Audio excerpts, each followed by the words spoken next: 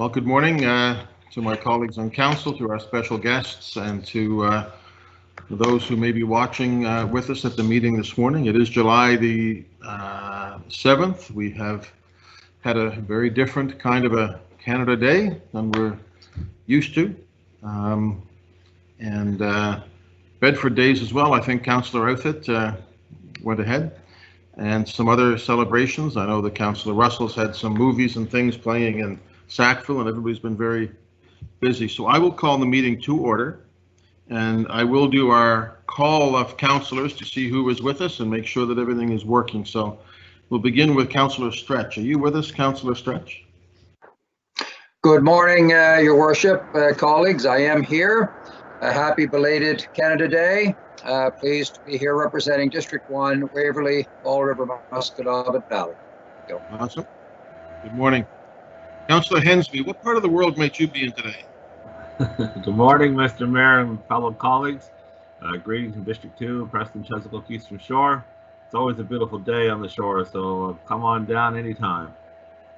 Staycation on the shore. That's right, and you can do it without self-isolating, right, if you're coming from the city. Thank you. Councillor Karsten, are you with us?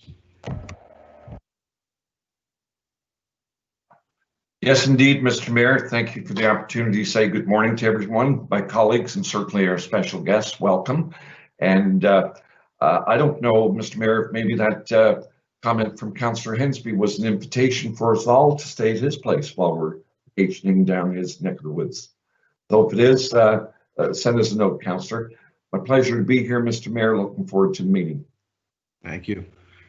Councillor Nicol, any news in your world these days? No, not a whole lot, but welcome. I'm just saying hi from District 4, Cole Harbour Westfall. I'm really pleased to see how you introduced the two strong female leaders that we have on our agenda today, and Dr. Bernard. We had many chats, and I want to say hello to you, especially a nice warm welcome. Look forward to hearing what you have to say. Thank you. That's all you're going to say, Councillor Nicol? Nothing else about what's going on? I know I always have my nose to the grindstone, going to do the hard work, and that's, October is a long way off. Right on. Councillor, thank you, Councillor, and Councillor Sam Austin. Thank you, Mr. Mayor. I'm here and ready to go this morning. Awesome. Councillor Mancini. Thank you. Good morning, Mr. Mayor. Good morning, colleagues. Good morning to our special guests. I truly look forward to hearing from both of them this morning. Councillor Nicol, I'm truly going to miss you on council after October, and thank you for your friendship and your guidance through all the years we've worked together. Councillor Mason. Good morning, Mr. Mayor, colleagues, and guests. It's going to be a long day, so I'll spare any long words. We're going to miss you, Laura Lee, and let's get on the agenda. Councillor Smith. Hello, Mr. Mayor, colleagues, special guests, hello, Senator. Always great to see you. Lindell here in the beautiful North End, District 8, and looking forward to the meeting. Thank you. Thank you. Councillor Cleary. Thank you, Your Worship, and hello to everyone from the extremely beautiful District 9, Halifax, West Armdale. The sun is shining, the birds are chirping, and folks are wearing masks, so it's a good day here. I'm especially happy to be here today with such strong women on the screen in front of me, particularly my colleagues and, of course, Dr. Wanda Thomas Bernard, who back in, I think it was 2015, when I did my first TEDx at MSVU, she was one of our speakers. She talked about women in leadership. And I think near the end of the talk, she also talked about the intersectionality of Black women in leadership. So thank you for being here. I'm looking forward to your presentation on anti-Black racism and Black Lives Matter. Thank you. Councillor Walker. Good morning, Mr. Mayor.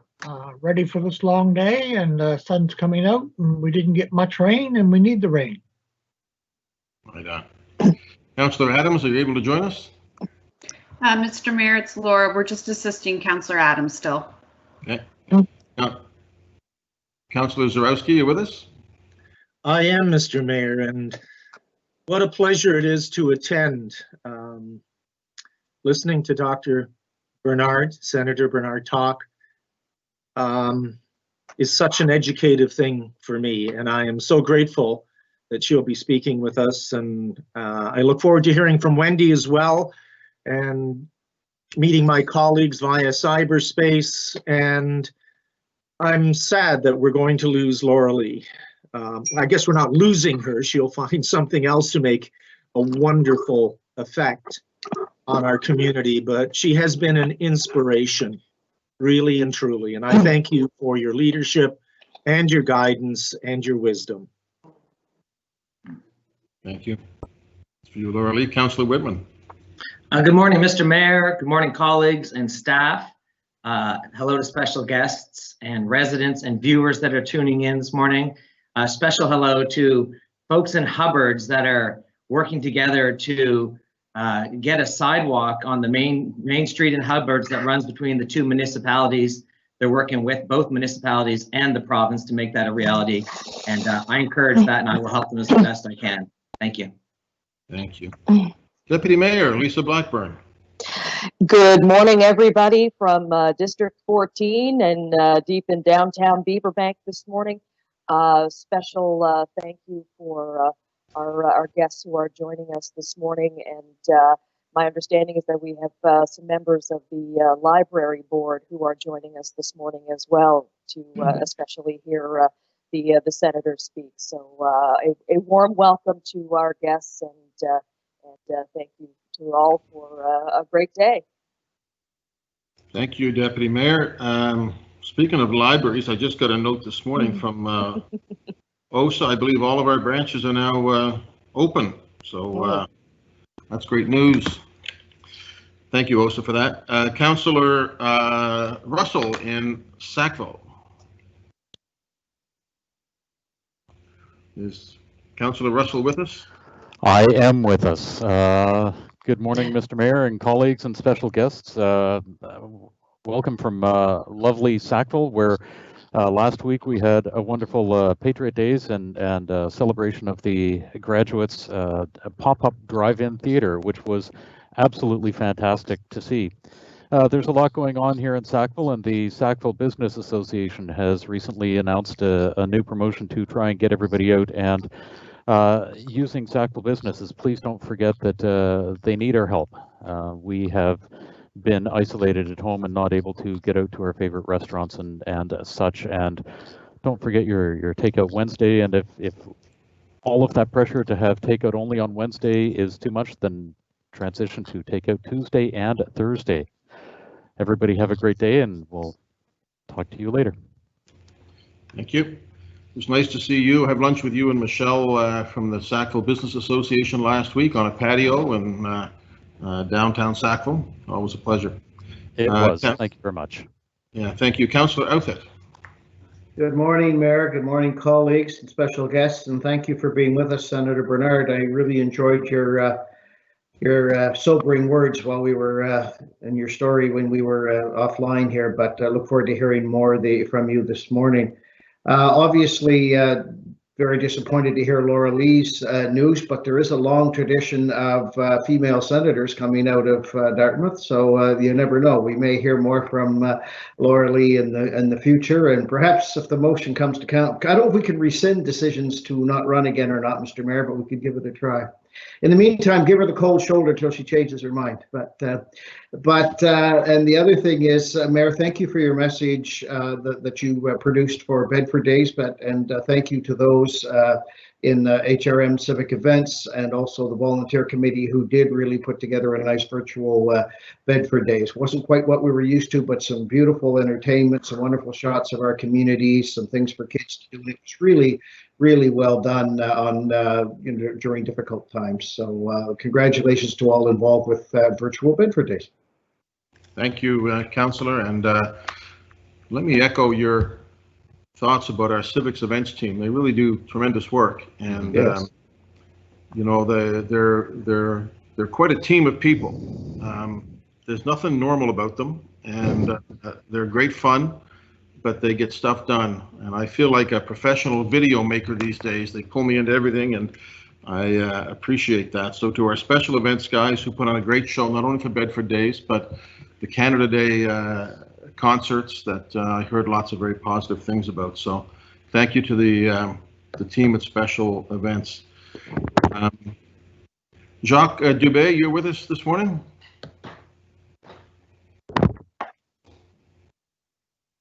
Yes, Mr. Mayor. Good morning to everyone. Thank you very much. Good to see you there. I normally like to get you on camera so we can see what you're wearing and promote Duggars at the same time. Good to have you. Thank you very much. John Traves. John Traves, you're with us, I assume? I am, Mayor. Good morning. Good morning, all. Okay. Good to see you. And of course, we have Cheryl and Laura and the team who produced this. And we may not be having Laura that much longer, though, Cheryl, to do this. Is that a secret? Or she said 19 more days. Yeah. So, yeah. Laura is one of the most unassuming and effective people that I've ever met, and has done a great job with these council meetings. And I know you all wish her the very best as she's about to go take on a big new responsibility in life. So good for her. Thank you, Laura.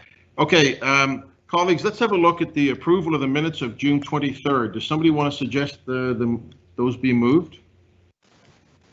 Councillor Whitman. Moved by Councillor Whitman, second. Councillor Cleary, second. Councillor Carson. Councillor Cleary, second. All in favor? Aye. Aye. Opposed? That's carried.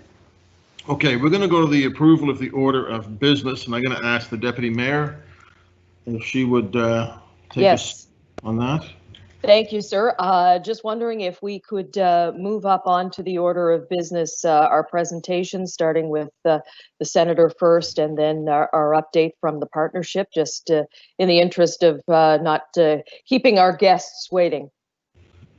Okay, is everybody okay with that? We would move Senator Wanda Thomas Bernard and Wendy Luther and the CAO up to just before notices of rescission. Is everybody okay with that? Yes. Agreed. So it shall be done. Any other? Mr. Mayor, it's Councillor Cleary. I would like to defer 10.1 to our next meeting. I haven't had a chance to talk to staff yet to bring a motion forward. Okay. Is everybody okay with that being deferred to the next meeting? Okay, Agreed. that'll be done. Anybody else on the order of business? Councillor Smith, were you looking to do something here? No, I'll wait for discussion. Okay. Does somebody want to? Councillor Nichols approves the order of business. We have one more. Oh. Item 9.3.2 to be dealt with before item 9.3.1. Okay, so we move the two items up and we reverse the order. We do 9.3.2 first. Everybody's okay with that? Mm-hmm. Agreed. I now move the approval of the order of business. Councillor Nicholl moves the order of business. Seconded Whitman. Second, Russell. Second by Councillor Russell. All in favor? Aye. We have an order on the consent agenda. Councillor Whitman has sent advance notice that he wants to remove 11.12 and 11.15 from the consent agenda, so that will be done. Calls for declaration of conflict of interest. Seeing none, so this is where we will deal with our presentations. And so the first one is on anti-Black racism. It's item 9.3.2. I think Tracy Jones Grant is with us. Tracy, are you with us? Yes, I am, Mr. Mayor. Okay, I'm going to come to you to do that. I just will sort of very briefly acknowledge our distinguished special guest, Senator Wanda Thomas Bernard, who I've known and or known of for many years, and many of us have. It was suggested and that a few weeks ago that I thought in a discussion we had with you, actually, Tracy, and some others, that I would ask for a presentation on anti-Black racism at council. And that's where we are today. So Tracy, I'm going to hand it over to you to introduce our special guest. Welcome. Good morning, everyone. Good morning, Mr. Mayor, members of council, invited guests, those watching online. It's my honor to introduce Senator Dr. Wanda Thomas Bernard. Senator Bernard is a very well-known activist and educator from the African Nova Scotian community of East Preston. We have had the pleasure through the Office of Diversity and Inclusion under the lead of our African Nova Scotian Affairs Integration Office to have had Senator Bernard do some work with members of staff within HRM to talk about racism. As you know, issues around anti-Black racism are very, very highlighted at this point in time. But this is not a new conversation within HRM. For many, many years, staff and members of the community have been very clear that racism, and specifically anti-Black racism, has been a significant concern in our community. As we've seen things become more highlighted across the United States and in Canada, we felt that it was really important that as members of council who lead our municipality, it was very important for you to have a better understanding of what we mean when we talk about anti-Black racism. And so it is my honor, and I don't want to do a lot of talking, it is my honor to turn the floor over to Senator Dr. Wanda Thomas Bernard, who will present to you this morning, and then we'll have an opportunity for questions following the presentation. Senator Bernard. Thank you. Thank you very much, Tracy. I appreciate this opportunity. Mr. Mayor, members of council, staff, and the public who are tuning into this. Let me start by saying this is really important, and I think it's a bold move for Halifax Council. Mr. Mayor, I think it's a bold move for your council to have this conversation in public. And I only found out yesterday that this was open to the public. I thought it was just something I was doing with the council. I guess I missed that part of our conversation, Tracy. And I hope some members of the public are tuning in, because one of the things that I've been sort of concerned about as we move through this very challenging time in our lives, where the pandemic of COVID has collided with the pandemic of racism and with the pandemic of anti-Black racism and anti-Indigenous racism in particular. Some of the comments that I've seen in comment boxes are very disturbing and strongly suggest that even with all of the very public presentations of anti-Black racism and anti-Indigenous racism, there are still people who don't get it.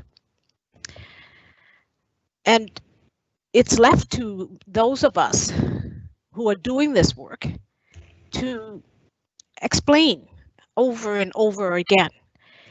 And I'll talk a bit about that. So the title of this is Unpacking Anti-Black Racism in the HRM. So looking specifically at Halifax Regional Municipality and how we can create sustainable change for our community. We'll go to the next slide.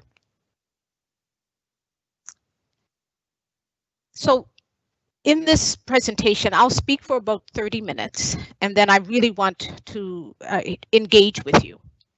So I want to start by talking about how the past informs the present. And then I'll talk a bit about the decade for people of African descent and those three pillars: recognition, justice, and development. And again, we'll speak specifically to those in HRM. And then I want to leave you with some questions for self-reflection. What will you do from here? We'll go to the next. So I would ask the question, I would start by asking the question about the history of African people in Nova Scotia. It would not surprise me to know that many of you don't know much about the history, because that history isn't taught.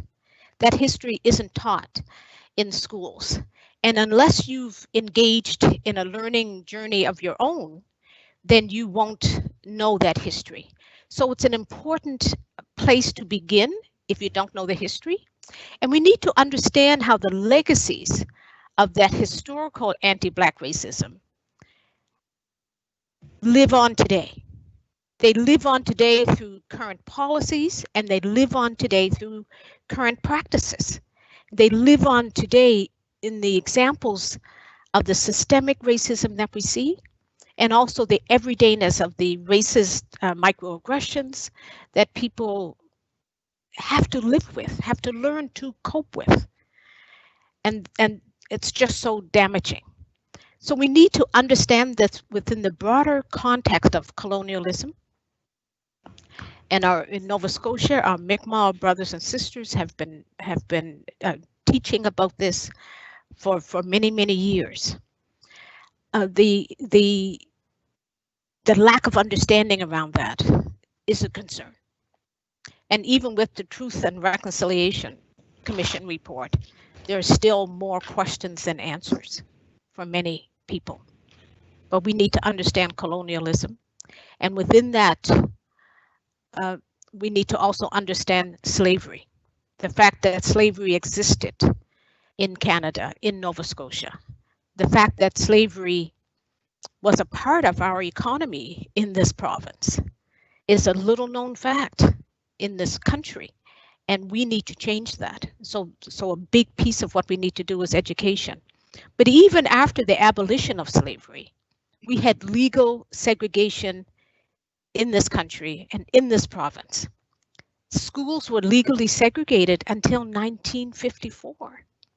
And then there's de facto segregation that continued long after. So the segregation and the impact of segregation, and of course, I know you all know the story of Viola Desmond and the work she did to break segregation. So that history of African Nova Scotian, that strong history of African Nova Scotians and Mi'kmaq people working together, surviving together, and also Acadian people really working together, marginalized groups living with oppression, standing together in solidarity. And we need more of that solidarity today than ever before. But it's certainly a part of our history, and that history must inform our decision-making, policy development, and practices in the present and for the future. Okay, we'll go to the next slide. I was really pleased, Mayor Savage, to see your statement after the murders, the murder of George Floyd and all of the other murders that we were seeing, and the Black Lives Matter movement, a moment becoming a movement. And your statement, I think, spoke volumes. It was true leadership. And the real it's the follow through. It's the follow through. And I believe this is another step in terms of the follow through, wanting to get everyone on the same page. And that's an important factor. And you mentioned earlier this morning, I think you mentioned in that statement, that Councillor Lindell Smith is the only councillor of African descent on your council. And we have elections coming up in October. I want to plant that seed, something for you to think about. We'll go to the next slide. It's important for us to acknowledge what work has already been done. And this is just a little sampling. Because sometimes people think, okay, we're starting from ground zero, and we're not. We have some things, but I think it's important for us to look at what are those commitments that have already been in place, that are already there, and how do we build on those? How do we move forward with more of those? The 2010 Africville apology was legendary. It was an important moment. The emphasis on African Heritage Month and really cementing that as a month, not just for people of African descent, but for all of us. Your 2016 employment systems review, I think, was very revealing and an important step. Your framework for diversity and inclusion, important work that's been happening. The office that Tracy mentioned earlier, you know, that work is very, very important. The 2019 street check apology and commitment to action is an important step. But we know that more work needs to be done because we know that the profiling continues just under another heading, another name. And so there's so much work that needs to be done throughout our systems. But your CAO made a strong statement in this memo around zero tolerance for anti-Black racism. That's an important piece as well. And those public statements, they matter. People are listening, people are watching, people are expecting change and expecting more because of these things that you've already done. But I would encourage you to, when you're revisiting what you have already done, do that with a gaps analysis and look at, but what still needs to be done? Who are we not reaching? And what do we still need to do to truly make a difference for everyone in HRM? So we'll go to the next slide. This book, Race and Wellbeing, co-authored by myself and colleagues, was the result of a 6-year research study funded by the Canadian Institutes of Health Research that looked at the impact of witnessing and surviving racism, and looked at racism as a form of violence, and looked at racism-related stress. That study took place in 3 Canadian cities, Halifax, Toronto, and Calgary. We talked to first generation, second and third plus generations of folks in all 3 cities. We were trying to understand racism from this perspective of people who experienced it. It was both a quantitative and qualitative study. And we had input from over 3,000 African Canadians. The racism-related stress, the 3 highest areas that contributed to racism-related stress were the criminalization. And so yes, being the street checks, being stopped for driving while Black, walking while Black, driving a bicycle while Black is all part of that criminalization. Being subject to blatant acts of racism. And also the more subtle, being underestimated or undervalued. Those were key areas. But as I think about what's going on today in terms of anti-Black racism and what we were doing in that research project that started in 2002, when we released our book in 2010, 10 years ago, we did 3 book launches in Halifax, and we could not get media to attend any of them. And the issues that we address in that book around racism, violence, and health are more relevant today than they were when we were doing that work. But when we were doing that work, we couldn't get the media to even see its relevance. We'll go to the next slide. One of the things that our research certainly highlighted, that racism-related stress is certainly manifests as post-traumatic stress. And African Canadians, Black Canadians are victims and survivors of post-traumatic stress related to racism. But racism-related stress is not recognized in the DSM, which is the gold standard for mental health diagnoses in our society. And so if it's not even recognized there, how does a person who's dealing with this racism-related stress and the post-traumatic stress that comes from it, And we see it. We know it's visible in relationships. We know it's visible in our homes and our families. It's visible in our communities, and it's visible in our workplaces. So the racism-related stress is very real, but it's unrecognized. We'll go to the next slide. If you take nothing from this presentation today, please take knowledge of the impact of racism.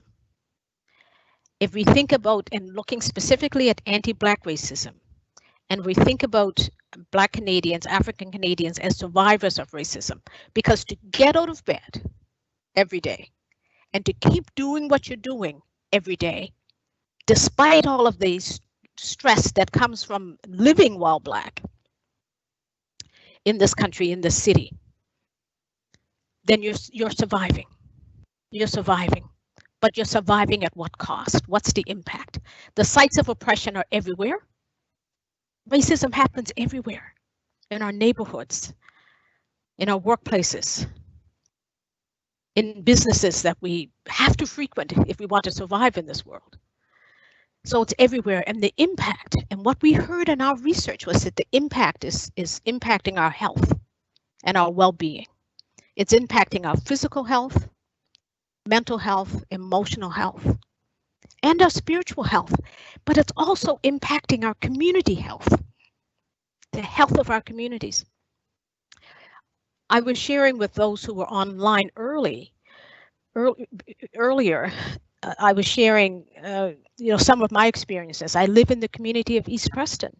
I was born in that community, lived outside of that community for a number of years, and when I moved back to that community, my husband and I built a retirement home there. When I moved back to the community, we were shocked because you don't recognize the lack of development until you're actually living back in the community. The lack of development in some of our Black communities is astounding, but I think it all comes back to that impact of racism. And then people develop coping strategies, and some of those coping strategies are positive. One of my coping strategies was to work 2 or 3 times as hard, just to be seen as credible. Some people may call me a workaholic. I say I'm a workaholic trying to be in recovery, but it's pretty difficult because there's just so much work to be done. But some of us choose negative coping strategies. And so we need to be aware of those, and we need to help address the racism on the one side, but also address the impact of racism on the other. So we'll go to the next slide. I mentioned earlier the collision of the pandemic of COVID with the pandemic of racism. And some of our colleagues, the Human Rights Commission, the Office of African Nova Scotian Affairs, and the Association of Black Social Workers recently held a province-wide check-in for African Nova Scotians only. It was a wellness check-in. They wanted to know how people were coping, because we know that the collision of the pandemics was having an impact. This wordy highlights some of the words that people use to describe how they were feeling. People talked about feeling mistrustful, finding it hard to even articulate how difficult and challenging this is. The trauma, the violence, the racism online. So even though we weren't out in the public for months, but people were still experiencing this racism online. People talked about feeling exhausted, being challenged every single day, feeling alone, and feeling tired and fearful, but also experiencing backlash. These are real words from Black Nova Scotians about the trauma of racism that they're experiencing in their everyday lives. Sit with that for a moment. The impact. But yet we survive. Yet we get up and keep going and keep fighting and keep moving forward. And we'll go to the next slide. the Black Lives Matter, the worldwide attention to the reality of anti-Black racism because of the witnessing of the death of George Floyd was a bit of a tipping point. So now we have people around the world speaking out about the pandemic of racism and the pandemic of anti-Black racism. COVID-19 really highlighted the disparities. A group of Black leaders in health, this quote is from them: COVID-19 does not flatten these disparities, it amplifies them. And I would say I absolutely agree with that. COVID-19 has amplified the disparities that we're seeing in every sector. So we're seeing it in education, we're seeing it in workplaces, you know, who's been able to work from home and who hasn't. The systemic racism has been so amplified through this Black Lives Matter movement. We'll go to the next slide. So let's remember that we're in the middle of the International Decade. The United Nations declared International Decade for People of African Descent. And the whole goal is organized around these three pillars: recognition, justice, and development. And the UN has laid out a wonderful framework for countries to address the unique barriers and challenges faced by people of African descent around the world. And it really forces us to look at the historical context that we're working in and the current realities. And so what do we do? What do we do? Nova Scotia has signed on to the decade. I haven't seen HRM signing on to the decade. So if you haven't, maybe I've missed it. I'll give myself the possibility that it has happened and I just missed it. But if you haven't signed on to the decade, you might have some conversation about that and what would signing on mean. Nova Scotia has laid out a really nice action plan. I'm sure you've all seen it. Count us in.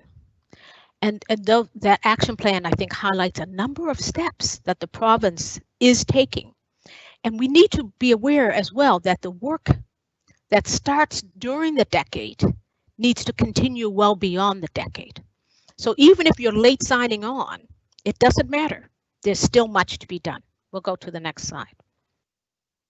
So I want to unpack those three words just a little bit. So if we start with recognition. So there we go. Halifax Regional Municipality. If you haven't formally recognized and acknowledged it and that commitment, I would encourage you to do that. Have that conversation. Recognition. We need the recognition of the trauma of racism.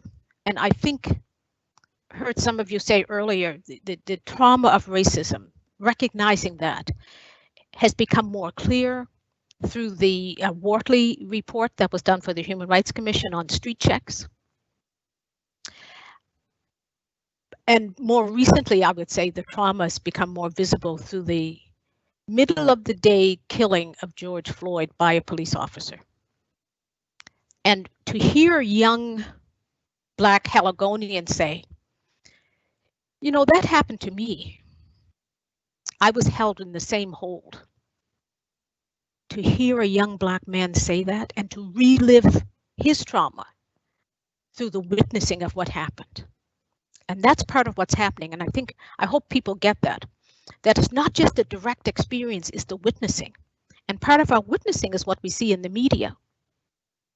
Part of it is what we see on social media. So it's that witnessing. Recognition. So there was an apology for Africville, which is really, really important. When I hear some people in other parts of Canada talk about Black Nova Scotians, they talk about Africville. That's all they know because that's what's been public. What about the other communities? What about the current racism? What about the current environmental racism? You know, what are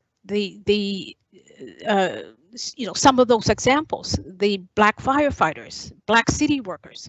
How many human rights complaints need to be filed before we recognize the real racial trauma that people are experiencing in their everyday lives? We'll go to the next slide. Justice. When people hear the term justice, and this is one of the 3 pillars, people tend to think about legal justice, full stop. But justice comes in many, many forms. So yes, legal justice and what's going on in the criminal justice system has to be part of what we unpack and address. But we also need to look at economic justice. We also need to look at social justice. And we also need to look at community development and many other forms of justice. You know, we look at child welfare, what's happening in the whole child welfare system, the overrepresentation of Black kids in care. Looking at community development, I talked earlier about community development, and I have another slide coming up where I want to address this further. But what I want to encourage you to look at, HRM Council, I want you to look at, what does justice look like for you? What does justice look like for you on council? And what's your role in making change? Okay, we'll go to the next slide. Development. So very important that we look at development. Need me? It's okay. Yes. Sorry. It's okay. I'm at my daughter's house because I come here to babysit the boys, and because of the timing of this, I had to come early. So we could have a little person run downstairs any moment. It's okay.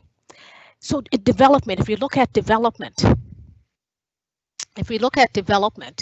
we need to think about development in terms of education, in terms of employment, in terms of health, and in terms of housing. You know, what are those things that we need to do? But also look at development in terms of community development. I mentioned earlier that I live in East Preston. I saw this video. I saw this video recently that really concerned me. East Preston, the 7. If you've been to East Preston, you know the East Preston Daycare Center is on a very busy highway. And for the children to be able to go out for a walk, they have to cross the very busy highway. The Ratepayers Association in East Preston has been trying to have that speed limit reduced to 50 for years. That's a 20-year struggle at least, if not more. It's a 70 kilometers an hour speed zone, and you've got these little kids crossing the street. If you haven't seen this short video, I encourage you to look at it. It's really telling. So we need to work with communities. We need to engage with communities. We need to ensure that we're addressing community needs from the perspective of those voices from communities. And we need to shift to more preventive measures instead of these reactionary measures that we're engaged with. We'll go to the next slide.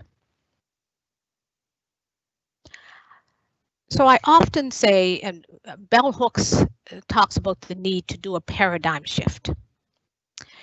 So we need to think about the political being personal, but also the personal is political.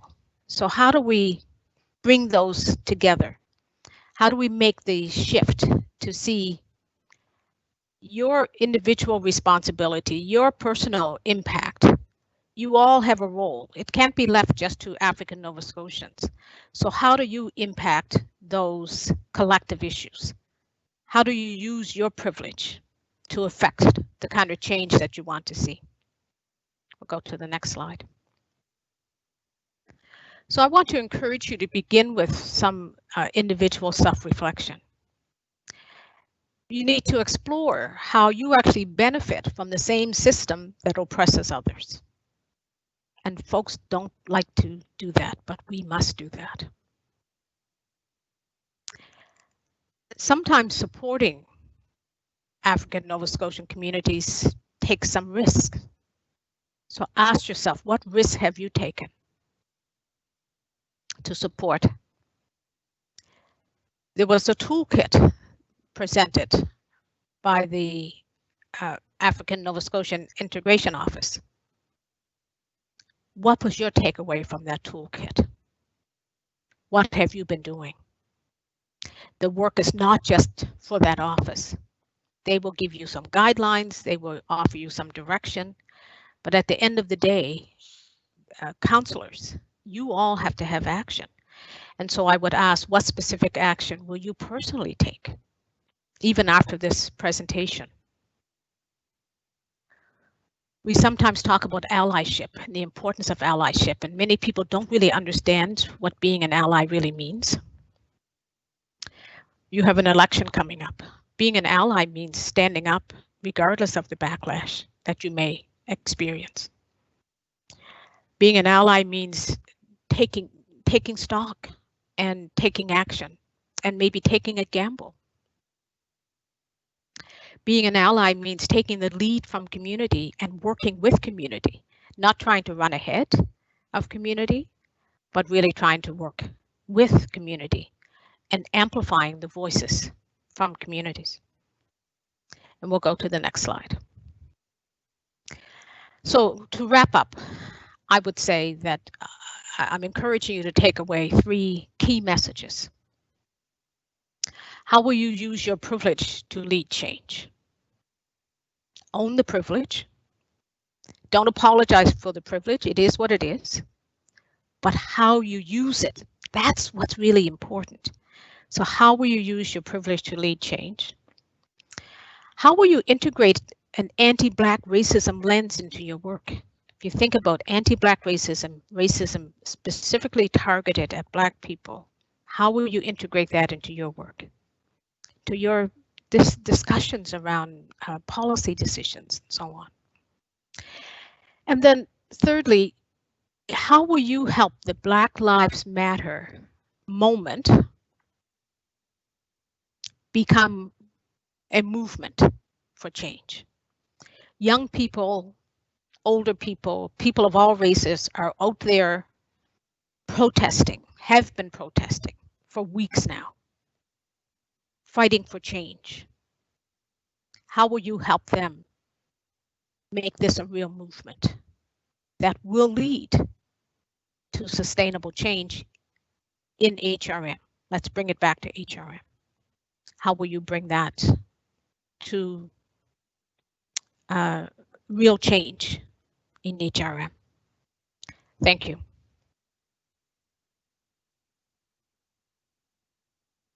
We'll go to the next slide, which is now time for Q&A.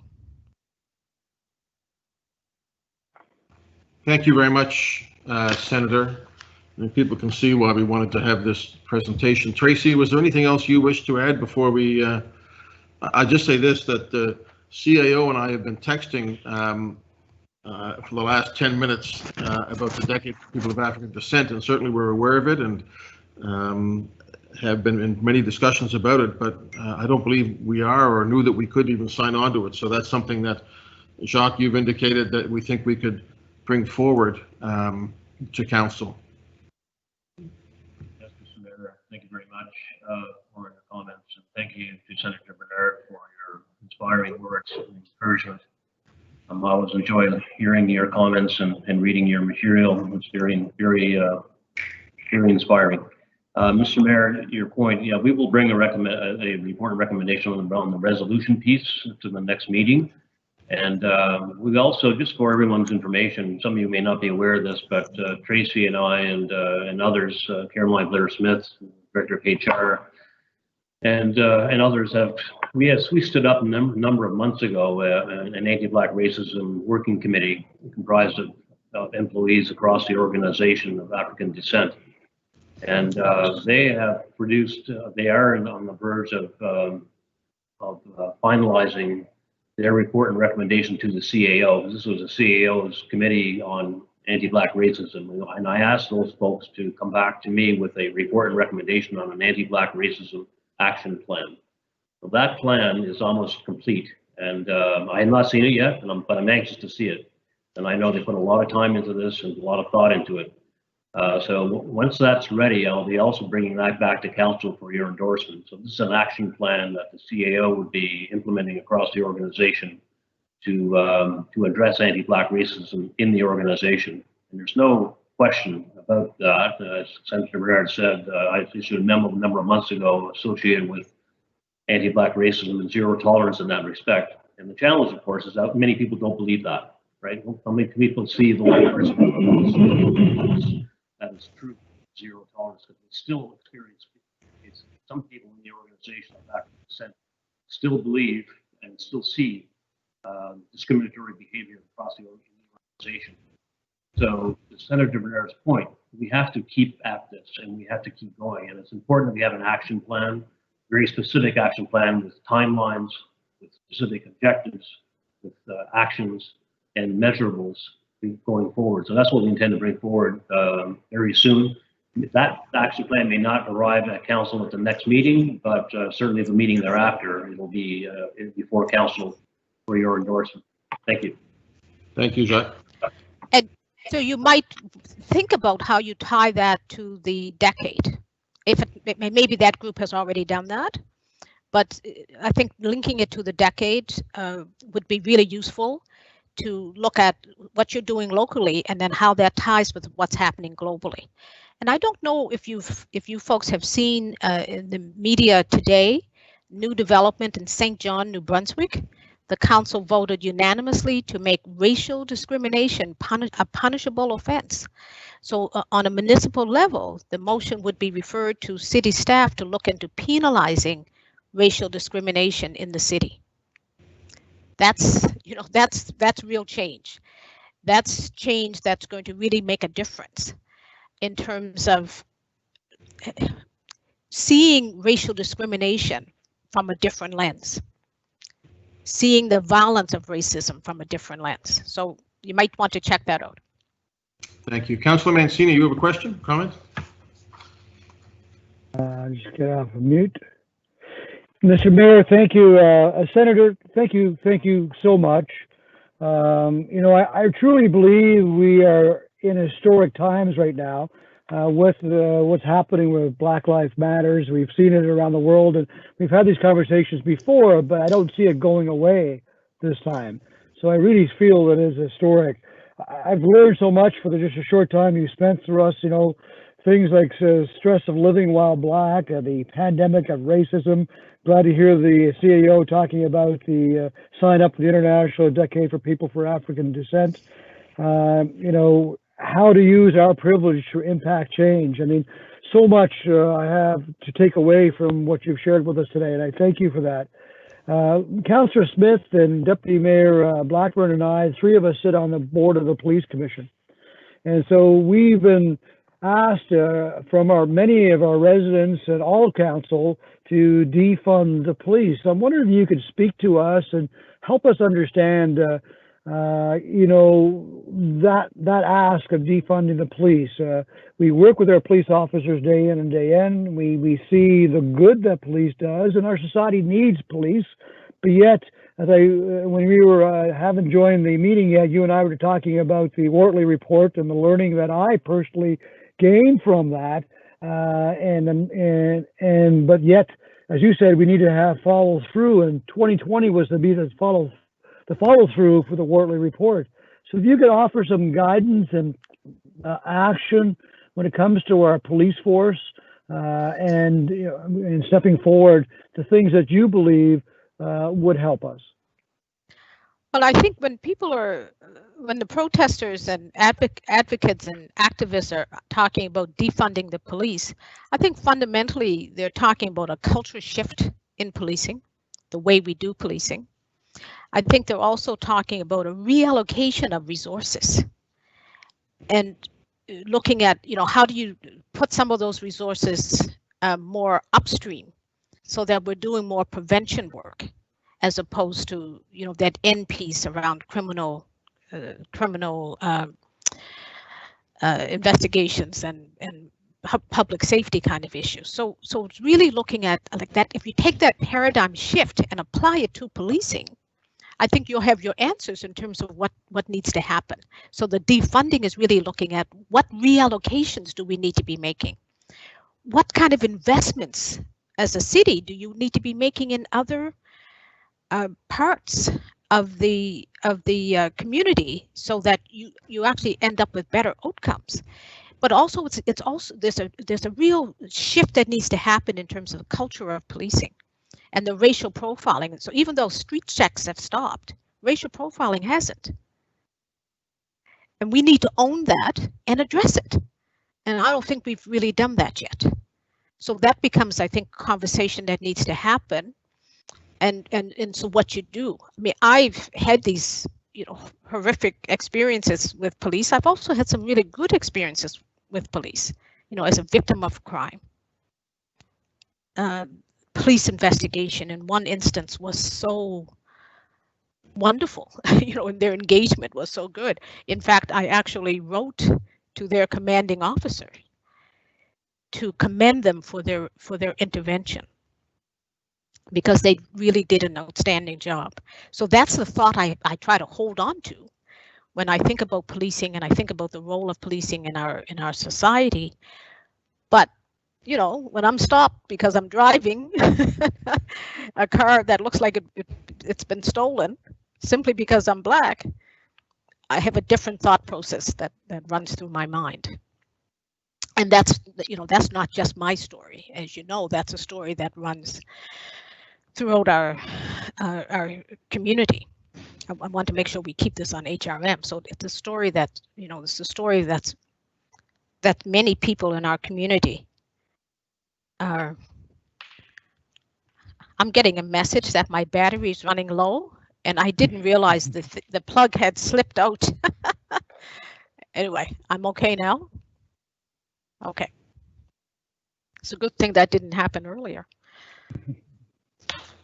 So thank you, Senator. Those words do mean a lot, and I know with Lindell and Lisa, we'll have further conversation with the Board of Police Commission as we look forward to how do we make this cultural shift in policing, as you suggest. And it's very complex, but as I said earlier, I think we're truly in historic times. Thank you, Senator. Thank you so much. Truly appreciate it, Mr. Mayor. Thank you, Councilor Zarowski. Thank you, Mr. Mayor. Thank you, Tracy. Thank you, Senator. I'm really humbled to be able to listen to you and to listen to you both. I want more than anything for change to happen, but I have worries and I'm seeking advice from you. I'm just going to list them off and then let you speak to them. When we talk about addressing certain issues, one that I've been pushing with council for a long, long time is the climate crisis. We know that the climate of crisis, all that kind of stuff. We know that communities that are not white are being discriminated against in microaggressive, micro-racial ways, that brown communities, Black communities, Indigenous peoples communities get the short end of the stick as we deal with our issues. So how do we stop that? I have undertaken a mandate to mentor someone from the Beachville community who is interested in politics. If you could speak to the role of mentoring and how white politicians could mentor young Black wannabe politicians, people who want to get politically involved. How do we do that effectively?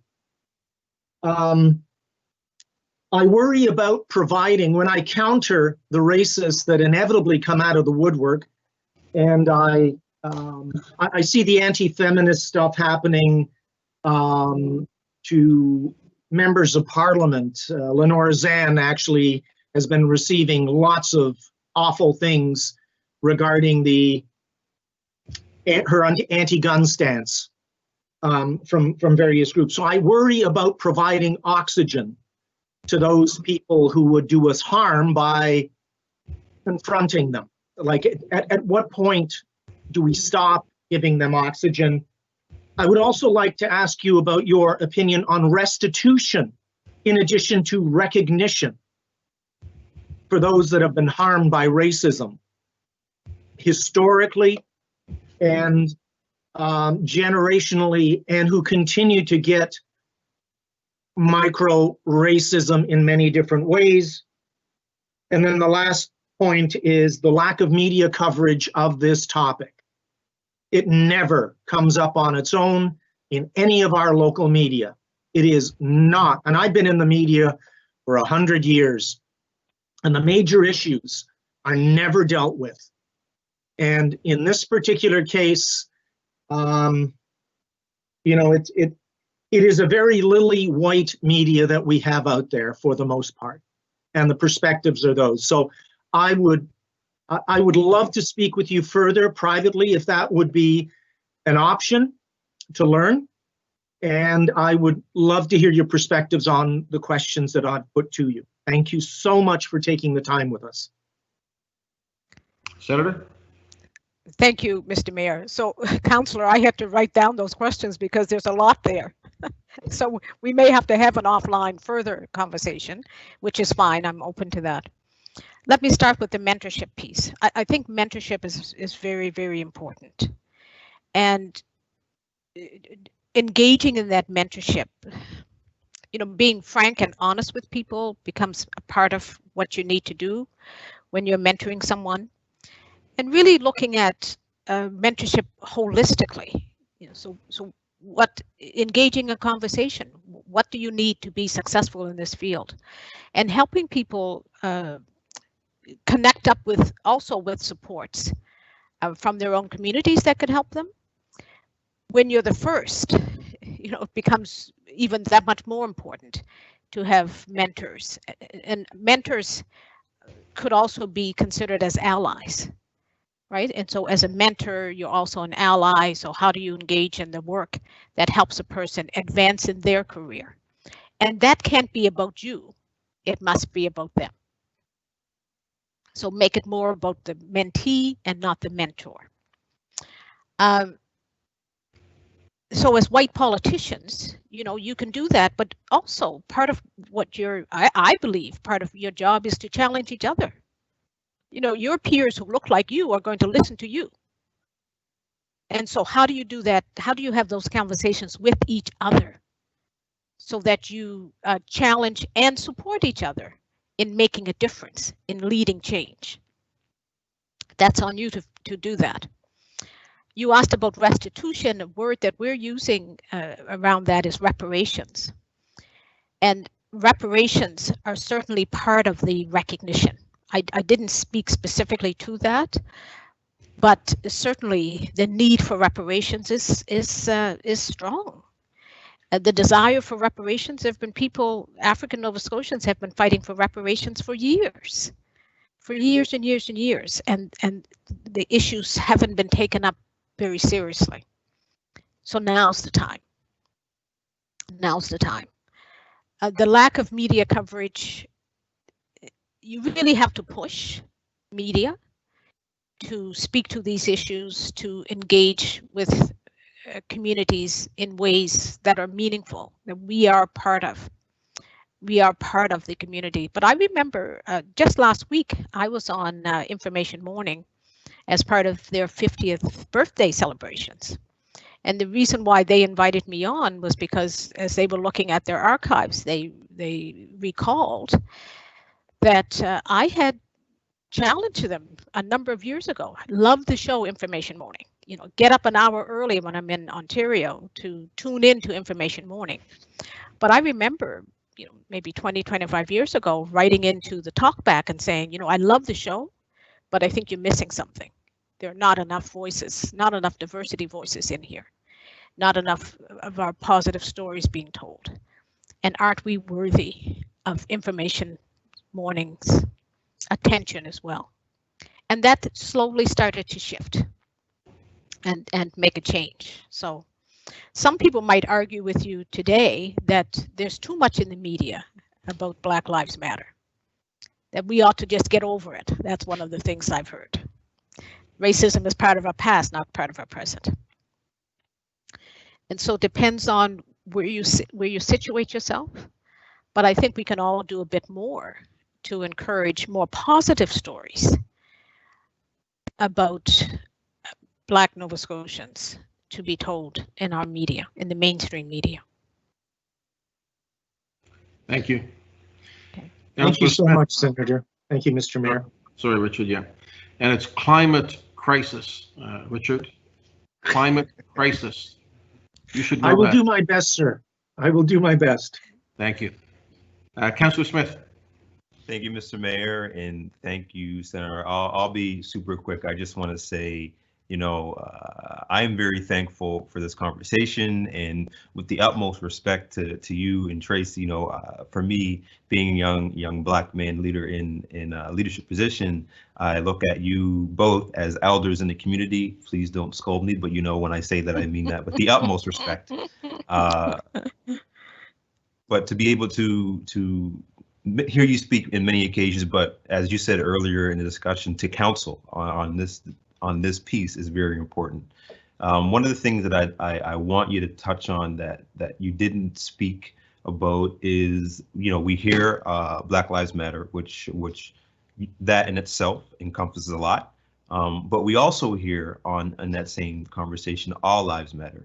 And I'm just wondering if you can just speak on when the term all lives matter is said, how that actually takes away from what communities are saying around the world when we say Black Lives Matter.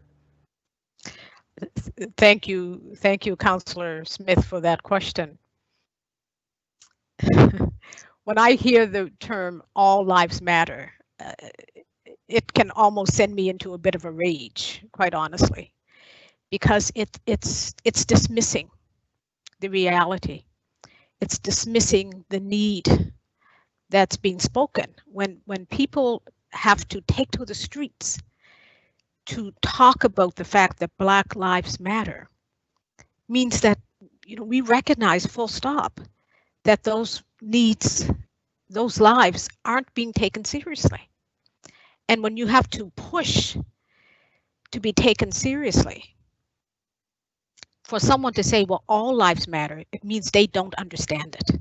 They're not willing to see it, and they're dismissing our reality.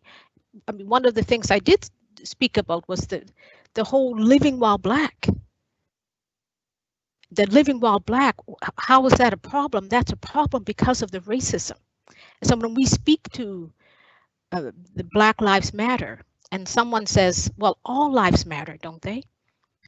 It's like an erasure.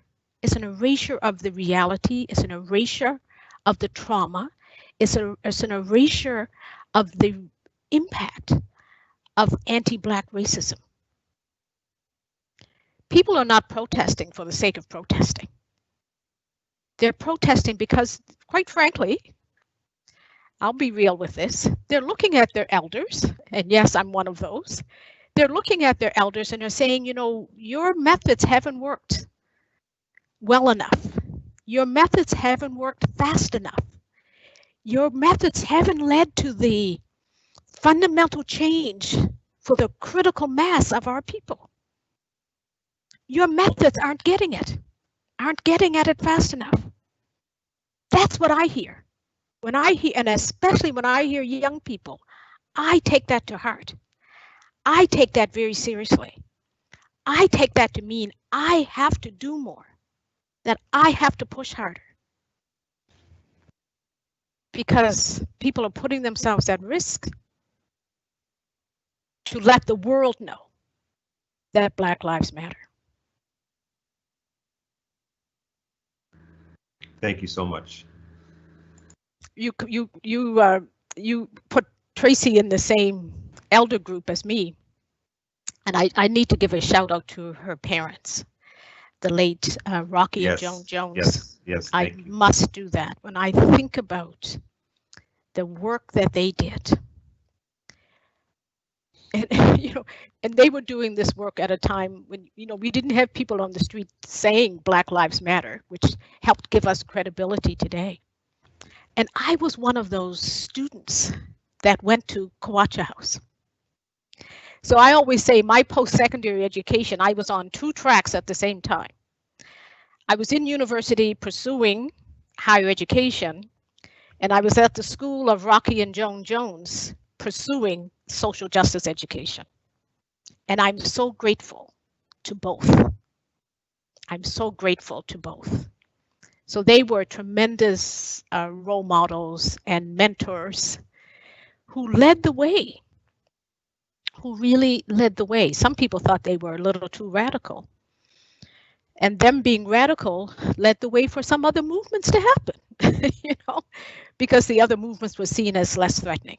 I would hope that our politics is different today than it was back in the 60s and 70s, but I'm not so sure. Councillor Mancini is very hopeful that we're at a time when things will be different. And I go back and forth with that. There are times when I really, really, really, really want to be hopeful, but there are other times when I have this nagging doubt that creeps in that says, once COVID is over and people go back to life as quote unquote normal, we're going to be pushed to the back of the bus again. We won't really matter as much as we matter right now. But what gives me hope when I have those doubts, what continues to give me hope is actually things like this, your HRM Council doing this special presentation on anti-Black racism and looking at ways that you can really move forward to sustainable change.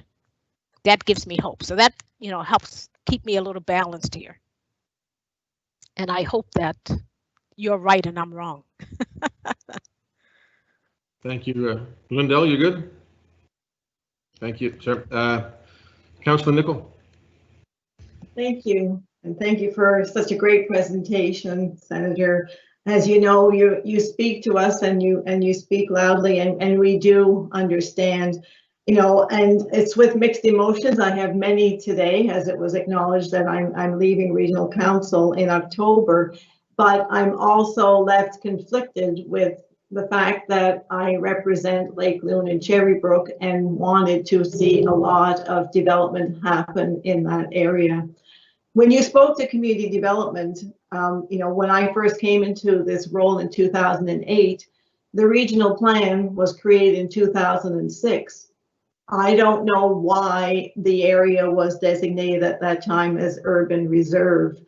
I went to the board at Halifax Water mostly to sort of understand why the body of water that's known as Lake Major is there providing growth in our municipality, but seems to overlook the African Nova Scotian community when it comes to economic development.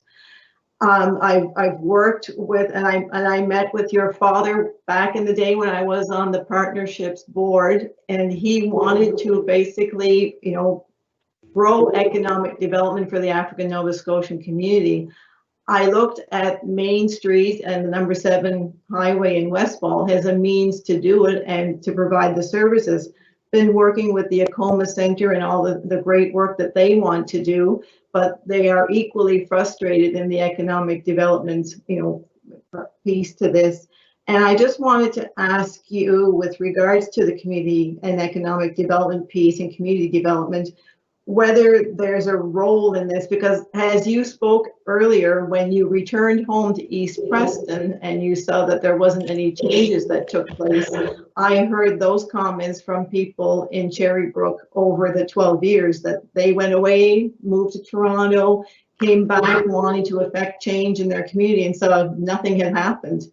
And, to have been involved with the Cherrybrook Community Center, which was the last school in the Black community in Nova Scotia, and then it evolved into a community center and then just left there, to rot basically, and it's still standing there, which is something that really upsets me. But at the end of the day, it is systemic to the point that the African Nova Scotian community have not been engaged in any development. So, and then people mean well, I guess, but at the end of the day, you know, things still sit there. So I just wanted you to expand on that whole community planning or an economic development piece when you referred to it as community development.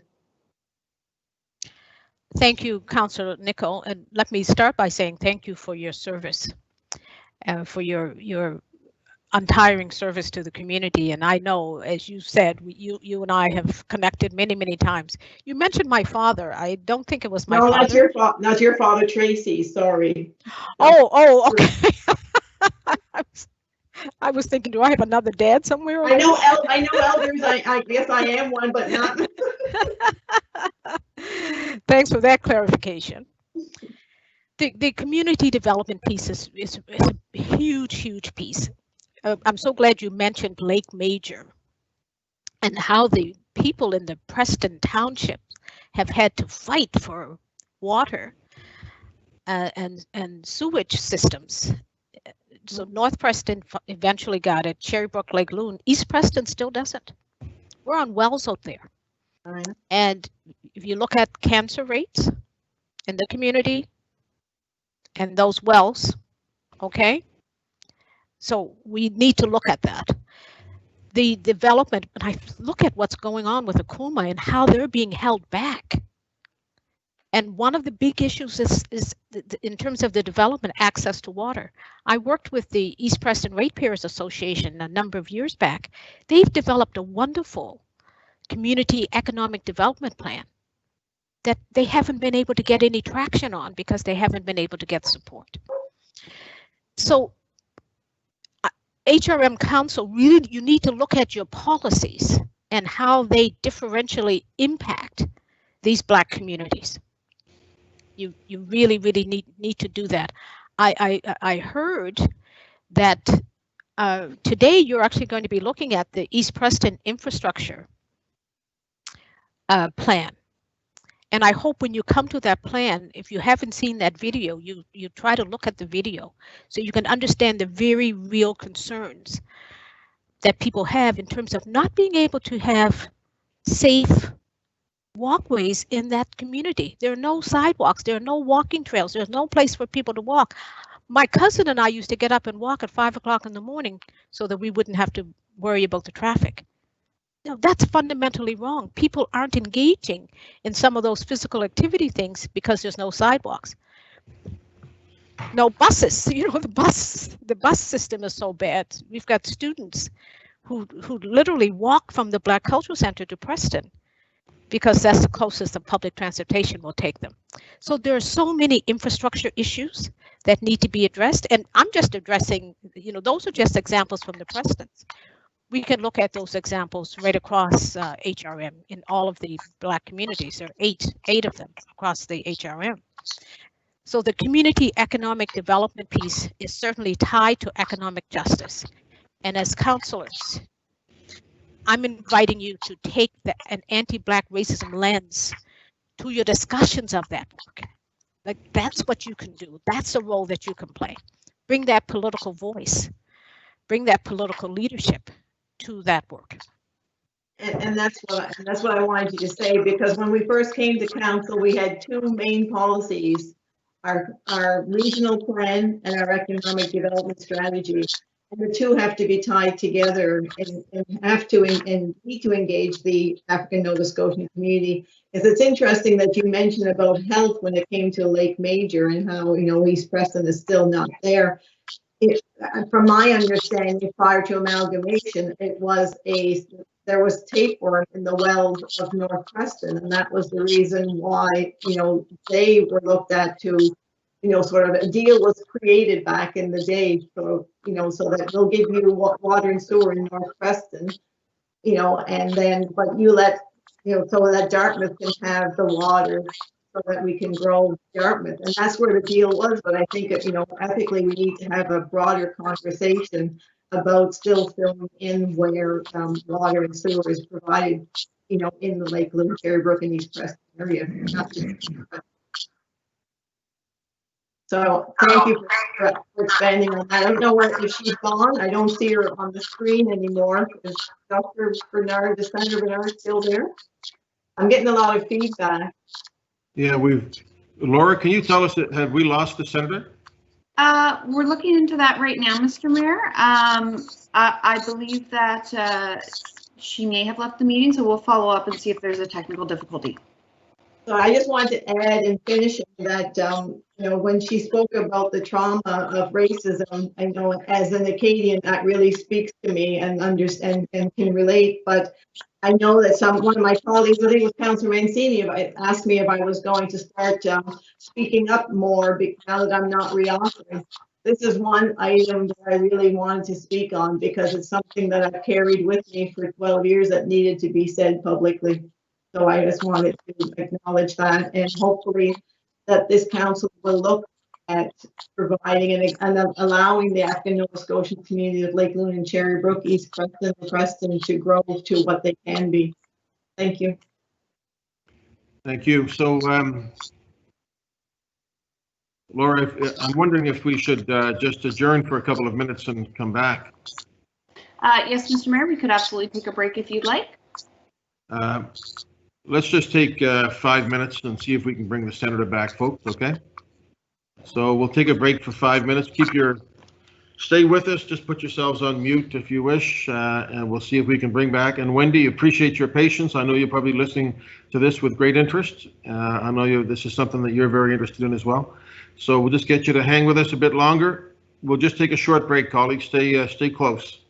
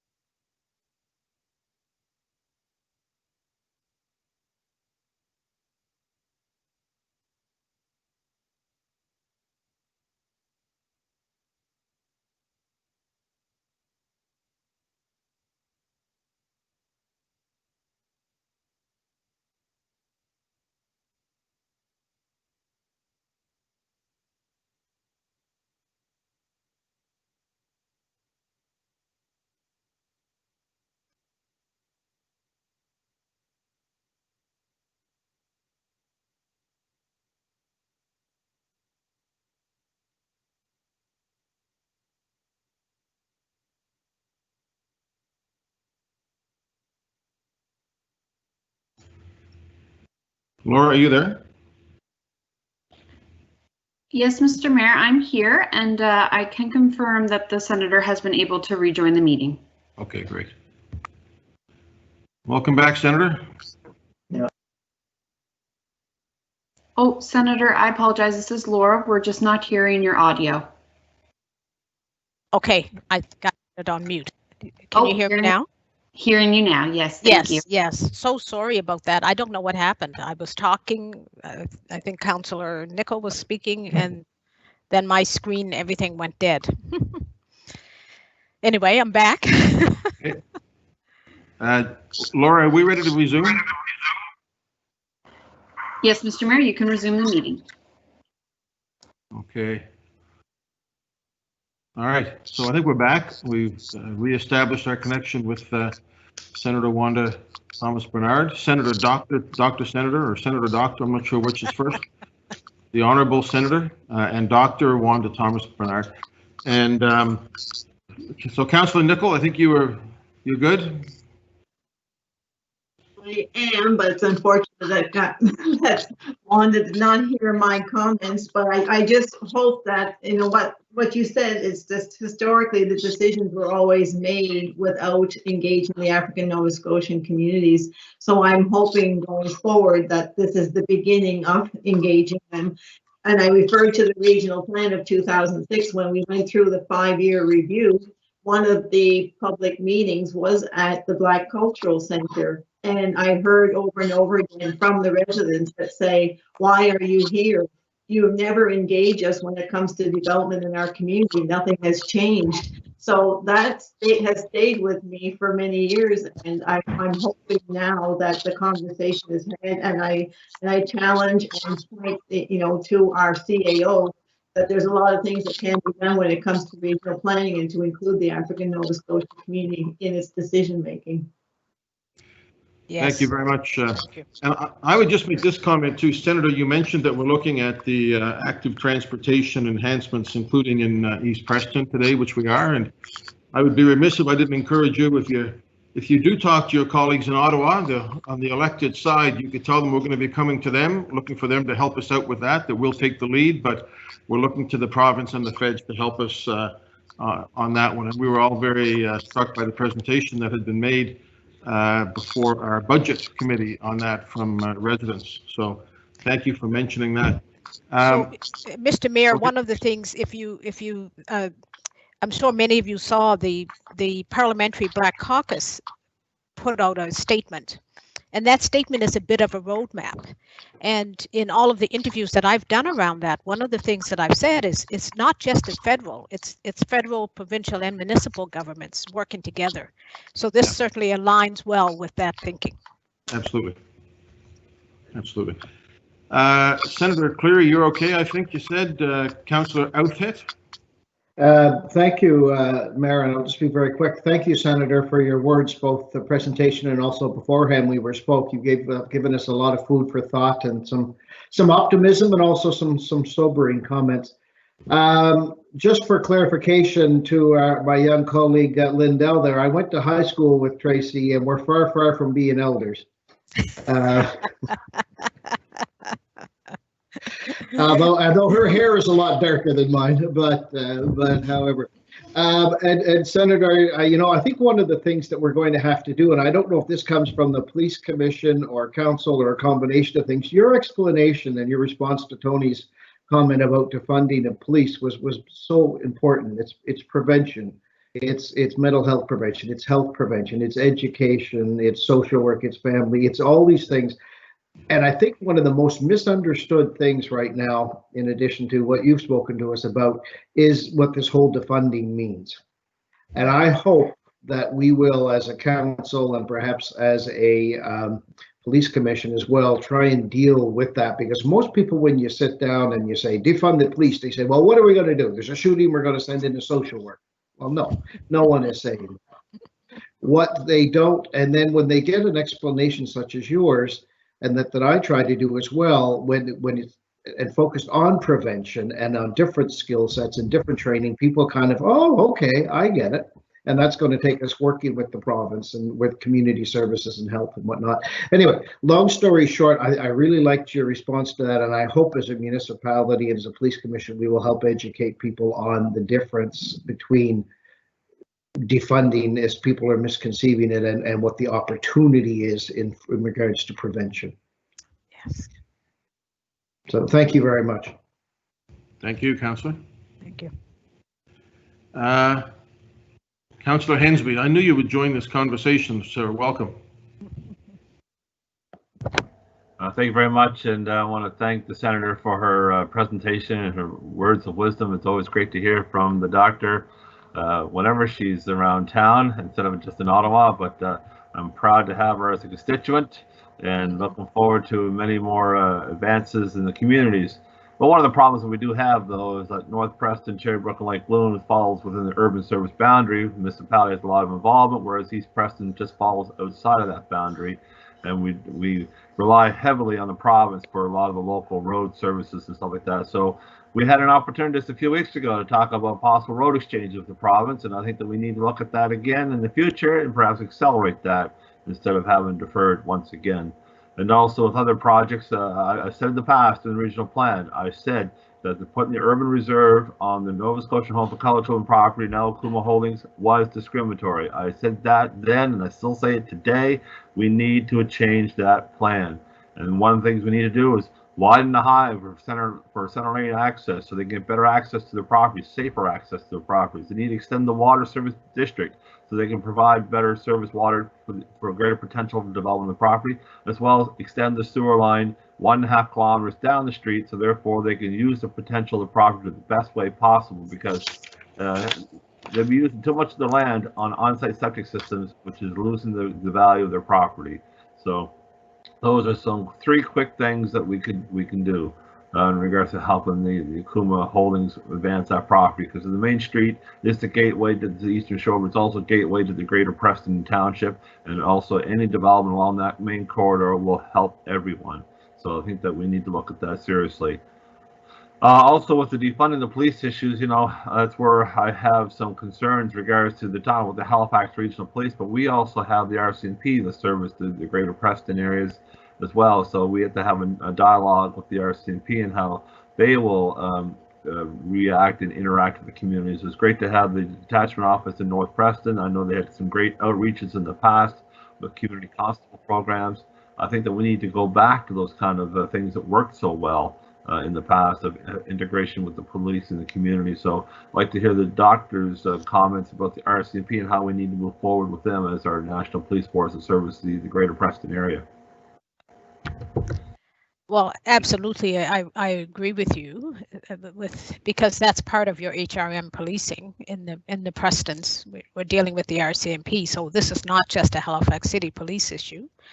You also have to be engaging with the RCMP. So my comments that I was making would refer to both.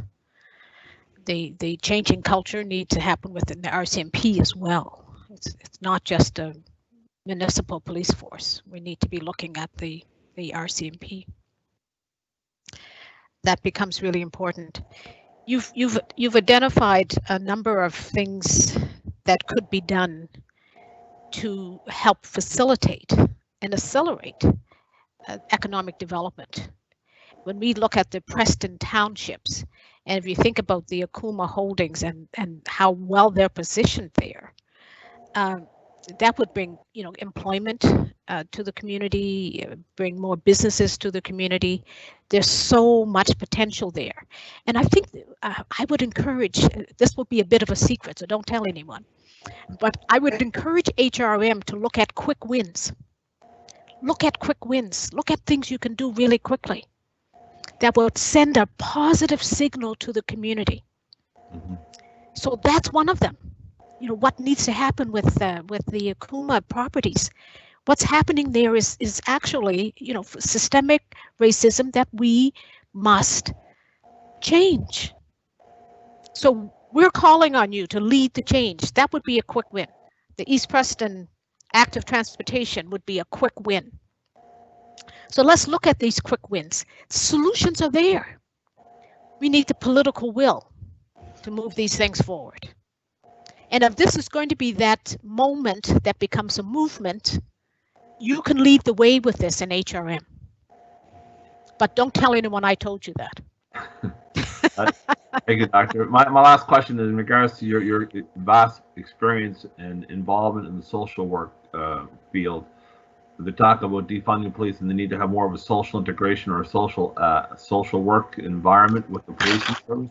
How do you envision that to be? We have mental health crisis units, mobile crisis units that may be available, but we need to have some kind of response mechanism with social work workers with our police department. So how would you think those two would meld together? So there are some models of the mobile crisis unit. I think there's a model in Toronto. I think we can look at those models, and especially for wellness checks. Why are we sending 3 or 4 police officers on wellness checks? And the people who would be best positioned to help calm people down are not there or are not allowed into the space. So when I talk about changing the culture of policing, that's part of it. It's really looking, so that intersectionality is really understanding that intersectionality, really working with that intersectionality and figuring out the best, what are the best practices? What are the best ways to involve and to engage? When someone's in a mental health crisis and maybe they fear police and you've got 3 or 4 police officers around them, is that de-escalating? How do we ensure that those intervening know how to de-escalate? That's part of what needs to happen.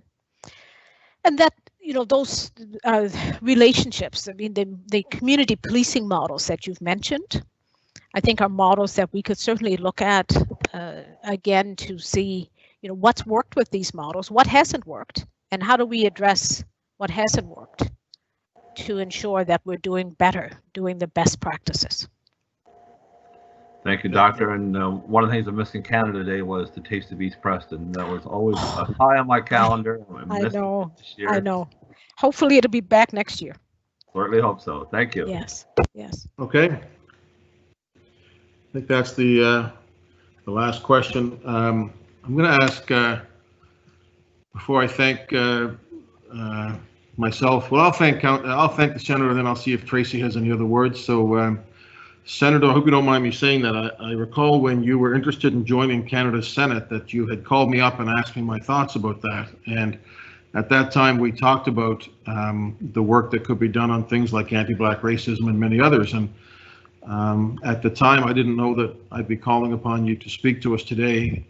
But I knew that, and I know you've done other work with HRM on this topic. And I just want to thank you very much. Your presentation today was very powerful and clearly is something that I think all of Council values, and very much appreciate your leadership across the country and internationally. Tracy, any last words from you? Yes, thank you, Mr. Mayor. Senator Bernard, again, thank you so much. I'm not sure Council realized how much of an ally and supporter we have, in particular, as I said before, through our African Nova Scotian Affairs Integration Office, but how much of a supporter we have in Senator Bernard. I think today the Senator has given Council and staff and our community lots to think about. But I think what's most important for us as a takeaway is what's our actions?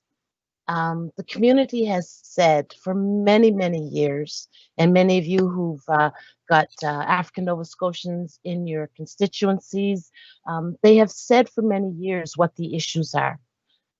They've been very clear, and from the time, as Senator Bernard has said, from the time my parents were what were called then agitators in the community, to when we look at young people like Trayvon Clayton, who are saying some of those same things.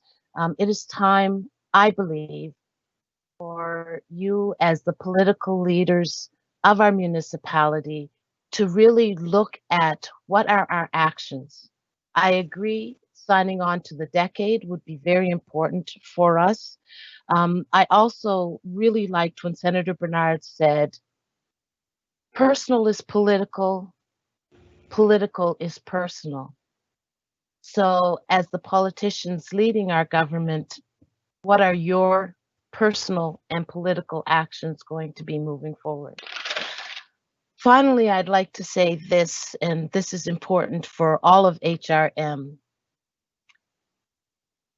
Real, true change, I don't think, is going to really impact the African Nova Scotian community until we see more of ourselves in positions of influence and positions of power. So as we look to the future, whether it's internally in our business units, whether it's externally with our politicians, there's a real need to engage, employ, and have persons of African descent have a voice on what's happening in the municipality. I want to thank very much Mayor and Council for being open to having the Senator talk about what anti-Black racism means. As a person who walks and lives, as a person of African descent, this is part of my everyday existence. And those days when you come in with a smile, even when you feel like the world is crashing around you, you continue to work harder, as Senator Bernard has said, just to get through. So I really congratulate Mayor and Council, our CAO and our senior leadership team and all of HRM staff for being willing to be open to this conversation. And I want to close with this. It takes getting uncomfortable to get comfortable. Thank you. I love it. Can I have one more comment, Mr. Mayor? Of course. Thank you. So let me say thank you, Mr. Mayor, Tracy, all of the councilors and the staff, the CAO. Thank you for this opportunity. I want to pick up on one thing that Tracy said, and that's about actions. Many of you follow me on Twitter. And so I think it would be wonderful if you could tweet out an action that you're taking from here. Tweet out an action. Tag me, I'm at Senator Wanda, and I'll retweet it. Let's let the rest of the country know what you're doing in HRM. HRM can lead. Thank you so much. All right, I would allow councilors, if you wish, to take yourselves off mute and have a round of applause for that presentation. At the very least, a thumbs up. Thank you. Senator, I want you to know that that's not allowed normally, so okay. It's probably not allowed in the Senate either, is it? We do clap.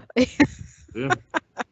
I know they clap in the House of Commons too much and for the wrong reasons. So thank you again.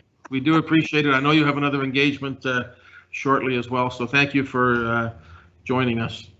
Colleagues, we're going to move right into our second presentation. Wendy's been here since 10 o'clock, and this is a topic that Wendy and I and Sean, my chief of staff, and others have had on a number of occasions as well. So we're here to talk about the COVID recovery, economic recovery plan. Wendy, are you and Jacques going to take us away on this?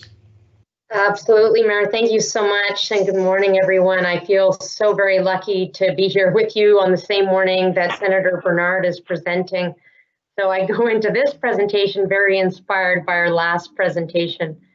We have a slide deck to share that perhaps Laura will be able to bring up for us. So I will give her a moment.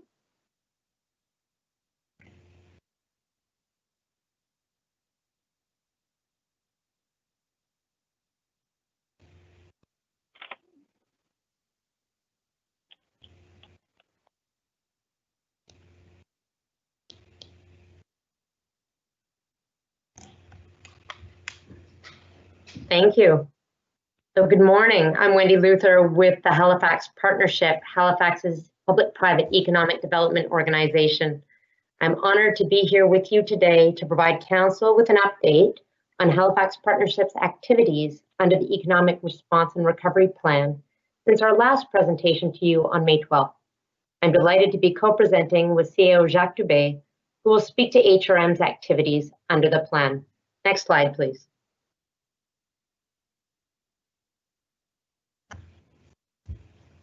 The goal of the economic response and recovery work is to get back to our long-term growth trend and chart a path forward for a stronger, more resilient city. This work is grounded in following the public health directives while working collaboratively with a wide range of stakeholders. Next slide. The Economic Response and Recovery Plan includes a total of 38 actions within 3 phases of recovery, with HRM leading 16 actions and Halifax Partnership leading 22 actions. For most sectors of our economy, we are now, very happily, in the stabilization phase of the plan, and the examples that I'll share this morning align directly with specific actions in the plan. Next slide. During our June 23rd Reopening Halifax's Economy event, we launched the 2020 Halifax Index in a new online format. Here are some of the highlights. Next slide. 2019 was a banner year for Halifax. With robust economic and population growth, we welcomed record numbers of immigrants and international students. Our labor market was strong, and businesses and residents reported high levels of confidence and satisfaction with our city. 2020 is obviously a different story. Following growth of 2.6% in 2019, our GDP is projected to shrink by 3.4% in 2020.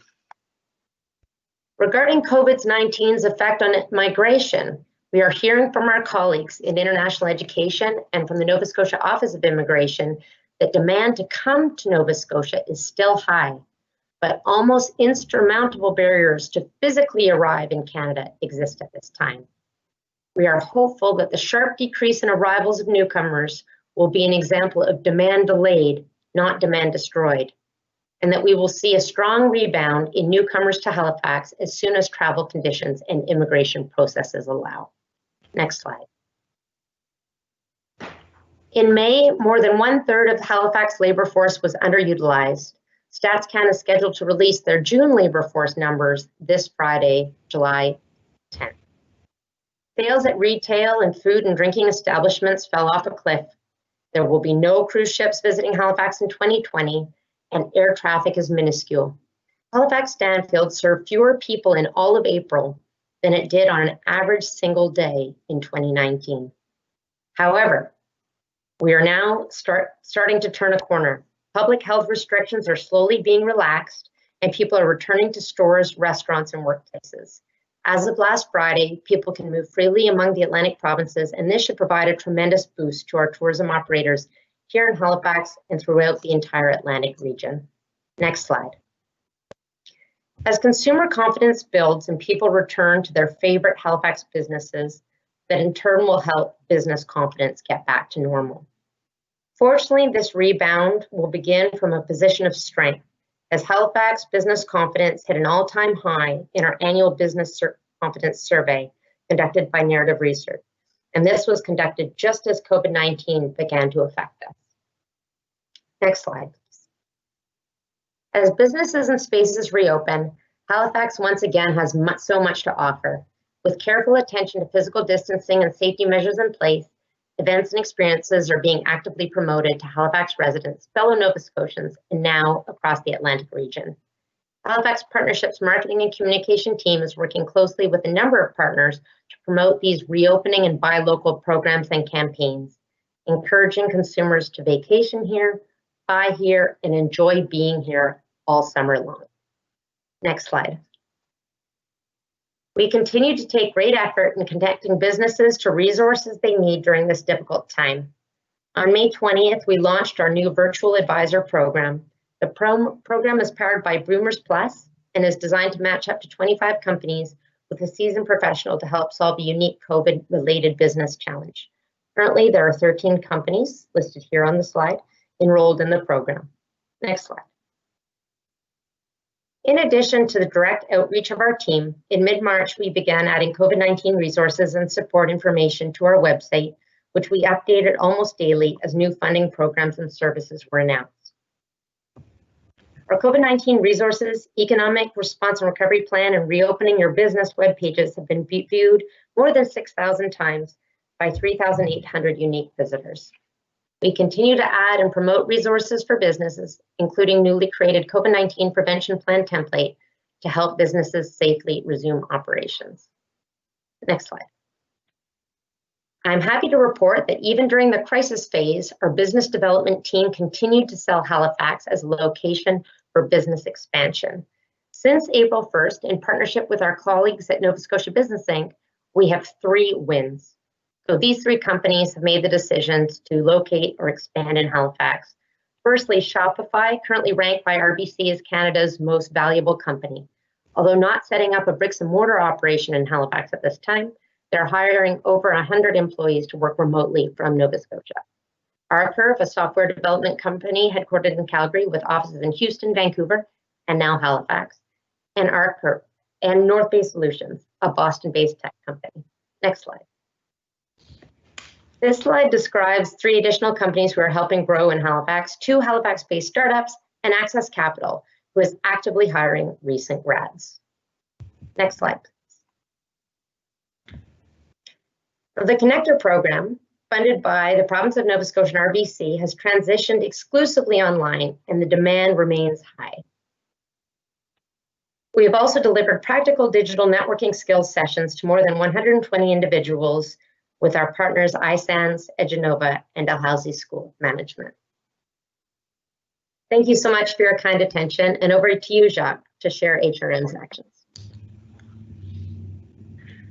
Well, thank you very much, Wendy. Good morning, Mr. Mayor and Council, and all those viewing. Past 4 months certainly have been a difficult time for all of us. You know, we are constantly learning and reacting and adjusting to the fluidity of the situation, and the easing of public health directives in recent weeks is certainly encouraging, but we must not become complacent. You know, if you're out in public places, including retail outlets and our buses, please wear a mask.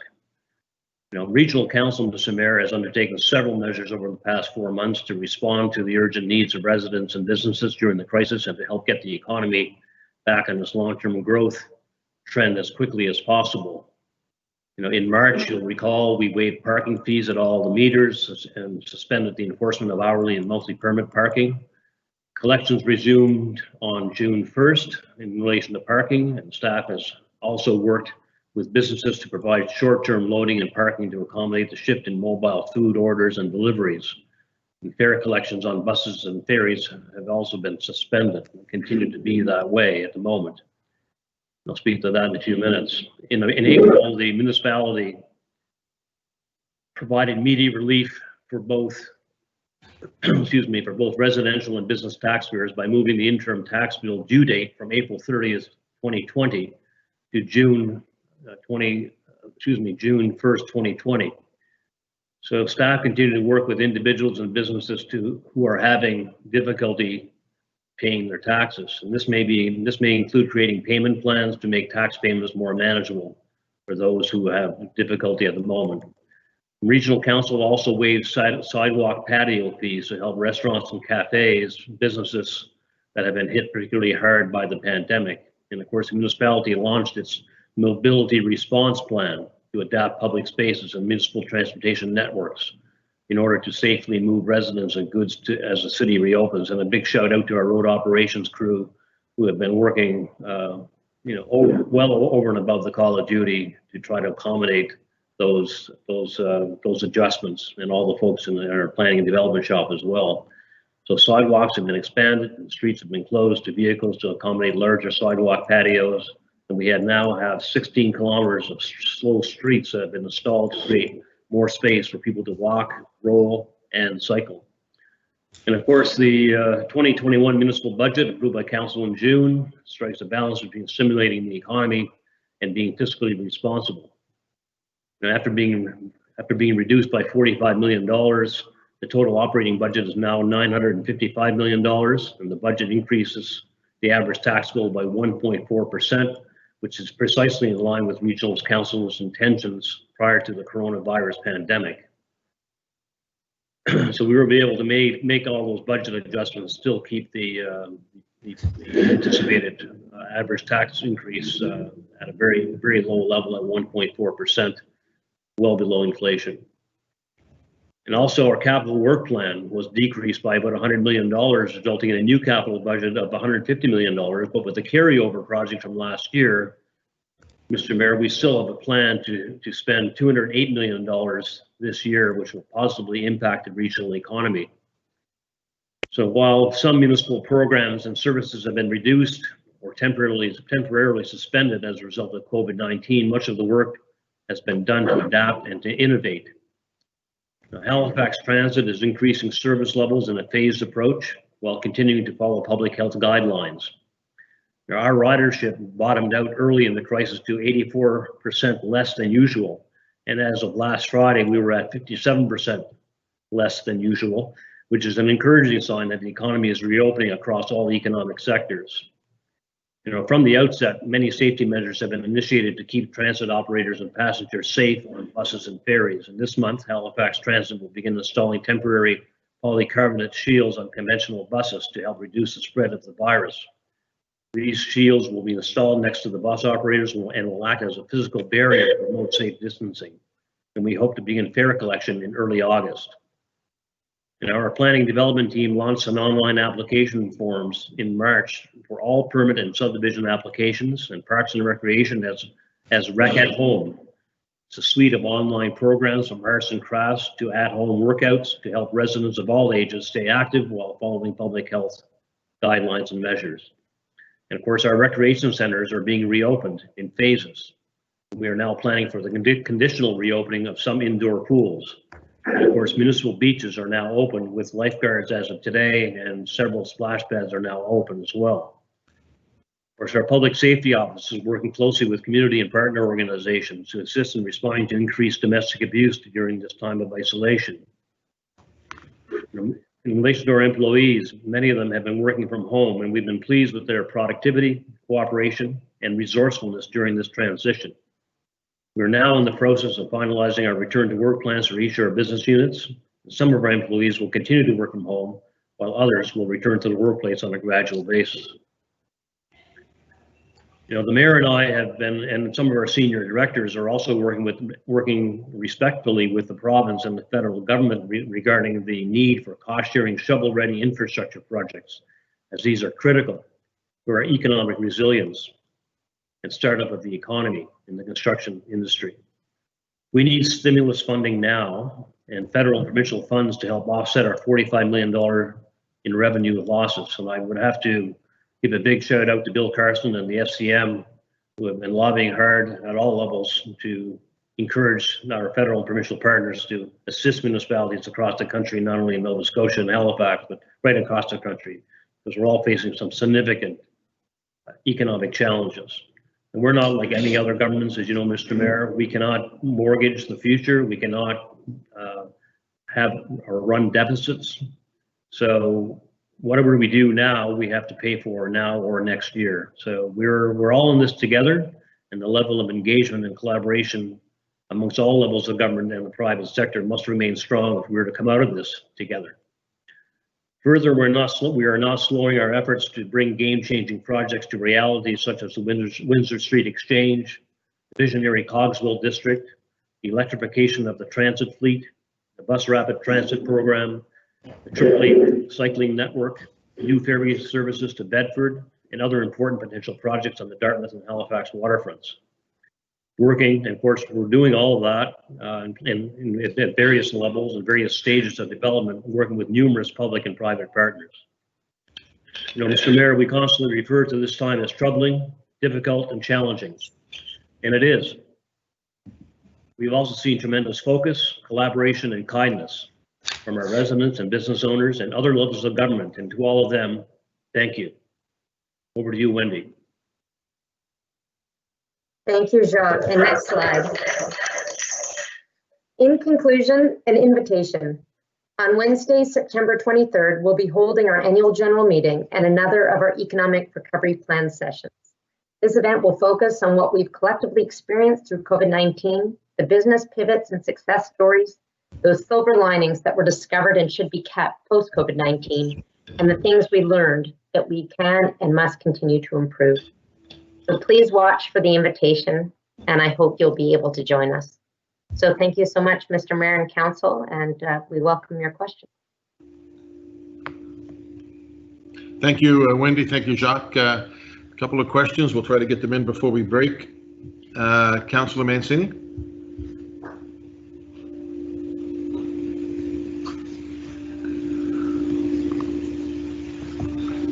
Councillor Mancini? Not hearing you, Tony.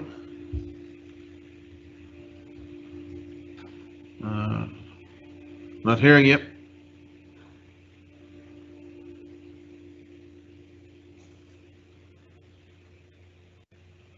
Wendy seemed to understand whatever that was you just did. Yes, I believe reading Councillor Mancini's lips was, please go to the next person and then come back to me. Okay. And if you can't get sound, Tony, that's not the worst thing. Councillor Nicol. Oh, gotta love these virtual meetings. And thank you for your presentation, Wendy. And I guess that's directed both to you and Jacques, my question. There has been, pointed out to me very much in the conversation about, reopening our economy and all the businesses and that, but noticing that the city of Toronto and Ottawa have made masks mandatory. And I know we explored this for transit and was saying, it would be difficult to enforce, which is what the Ontario government has been saying as well. But now it's the cities within it are making them mandatory. So I just wanted to know, with regards to what role that could play in getting everything reopened and getting the economy moving, whether it would actually encourage more people to, to go to businesses. It's one thing to physically distance, but people are feeling much more comfortable if others wear masks. And it's not lost on me that many people who feel that they want to wear the masks, to protect others, they are being mocked and through social media and everything else, and they're putting it out there. And I also know for health reasons that some people cannot wear a mask. So I see it conflicted, but I just wanted to get your opinion, because at the end of the day, I think we're going to have that discussion. And I don't know whether we as a municipality have the authority to do that, or if that's something that has to come from the public health office. I think that's a question for Jacques or John, because those cities have a mandate for health that we don't have. So, John or Jacques, did you wish to speak to that? Sure. Well, first of all, you probably noted my comments, and I'm encouraging people to wear a mask at any time when you're out in public places. So Dr. Strang has been clear, certainly recently indicating that, please wear a mask if you're on a bus, please wear a mask if you're in a business. People need to get with the program. People need to wear a mask when they're out in public places. It's that simple. I've been into stores like Sobeys and Superstore and other places where I would argue that most of the folks that are in those stores are not wearing masks, and they should be, frankly. The province has not made them mandatory. We don't have the authority to make them mandatory in those areas. We do have the authority, I believe, and so John's concurrence or disagreement, but we can make them mandatory on buses. The challenge we have on buses, frankly, so we're saying to people, please wear a mask, do that. But in order to enforce that, it's very challenging, all right, to the extent that some people can't wear a mask. We know that. People have asthmatic conditions. Other folks are just not able to wear a mask for various medical reasons. So it becomes very challenging in order to manage the intake onto a bus when you make it mandatory, and then you make a decision to turn somebody back leave somebody on the sidewalk. But what we're asking people to do now, subject to any further direction from public health, because they would have the authority to do this, not us, but we're asking people to wear a mask when they get on the bus. And we're highly recommending and strongly suggesting, as Dr. Strang is and his team, that people, when they're in public places, and those are places where you're going to meet people and run into different people, whether you're on the boardwalk of Halifax, downtown Halifax, or in Dartmouth, you should be wearing a mask to protect not only yourselves, but protect others, right? And that's a very important element. And I think if people go into stores today, they will feel much more safe if not only themselves and, to your point, and the staff that work in them are wearing masks as well, right? So that's when I have gone out, and that's the reason why I asked the question. I feel more better myself, and it's interesting. Even though you can't see a person smile, the other people wearing a mask, I can tell that they're smiling and they're appreciative of my doing the same thing. But that being said, I want to ask you, Jacques, does this council need to explore the creation of a bylaw like other municipalities have done to make masks mandatory? I would have to defer to John. I don't think we have the authority under the charter to make them mandatory within private businesses or or in other areas. I can't really comment on that because I haven't had that conversation with John yet. But John, do you want to weigh in on that? I think we can. I think we have the authority to make them mandatory on a bus, but I don't think we're in any position to do it in the larger public realm.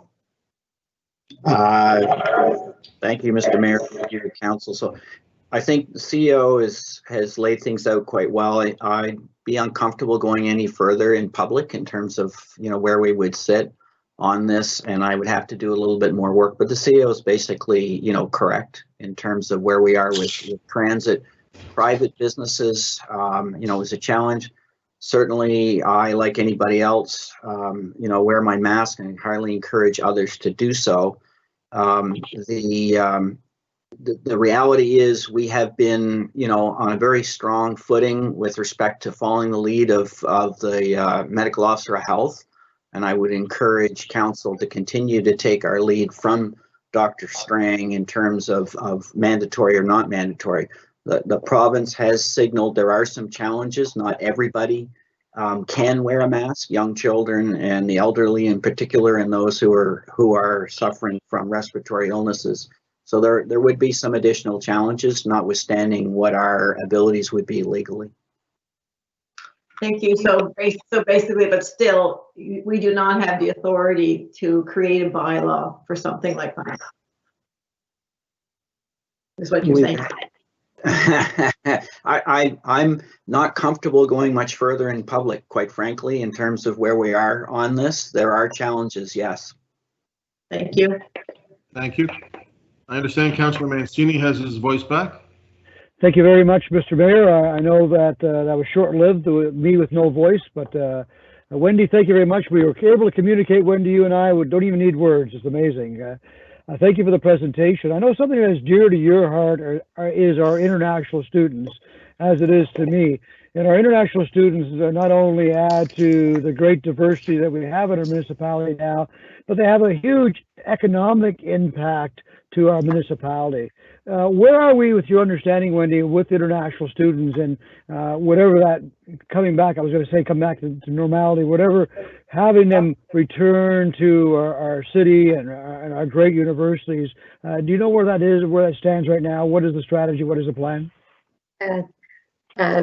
Your Worship, to Councillor Mancini in a very tropical Dartmouth. Thank you so much for your question on international students. So I received an update as recently as yesterday. As I understand at this moment in time, registrations are tracking as per this time last year. But the challenge, but there's several challenges for those students to actually arrive here in late August and early September.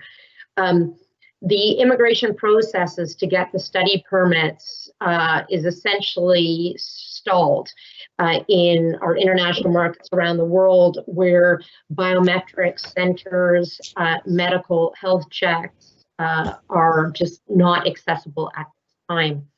The other factor in that, of course, is air travel itself and very limited international air access, but also with most of our post-secondary institutions going to online delivery, and speaking with our university presidents and community college president, many students study here in Halifax because they want an authentic Canadian experience. Right. And that is difficult to have perhaps over this format. So we are anticipating that many students will choose to defer unless conditions notably change over these summer months. But the other factor, in terms of our comparative advantage to other jurisdictions, we're hearing from agents in key markets that they're seeing an uptick in interest for Canadian education. As when a student is perhaps making a choice between here, the US, and the UK, just because how we as Canada, and most notably us in Nova Scotia, have been able to address the COVID-19 challenge has made us even more desirable as a study location. Also, in an additional very important act of a foreign government, the recent decision end of June around immigration and policy in the US around the H-1B visas and elimination of those visas and a cessation of immigration for the remainder of the year in the US is really causing prospective students and families in other jurisdictions to pause on their plans to continue to pursue studies in the US and would be redirecting to Canada. So there's many positive as well as negative factors affecting our international student flows for Canada and for Nova Scotia at this time. But again, we are very hopeful that this is demand delayed, not demand destroyed, and that we may be in fact, in a situation where we're seeing a double cohort in 2021. Well, that's encouraging and discouraging at the same time. It's encouraging to hear that because the way we're handling COVID-19, that's an attraction to many of the youth and those that want to come to us. As our climate change strategy that we approved last council meeting, as having a biking culture, all these things are attracting the youth back to our wonderful city. And so even though it's tough right now because of COVID, and I'm sad to hear that they're not coming back in droves right now, but I'm glad to hear, Wendy, you and the partnership are tightly connected with the universities and what we're doing. Mr. Mayor, thank you very much. I appreciate it. And Mr. Mayor, if you'll allow just one more comment to Councillor Mancini, and thank you for raising these important foundational pieces in Halifax, including Halifax Integrated Mobility Plan. Halifax is showing incredible leadership at this time to put these foundational pieces in place, and it makes our job to attract talent and business so much easier when our city just keeps getting better and better. So thank you to Mayor and Council and of course Jacques and team for all of your work to make those pieces happen. If I could follow on that, Wendy, it occurs to me when you say that in speaking with some of these companies like Access Capital and Wattpad, they have a strong commitment to being in a city where diversity and inclusion are not tolerated, but encouraged and promoted. And it makes it a lot easier for them to get the support and the workers that they want. So in line with that, I want to say, and I know that most of my council would agree, that I want to commend the taxi driver the other day, Deep, who asked his customer to wear a mask the next time and was the subject of a racist response. People like he and his family are the backbone of our community. And both he and his wife are doing essential work during COVID as well. And so I'd just like to say to the Duna family, we're with you, and you did the right thing. Wendy, I would like to thank you. I'm sorry that this is going to be the second year in a row that we're not going to have the Mayor's International Student Reception. Last year it was Dorian that destroyed it, and this year, of course, we're not going to be able to do it for obvious reasons. But to Tony's point, those international students and anybody who chooses to come to live in Halifax, we value very much. Any last words, Jacques or Wendy? Jacques, good. Wendy? Thank you so much, Mayor, for your and Council's leadership on economic development in our city, especially during this very challenging time, and look forward to our next opportunity to present to you. Thank you. Thank you, Wendy, to you and to the partnership. I know how much work goes into this, and your regular ongoing meetings with the business community and with others, and discussions about how we can continue that work. Colleagues, we are going to break. We're going to take the full hour, come back at 1:15, so people do have a chance to get out who need to go and find something to eat. So we will be back here at, I guess we're gone already, 1:15.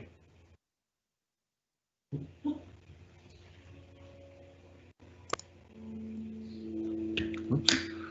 You sure you want to share? Cancel.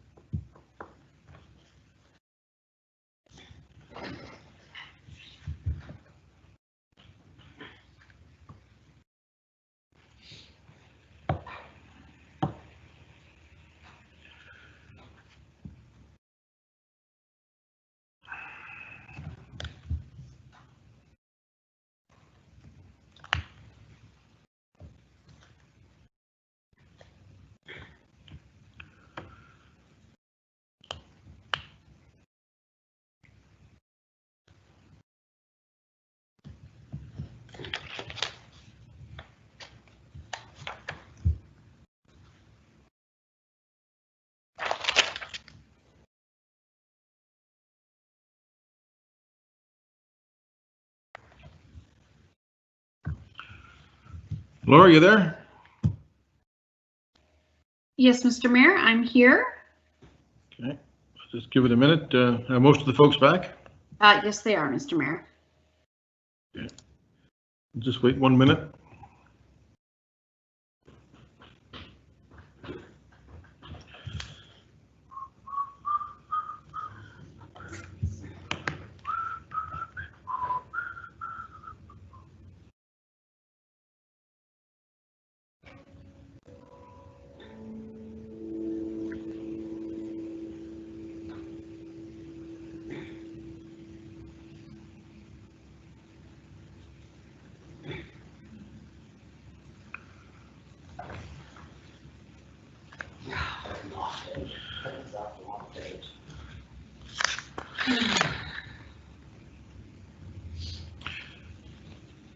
You having issues, Joe?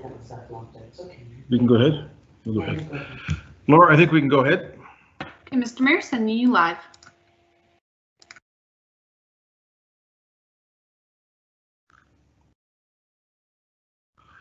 All right, here we are. We're back with council. We had two presentations, two very good presentations this morning. Colleagues, will resume our meeting. I think, Laura, we're at item 6, right? Motions of rescission. That's correct, Mr. Mayor.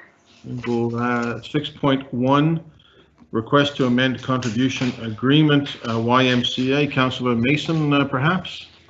Thank you, Mr. Mayor. I move that Halifax Regional Council 1 rescind the contribution agreement terms and conditions outlined in Table 1 of the staff report dated June 18th, 2018, and incorporate by reference in Part 2 of the motion passed for item 14.2.3 from the December 11th, 2018 meeting of the Halifax Regional Council, and 2, authorize the Chief Administrative Officer to negotiate, enter into, and execute the contribution agreement on behalf of the municipality with the YMCA of Greater Halifax Dartmouth based on terms and conditions outlined in Table A of the staff report dated June 2nd, 2020. All right. Second for that? Second, Mr. Mayor. Second. Bill. Councillor Karsten, I heard. Councillor Karsten, second. Thank you. Councillor Mason? Not a lot. I think the staff report is kind of self-explanatory. Certainly the issues around when someone takes ownership of a condominiumized property is something that I've heard in other developments in downtown, that often it lags behind when occupancy takes place. So I think when you see in the report that the YMCA of Greater Halifax Dartmouth continues to indemnify HRM against any loss should the project somehow between now and them fully owning it not come to fruition. I think that this is within the parameters of what we'd already voted on, and I would ask council to support the changes. Thank you. Thank you. Councillor Whitman. Thank you, Mr. Mayor. And for members of the public who haven't seen the staff report, could staff just give us a rundown on what we're trying to achieve here and what the risks are, please? Staff, who do we have? Angela? Yeah, I'm here. So to you, Mr. Mayor, to the councillor, Angela Green, Manager, Recreation Programming. So what they're asking basically is that one of the conditions to release the funds be eliminated. So one of the conditions was that the condominium had to be registered with the condominium association or the province or whatever the case may be. And they're asking that it be looked at as a milestone as opposed to having that particular condition imposed. So as long as there's occupancy and that that the construction is pretty much complete and they're ready to move in and the agreement is signed, those are the conditions. So we're just asking that one be eliminated. I thank you, and I'm sure that clause was there for to protect us. Does this add an element of risk to remove that? So from discussing it with legal, we feel it's very low risk, that it's pretty much a formality to have the official condominium management agreement passed over, that the other conditions make it so that there's a low risk to the municipality. And thank you, Mr. Mayor. For those that are tuning in at home, can you just tell us what the relationship is between the YMCA and a condominium corporation, for those that aren't aware? So the Southwest Properties is a company that actually built the YMCA, and the YMCA component of the building will be in effect a condominium. So they will then have ownership of the condominium, from what I understand. Interesting. Thank you. Thank you. Councillor Adams. Thank you, Your Worship. And I remember when this came to council last year, or perhaps the year before, I'm not sure, I was opposed to this $1,000 or $1 million payment. However, given that it was a decision of council at the time, and whether or not I agree or disagree with it then, I do respect the decision of council, and I will support this this amendment. Thank you. Okay. Okay, colleagues, we're going to go to the vote on this. I will call your name, and because we're having trouble with Councillor Murphy's, with the clerks, you can just write them down. I'll just call it. Is that cool? So I'll call the names. Councillor Stretch. For the motion. Councillor Hensby. Affirmative. Councillor Karsten. For the motion, and I wish it was Councillor Murphy calling my name. Thank you. Councillor Nicol. Yes. Councillor Austin. In favor. Councillor Mancini. We're going to be short of female councillors, so Councillor Murphy, step up, and I am in favor of the motion. That means she's running in your district, by the way, Tony, as you know. That's okay. I'll back her up. Nice having you here. Yeah, thank you. It was great being here. Thank you, Mr. Mayor. Councillor Mason. For the motion. Councillor Smith. For the motion. Councillor Cleary. Yes. Councillor Walker. For. Councillor Adams. For. Councillor Zarowski. For the motion and for the new councillor. Councillor Whitman. Yes. Deputy Mayor.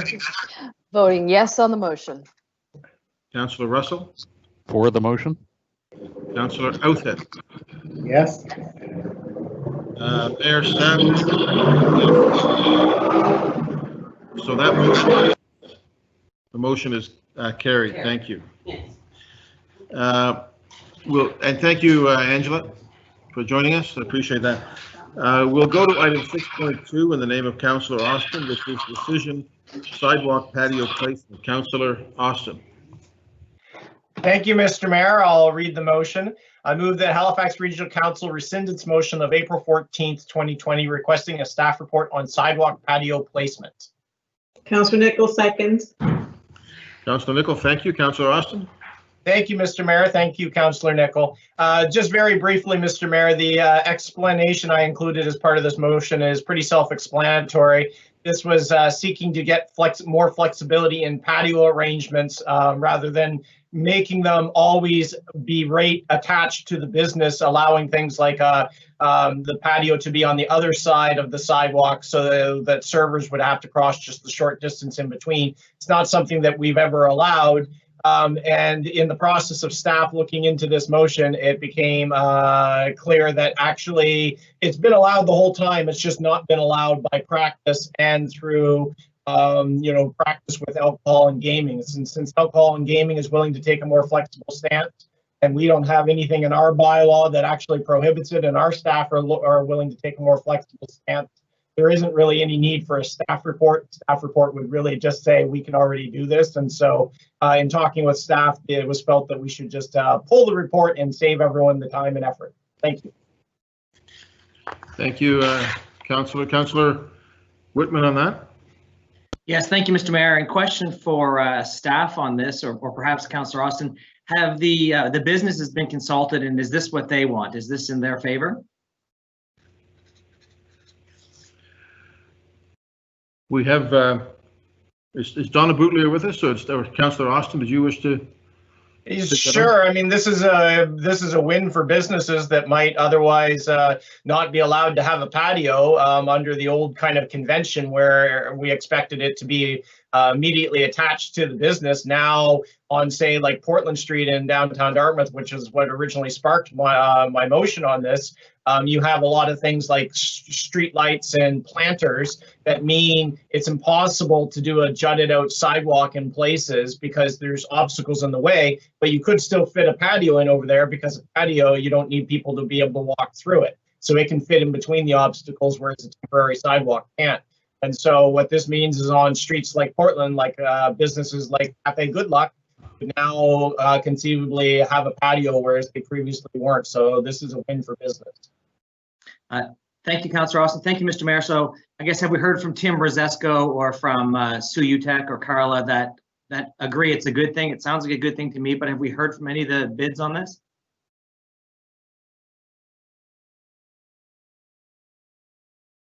Mr. Mayor, Donna Boutlier, Legal Services. I can't speak to that.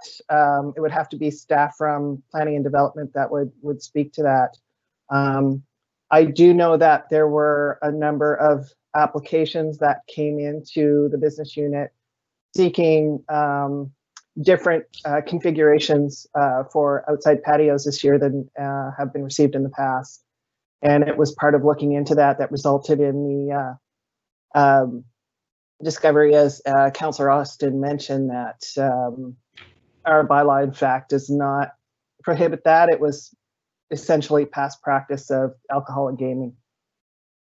Thank you. Glad to support it. Thank you. Thank you, Ms. Boutlier. Councillor Cleary. Just quickly, Your Worship, with regard to Councillor Whitman's question. So I've talked to a number of bars and restaurants on Quinpool Road and Carla Nicholson. And yes, they would be much in favor of having a patio that is not strictly abutting the property, because there are a number of issues on Quinpool Road, especially with COVID. And so, yeah, the more the better. And that's my experience from Quinpool. And I'll just kind of get up into this is Quinpool. All right, we hear you and see you. Thank you. Anybody else ready for the question? Are you good to go? No, so I'll call it. I'll continue to call it while Mayor Murphy gets set up over there. Councillor Stretch. For the motion. Councillor Hensby. Affirmative. Councillor Karsten. For the motion. Councillor Nicol. Yes. Councillor Austin. In favor. Councillor Mancini. For the motion. Councillor Mason. For the motion. Councillor Smith. For the motion. Okay. Councillor Cleary. Yes. Councillor Walker. For. Councillor Adams. For. Councillor Zarowski. For the motion. Councillor Whitman. Yes. Deputy Mayor. Voting yes on the motion. Councillor Russell. For the motion. Councillor Outhet. Yes. And the mayor is yes, so that's passed unanimously. Thank you, Councillor Austin. We have no deferred business. We do have a public hearing, our first virtual public hearing at council. I know that some of the community councils have had them. We have a virtual public hearing tonight. Amendments to the Halifax Municipal Planning Strategy and the Halifax Mainland Land Use Bylaw and a development agreement for 3514 Joe Howe Drive. And that is a joint public hearing with Halifax and West. We'll move to correspondence.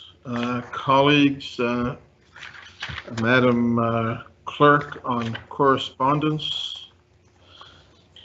For Mr. Mayor, it's Laura. I can confirm the correspondence. Okay. So the clerk's office has received correspondence for items 932, 1118, 11111, and 12.1, and that correspondence has been circulated to members of council. Thank you, Laura.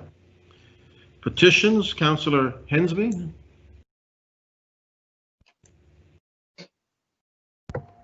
Thank you much, Mr. Mayor. Yeah, great to see all that correspondence from the Mineville and East Preston area in regards to the items coming up shortly. But also we received an online petition with 787 pages of names. So there was 750 signatures with 37 additional comments, as well as a two-page letter from the organizer of the petition, as well as a photo showing the 7 video that Dr. Wanda Bernard Thomas talked about. And at that time, the print had 33,543 views. That's as of a week ago. So I just wanted to make sure that's on the record in regards to item coming up on the active transportation for East Preston and Mineville area. That's item 11.1.8. Thank you. Thank you. Petitions, Councillor Cleary. Thank you, Your Worship.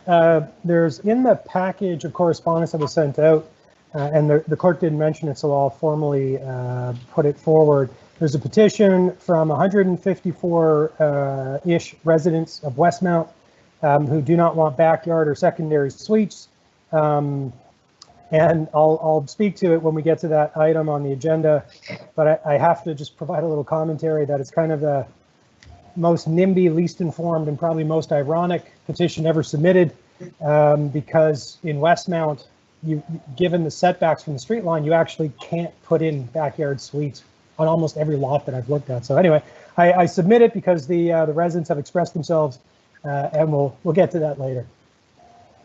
Thank you. Petitions, anybody else? We had 2 presentations this morning. We had the Halifax Partnership COVID-19 Recovery Plan, and we had the anti-Black racism presentation of Senator Wanda Thomas Bernard, and we thank Tracy Jones for facilitating those. So that one. Information items brought forward. We have deferred this one, I believe, Councillor Cleary, we deferred the Traffic Authority, correct? Indeed, sir. Thank you. We will move to reports. The first report is 11.1.1, the Rural Transit Funding Program. Who wants to take this? Would that be Councillor Hensby, I'm wondering? Thank you very much, Mr. Mayor. It'd be my pleasure to put the motion forward that Halifax Regional Council, A, suspend the rules of procedure under the HRM Grants Committee terms of reference and applicable to the HRM Grants Committee under Schedule 2, the Audit and Finance Standing Committee terms of reference of Administrative Order 1, the procedures of the Administrative Order, Council Administrative Order, and B, approve the following grants pursuant to the Rural Transit Grants Administrative Order for the 2020-21 fiscal year. 1, lump sum grants. A, Bay Rides 10,000. B, Shabukto Community Transportation Service 5,000. C, East Hants Community Rider 10,000. D, Musco Rider Cooperative Muscat Albert Harbor 10,000. E, Musco Rider Cooperative Valley Sheet Harbor 10,000. B, a flat rate grant of 50 cents per in-service kilometer up to the program maximum of $425,000 to A, Bay Rides, B, Shabukto Community Transportation Service, C, East Hants Community Rider, D, Musco Rider Cooperative Muscat Albert Harbor, and E, Musco Rider Cooperative Valley Sheet Harbor. So duly moved. Second. Stretch. Thank you, Councillor Stretch. Councillor Hensby. Mr. Mayor, it's quite explanatory in regards to providing rural transportation services across the east and west and north in the northern regions of the greater rural Halifax, and this is a great service and opportunity to provide transportation links for our residents in those areas that don't have the traditional transit services. Thank you very much. Thank you. Nobody else on this? Okay, I'll call the roll again. Oh, we're back. All right, Cheryl, let's call the roll on this one. Thank you, Mr. Mayor. Councillor Stretch. For the motion. Councillor Hansby. Affirmative. Councillor Karsten. For the motion. Councillor Nickel. Yes, on the motion. Councillor Austin. In favor? Councillor Mancini. In favor of the motion. Councillor Mason. In favor. Councillor Smith. In favor. Councillor Cleary. Yes. Councillor Walker. For. Councillor Adams. For. Councillor Zarowski. For the motion. Councillor Whitman. Yes to the motion. Deputy Mayor Blackburn. Voting yes on the motion. Councillor Russell. For the motion. Councillor Oaty. Yes. And Mayor Savage. For the motion, that motion carries. Thank you, Councillors Hensley and Stretch.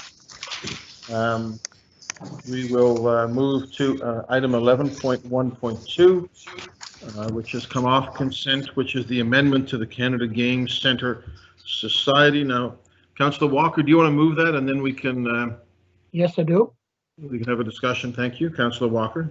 That the Halifax Regional Council, one, authorize the Chief Administrative Officer to negotiate and enter an agreement to amend the management agreement with the Canada Games Centre Society based on the key terms and conditions set out in Table 1 of the staff report dated June 1, 2020, and 2, approve the expenditure of accumulated surplus funds by the Canada Games Centre Society for the operation of the Canada Games Centre subject to the terms and conditions of the management agreement as amended. I so move. Seconded? Councillor Cleary, second. Seconded by Councillor Cleary. Anything on, Councillor Walker? No, it's a necessary step to make sure that the funds that are in the reserve can be used for expenditures on the center. Thank you. Operated during COVID. Okay. Councillor Whitman? Thank you, Mayor Savage. And just looking at that Table 1, and my concern is where the second bullet says not to require Canada Games Centre Society to transfer accumulated surplus to HRM. I'm just wondering the impact on the taxpayer on that one. No. It sounds like it's good. It sounds like it's good for the Canada Games Centre, but how does that impact the taxpayer? Okay, so is Maggie with us? I am. Maggie, did you want to speak to that? Yeah, I can speak to that. Councillor, through you, through the mayor to the councillor, ordinarily those funds would be put into reserve for use for capital projects. So there would be no, the impact to the taxpayer, I would say, would be positive in terms of allowing Canada Games to use those funds to continue to operate rather than being in a deficit position that HRM would have to underwrite at the end of the year. Okay, thank you. Thank you. Maggie, I don't know if we've had you at council since you switched, have we? I believe I've been here since I've been with Parks and Rec, but maybe not on the virtual meetings. Nice to see you. Hope you're doing okay. Thank you, I am. Ready for the question on this one, colleagues? Question. Okay, Councillor Stretch. For the motion. Councillor Hensley. Affirmative. Councillor Karsten. Councillor Nichols. Yes. Councillor Austin. In favor? Councillor Mancini.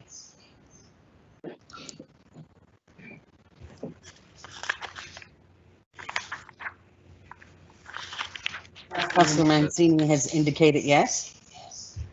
Councillor Mason. For the motion. Councillor Smith. For the motion. Councillor Clary, Yes. Councillor Walker, For. Councillor Adams, For.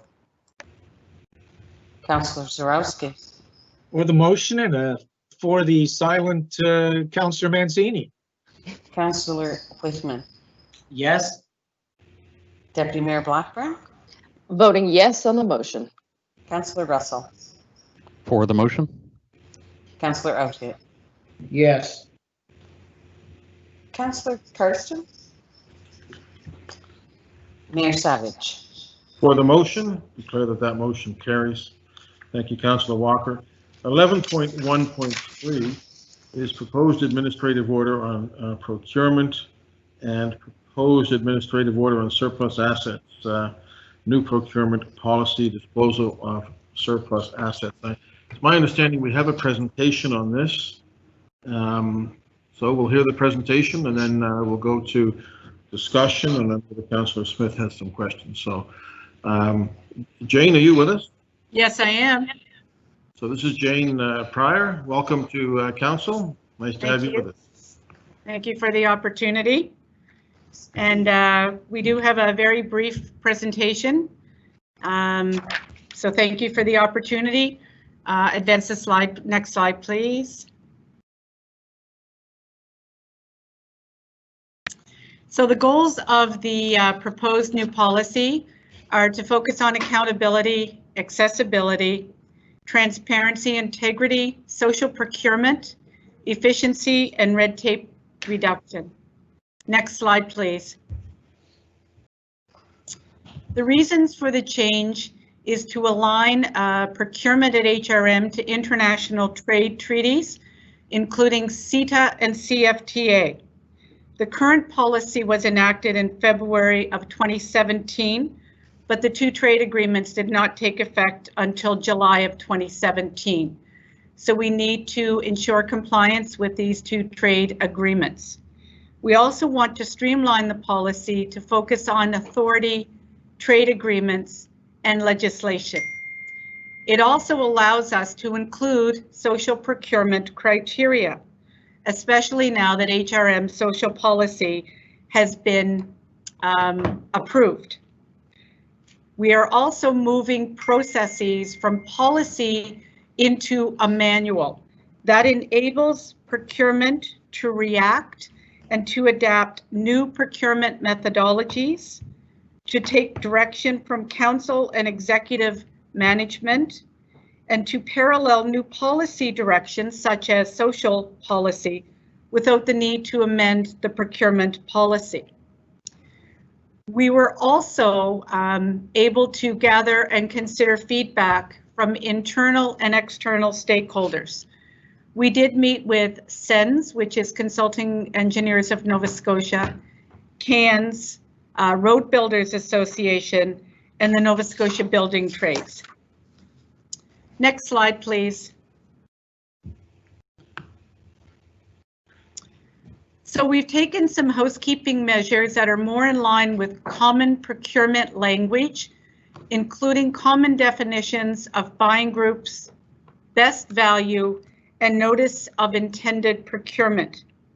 We've tried to use as many shared definitions with the trade agreement and with the province of Nova Scotia that enables or that prevents confusion for the vendors when they're used to seeing the same language from different entities.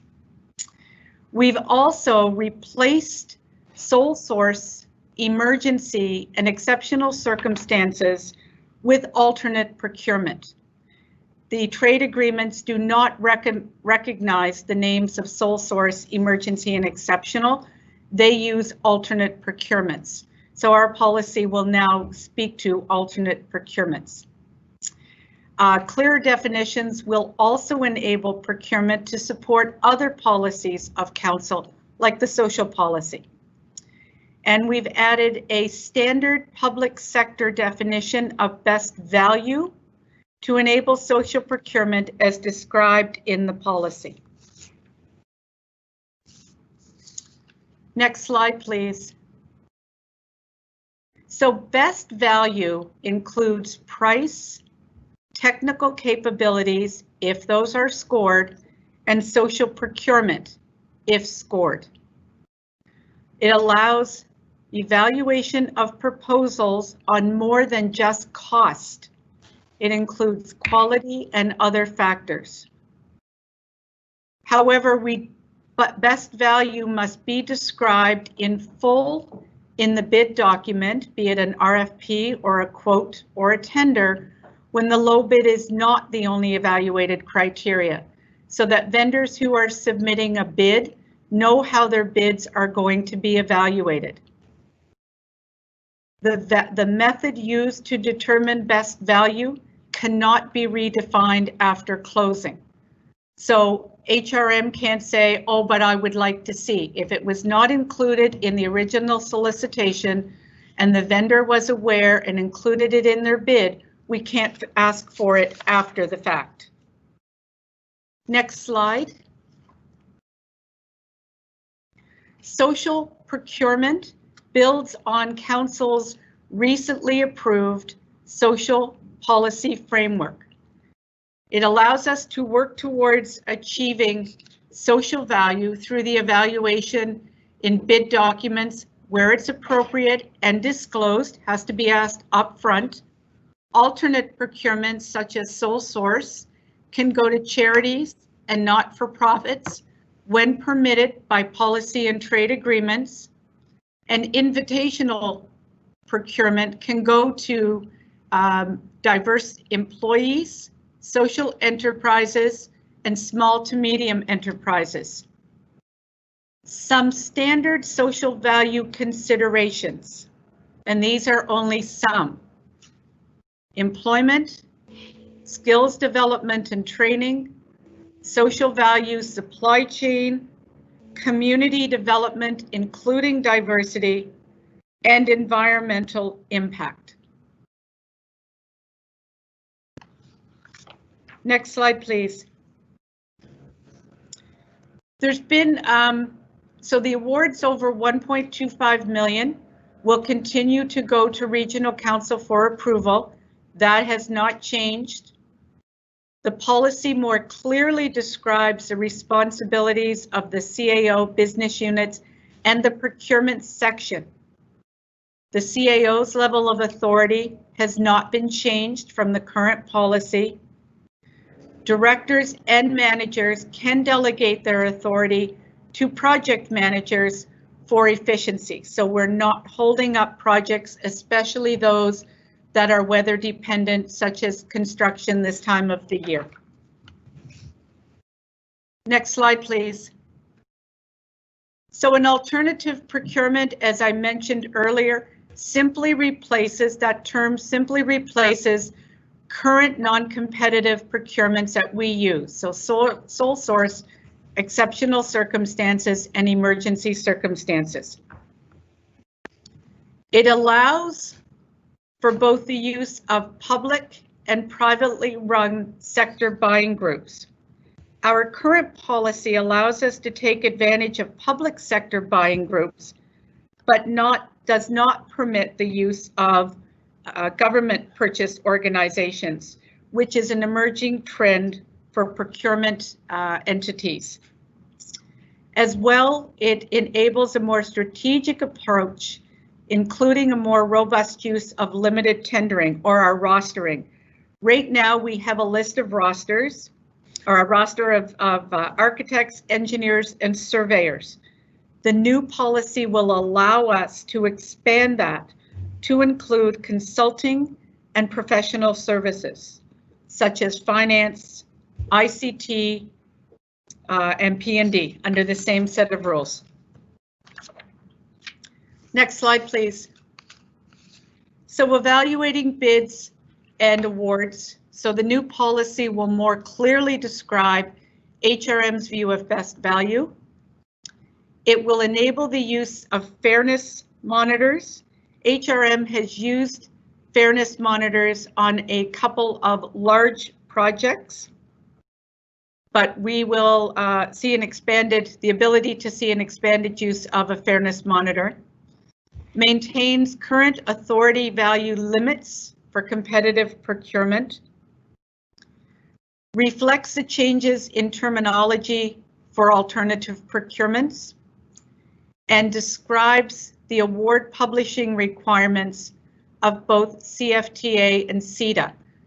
And what that refers to is when an award is made to a publicly posted solicitation, we then post the award information on the Province of Nova Scotia website. Our current policy is silent on that, although we do practice it. CFTA and CETA have very specific guidelines, and we will be complying to those. Next slide, please. So supplier performance is very important to us, and supplier performance in the new policy will allow the procurement manager, in consultation with business unit directors and legal services, to disqualify entities from bidding as a result of certain considerations that could include, may include, performance and legal risks. It also allows contractors and bidders to submit challenges and resolve disputes as per the Nova Scotia Procurement Act. Next slide, please. Under surplus and facilities, the disposal of surplus assets is not included in the new procurement policy. A separate policy has been developed, and that was done in consult with legal services. And as per their advice, it was decided that we should separate the disposal of assets from procurement policy.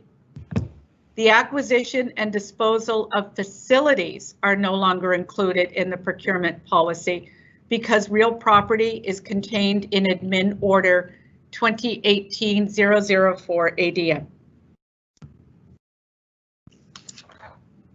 Next slide, please.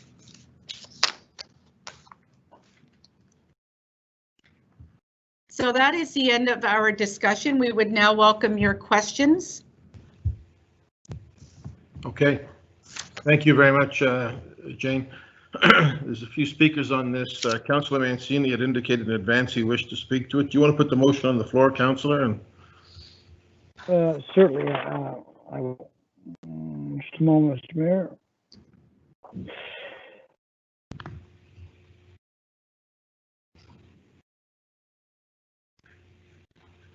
He's on mute. Mr. Mayor, it's very slow here today. Sorry about that. I'll repeat that. The Halifax Regional Council 1 repeal Administrative Order 2016-005-ADM- the procurement policy. 2, adopt Administrative Order 2020-004-ADM procurement administrative order is set out in attachment 1 of the staff report dated March 30th, 2020 to establish a new procurement policy for the municipality. And 3, adopt Administrative Order 2020-003-ADM surplus assets administrative order as set out in attachment 2 of the staff report dated March 30th, 2020 to establish a new surplus assets policy for the municipality. So moved. second. Second by Councillor Smith. Councillor Mancini. Thank you, Mr. Mayor. Jane, thank you very much for the presentation and for the work that you and your team always do. I have several questions. You know, we talk about lowest bidder quite often, and we talk about 2 envelope systems very often. Sometimes it's just the money, and sometimes it's technical and the price. But sometimes the lowest bid, I know, and Councillor Whitman will disagree with me on this, but the lowest bid is not always the best bidder. Could you talk about that as an opportunity where maybe the lowest bid is not exactly what we're looking for because of the technical aspect? So if you could speak to that. You alluded to the supplier performance being a bit new, and I just want to understand if there's an issue with the supplier's performance and they're allowed to bid again another time, does that get factored in? So if the other bidders are equal in the presentation, but a supplier has had past history with performance issues, is that a knock against that supplier, that type of thing? The other one is around social procurement, which I'm very interested to hear from Councillor Smith when it's this time to speak. But what I see missing, and I brought it up several times, and the legal continue to tell me we can't do anything about it, but buying local, for me, sounds that should belong into that category. Are there any other municipalities or that factor in buying local? Is that weighted into it? Because I see if everything else is equal and we have a local company and a company that's outside of our province, why wouldn't we give the local company that advantage to bid on our project? My other, last question here, Jane, is with paving procurement projects and tendering, we only do the one envelope bid. It's just the money. And I'm not sure if I understand why that is. Why do we not ask when we ask the companies to bid on paving projects, that it's just one envelope, if I've got that correct? Why is it only money and no technical envelope? And that's it for now. I may have another after Councillor Smith speaks, but those are my questions. Thank you. I don't know if you got all those, Jane. I did. Thank you very much. Through you, Mr. Mayor, to the councillor, thank you for your questions. When we develop a solicitation, if we know exactly what we're looking for, we will do a tender or a quote because we are describing exactly what we're looking for. In situations where we're not quite sure, we're looking for a solution. That results in the two envelope. So we describe a problem, the vendor community will come back with their solution, and that solution is evaluated in the first envelope. If their proposed solution meets criteria and achieves a certain level of score, then we will open their cost proposal, which is the second. So their solution is a combination of idea plus cost. Okay. When we go out and look for something like pave a kilometer of road, we're describing exactly what we're looking for. Okay. We've told them what they're bidding on.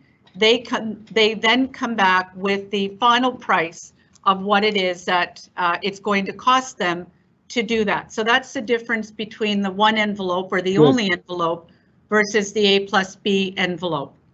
Much clearer. Thank you for that one. You're welcome. It's much clearer.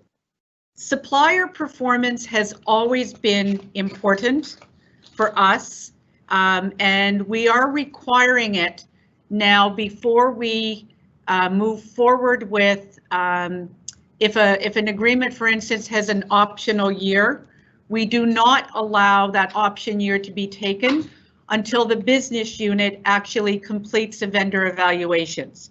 And we keep those on file. We've not reached the ability yet to include scores of past performance, but we certainly do consider it.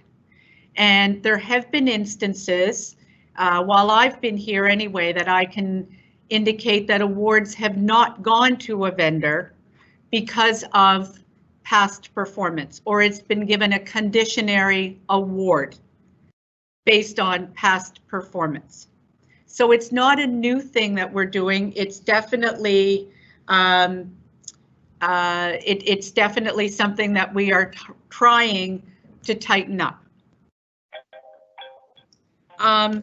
Buy local is not permitted under the trade agreements. However, our policy does allow our business units to spend up to $10,000 on their own. And a majority of that spend is local. So there is a lot of spend that is already happening locally through buying electrical services for facilities. They have a standing offer for electrical, for plumbing services, for roof repairs, for towing. All of that is local because they're using local vendors. But the trade agreements do not permit us. So nobody is really doing buy local. Buy local. Okay. Okay. But we support a lot of local. Thank you, Jane. Councillor Russell. Thank you very much, and thank you for that presentation. I really appreciate that.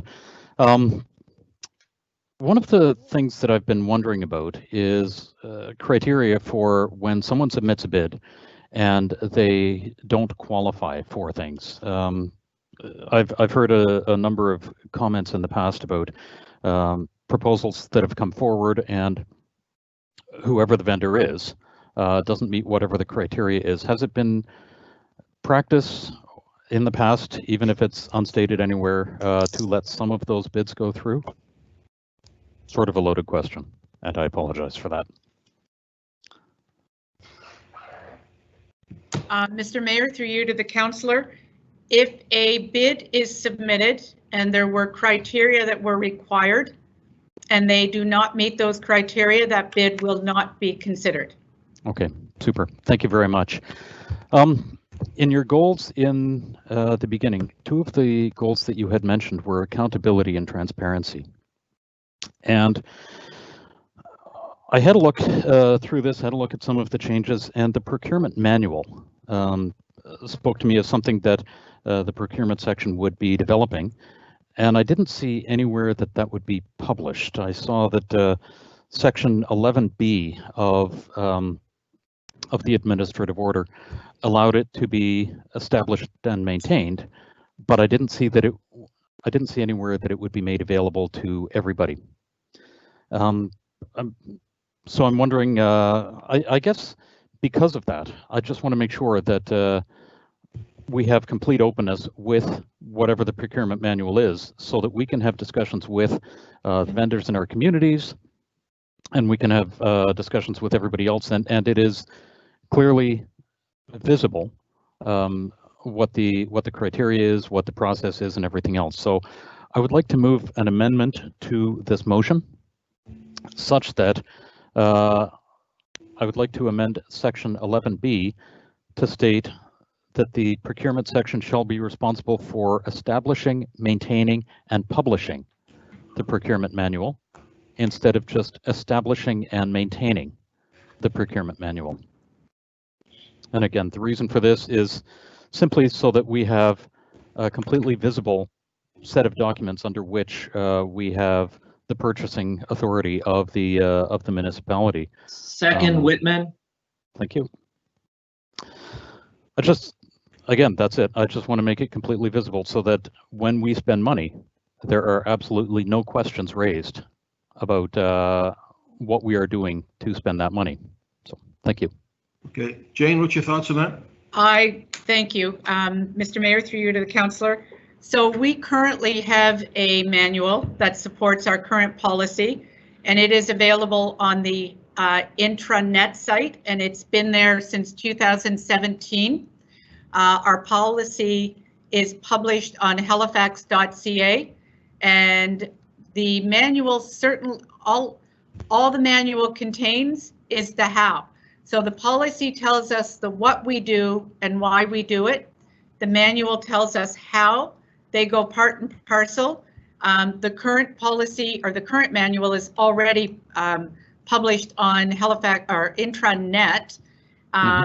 There would be nothing to stop us from putting it on halifax.ca along with the policy. Super, I appreciate that. Thank you.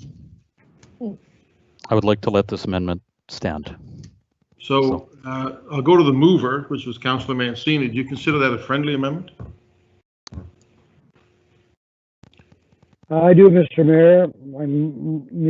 I do, Mr. Mayor. It's fine by me. John Traves, do you see any issue with that?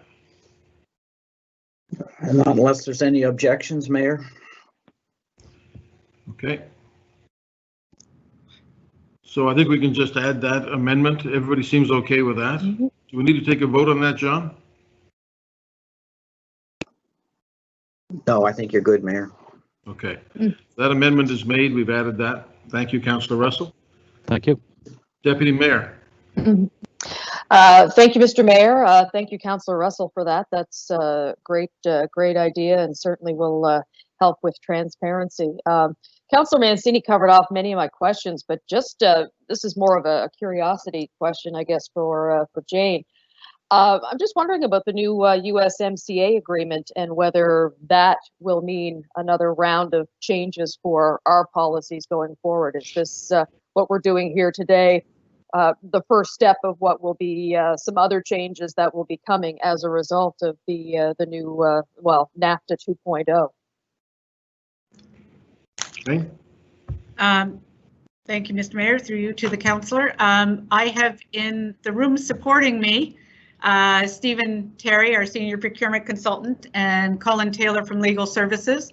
And they both shook their head to say that there is no impact on that piece of legislation. It does not impact municipalities. Perfect. Thank you very much for the clarification. Appreciate it. Thank you. Councillor Cleary. Thank you, Your Worship.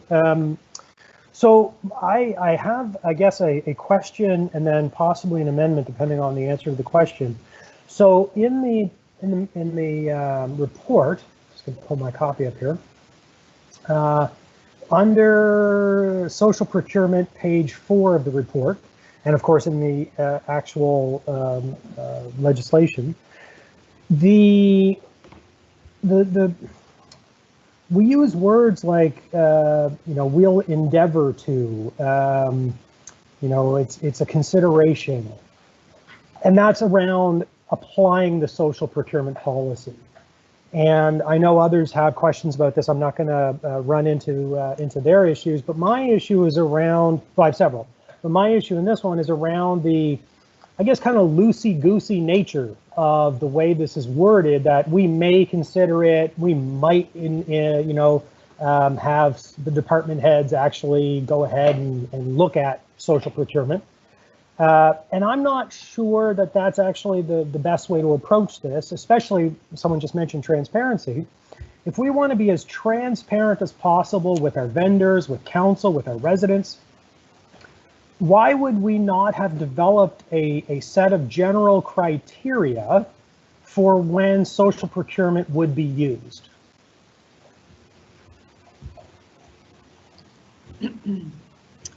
Mr. Mayor, through you to the councillor. There are many different types of criteria that could be considered social procurement. And to list all of them in the existing policy when many of them would still be evolving, part of the work that we did through the development of this procurement policy and the identification of social procurement was to look at what other municipalities and other entities around the country do. And in most cases, their policy, their procurement policy, references that they pursue social procurement, but they don't define it because, again, as I had mentioned earlier, the procurement policy tells you what you do and why. The how you do it and what you can consider is outside in the manual. So in a lot of cases, there will be different types of social procurement that HRM follows, but to describe it in a policy per se limits you. And we don't want to have to keep coming back to council to amend policies, but we do know that there are a lot of different initiatives that have been trialed not only at HRM but also across the country around social procurement. Yep. Yeah, I guess my concern is that by leaving it fairly loose and at the discretion of department heads, that we are inherently limiting the application of social procurement. Because if it's just up to them whether they want to, invite diverse vendors or whether they want a social enterprise to bid or whether they want to consider fair wage or whether they want to consider workforce and corporate values of the bidders. If we leave it up to them, I'm going to say, honestly, I think a lot of people say, well, that's a lot of trouble. Let's just go with a straight tender. Let's go to an RFP that doesn't include that. And so my fear is that we actually will be limiting it because we're not kind of giving a sense of how often it could be used, under what circumstances it'll be used. Because if we don't have that, then I don't think it'll get picked up as much. And so I'm going to put a motion forward for a supplementary report that would develop general criteria for the use of social procurement. And I'm just going to look at I can put this in the window or the chat window here. Oh, I didn't actually write it down.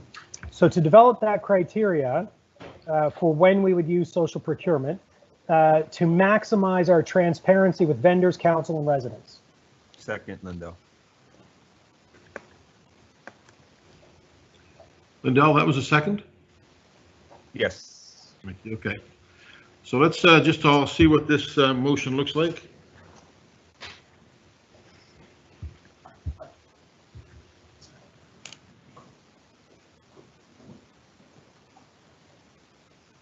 Oh, you know what? I do have it written down here, Mr. Mayor. I'll pop it in the chat window.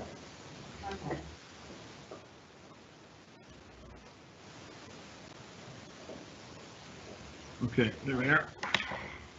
Did you put that in, Cheryl? John did. Councilor did. Okay. And the other part of that, sorry, the other part of that, Mr. Mayor, sorry, was to define or quantify what a fair wage is. So I wanted that included in the motion. So it's written there if you want to read it for colleagues and the residents. That Halifax Regional Council requests a supplementary report that develops general criteria for what are appropriate situations for applying social procurement and to define or quantify what is a fair wage that would be considered. That was seconded by Councillor Smith. And very briefly, Mr. Mayor, the reason I want a supplementary report is I don't want to slow down, is I think there's a lot of good stuff in here, in addition to obviously the stuff we need to do for CETA and the Canadian Free Trade Agreement. But for social procurement, I think this is a really important thing that we get it out there, but I do want this information to come back to us for us to consider if we want to amend it at a later date. Okay. So that's a supplementary report. Is there discussion on that? Shall we, Councillor Mancini? Just to be clear, Mr. Mayor, thank you. So that doesn't impact what we're discussing here today, though. That's just continues on, and we if approved, we move on. This just comes back at a later date. In addition to that, is that correct? Yeah, just wanted to make sure. Yeah, thank you. Councillor Mason.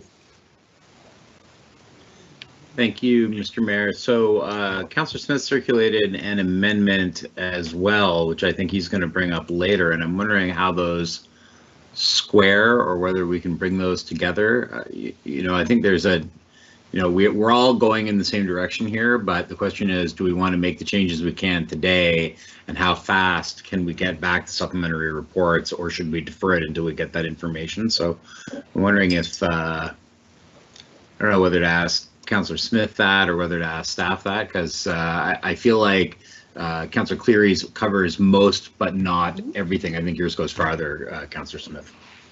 Okay, so Councillor Smith wants to speak on it. Yeah. Really quickly, and then I'll let Jane. So my question was going to be similar to what Wei asked, is it depending on the timeline. So my amendment is a deferral only for the social procurement piece, and I'll speak on that when it's my turn.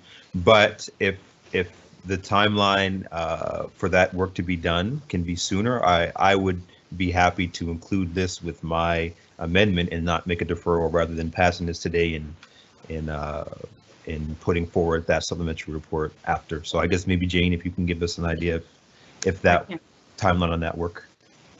Jane?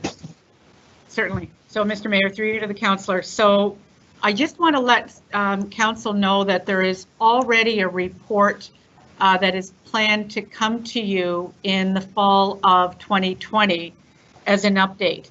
In February of 2017, Councillor Smith, you made the motion when the current policy was ratified and asked us to be able to apply the social lenses of buy local, social economic development, environmental impact, and living wage, fair wage.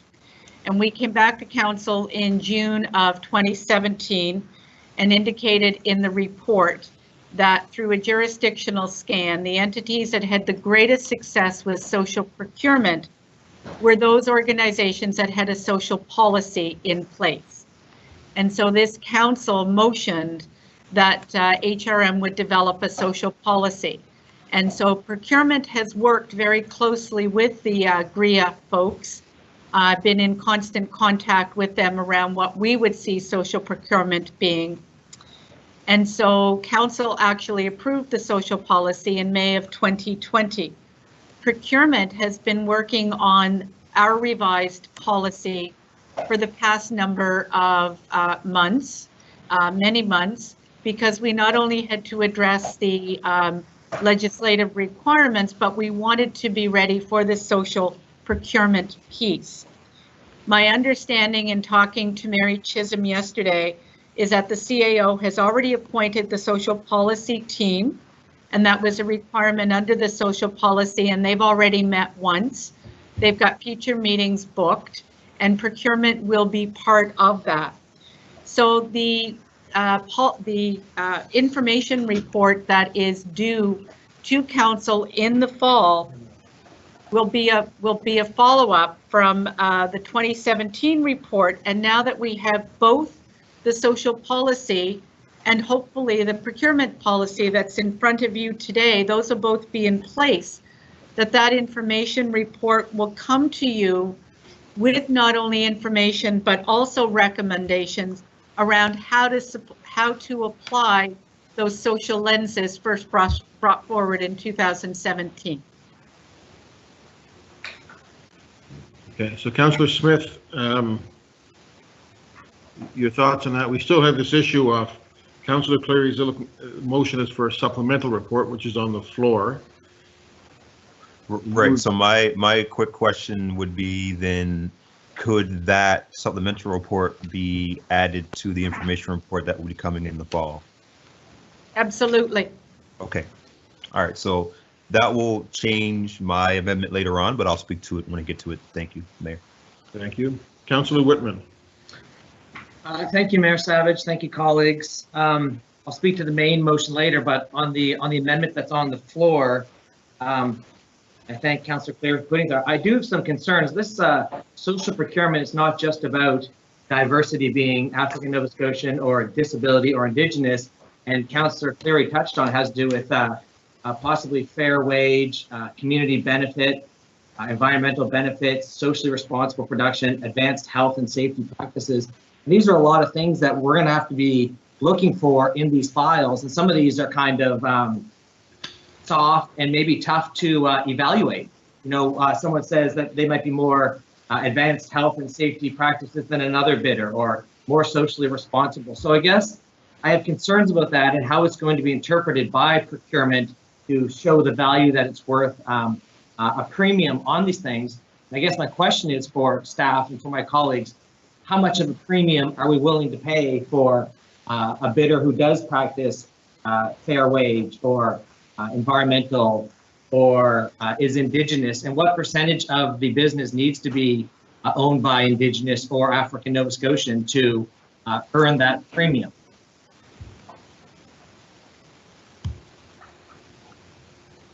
Jane, thoughts on that? So there, thank you, Mr. Mayor, through you to the councillor. There are diverse certified certification programs nationally, and I know that there are a number of vendors here in the province of Nova Scotia who have actually achieved certification as a diverse supplier. 5, I believe, are known.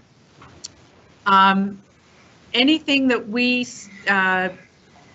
advertise or place in a public solicitation that we expect vendors to bid on has to be clearly defined and clearly measurable.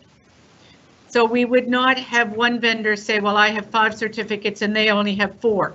We would be asking very clearly for what we're looking for, and that would be in consultation with the business unit, and they would have to have the funding. Procurement does not have the funding. We're a tool that the business units who have the funding use. So as the business unit is going forward to build their budgets for next year and the year after, if they're looking to include social procurement and it's going to cost more, they'll have to have that included in their budgets. So Jane, it's an option if they want to include social procurement or not, it sounds from you. And my question is, how much of a premium should they be willing to pay to deal with a business that has some Indigenous ownership or disabled ownership, or the practices, advanced health and safety practices? How much premium are we looking at, and what percentage of the ownership needs to fall into one of those groups? Through you to the councillor, I have no way of being able to know that. We know that there has been very successful programs nationally, and a lot of entities that we've spoken to have said that because of the vendor community being committed to this, there's not been increase in prices. We know that everybody's got tight budgets, and we know that HRM, like many other organizations, are into not only a tight budget this year, for a number of years to come. Social procurement will be a lens through which we look at all future solicitations and whether or not it's applicable. Yeah, thank you. Thank you, Mr. Mayor. I understand that, but if we're not going to automatically go with the lowest bidder, and I'll talk to Councillor Mancini about that in a moment when I respond to the main motion. If we're not going to go with the lowest bidder, there has to be a reason to go with either an Indigenous business, a business owned by someone with a disability, someone who practices advanced health and safety practices, or else we would just go with the lowest bidder. So I'm not sure how it fits in as far as if there's a premium or not to award a contract to someone who has one of those pluses for us.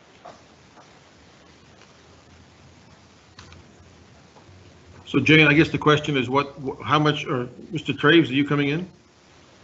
Perhaps I could help, Mayor, to council.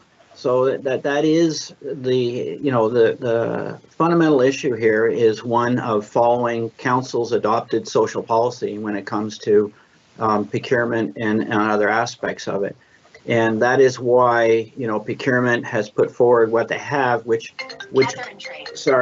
builds on a national certification program, which, as Jane has indicated, has not shown any measurable increase in cost. So that gets out of how much is too much, or what level of ownership or something like that. Either they meet the certification nationally, or they do not when it comes to any area of the social policy, whether it's diversity of one form or other. So that's kind of where you go in those sorts of things, if that helps. Thank you, Mr. Mayor. Thank you, John. It's a little fuzzy for me. I think that Councillor Cleary's report might help. I think that Councillor Smith's amendment might help. But the way it is now, I'm not sure how staff or council would be able to award a contract based on any of these things: advanced health and safety, social responsibility, fair wage, Indigenous, disabled, or African Nova Scotia, without having more of those details. So I'm tuning in, but I definitely have concerns about how fuzzy this is at this point. Thank you. Thank you. Okay, you ready for the question on the amendment, colleagues?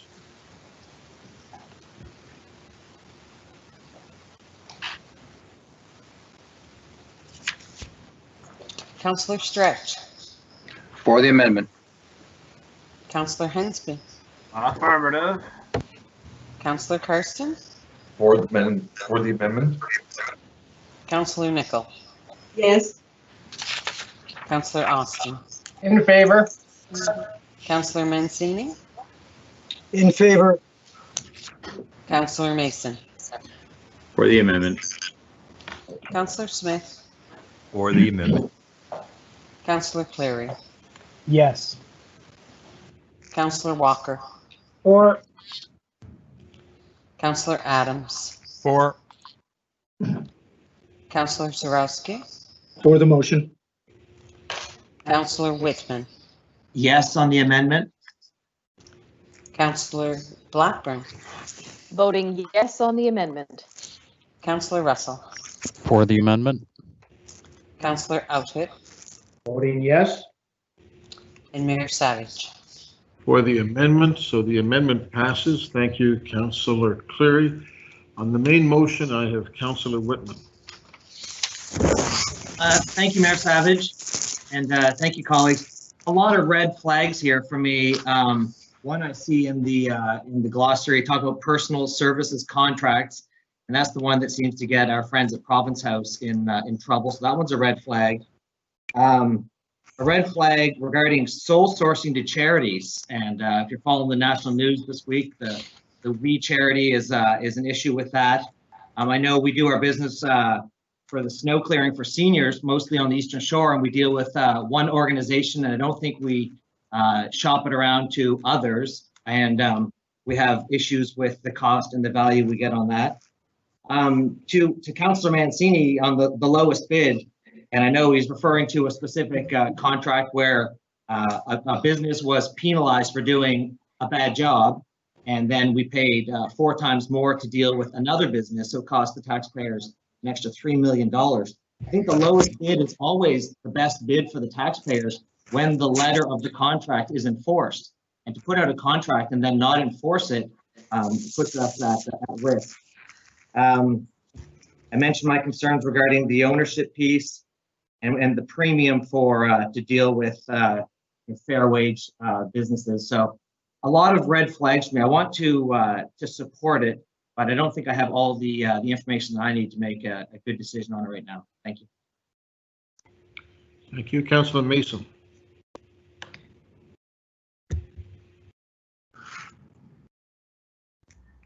Come on. You're there, Councillor. You were. There you go. All right, I won't touch another thing. So first I want to start by saying thank you so much to Councillor Smith, who's been really, everybody else is a Johnny come lately to this. Councillor Smith has been driving this since the day he got elected, and I'm really pleased to see that it's gotten this far.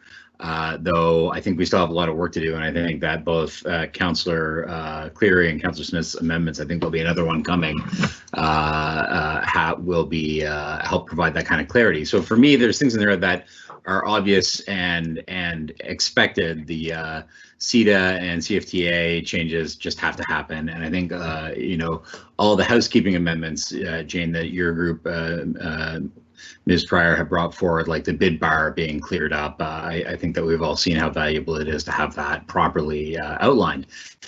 You know, the part for me, there's kind of a couple sections around the living wage and social procurement that I find aren't where I wanted them to be blunt. And maybe that can come in time with this fall report, but you know, specifically, you know, after having Senator Bernard talk this morning and not having some clarity about how we're going to support diverse suppliers, to me, that is, it's not about strictly the money and the lowest cost bid. It's just not. It's about trying to undo systemic racism that goes back several hundred years and a discriminatory practice against women and the disabled by making sure that everybody gets a piece of the pie and that we're supporting business ecology that ensures that all these people, all these different groups have access and are being encouraged to grow businesses. So I think that's a really important piece that I don't feel is sufficiently in there. I don't like it being optional. I think that kind of thing needs to be as much as possible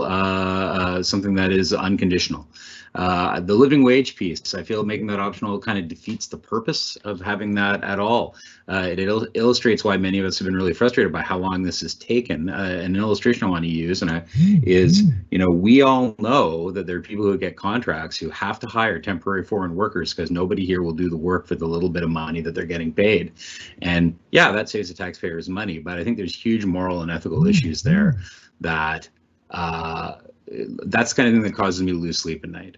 That we're willing to do that, knowing that nobody local will work for that little money. That's not right, and we need to fix that. And of course, if we had a living wage rule that was binding, and there's a discussion that needs to happen around seasonals and summer employees who are students and high school kids working in rec and all that stuff. You know, it's not as simple as all that, but But generally, if we had a living wage rule, that also would allow unions to bid in-house and compare. It's impossible to talk about having an in-house bid competing against someone who's going to bring in temporary foreign workers. Like, that's just not going to happen.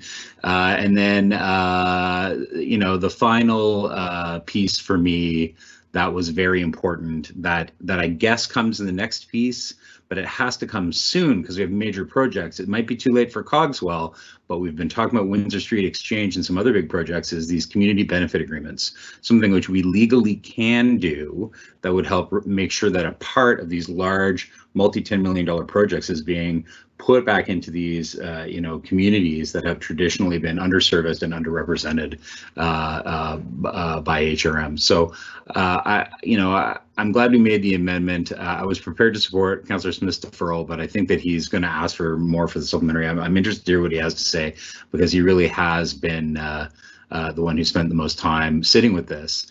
But I guess I need a little more clarity about like what are our next steps. Like if we do this now, can we really have it back in the fall in living wage and diverse suppliers? And when do we see language around community benefit agreements? Because we're going to have more big projects coming that I think need to be that we need to consider community benefit agreements for those projects. So I guess that's a question for those are questions for Jane. Thank you, Mr. Mayor. Thank you, Jane. Thank you, Mr. Mayor. Through you to the councillor. Certainly the intent of the report in the fall is to provide information and recommendations around what social procurement would look like based on what we have been able to determine. HRM has had some great success in the past with including things like a fair wage in some security contracts, environmental impact in janitorial contracts, environmental impact when we built the new library and it achieved LEEDs. The issue is often when you want to do one-ofs, what your pushback is from the vendor community is, well, where is your policy? And that's why we really felt we needed to have the social policy at HRM and then have that social policy reflected in the procurement policy. And we know that it will be a journey for a lot of our business units to get to the point where thinking fair wage, thinking diverse suppliers, thinking community economic development options to get there and to actually bring those forward. But there are a lot of excellent examples that our colleagues in other parts of the country have successfully done. But they will tell you it's a journey. It does not happen overnight. And you take your time and you learn from each one that you do. So there's a lot of that will be in the fall report.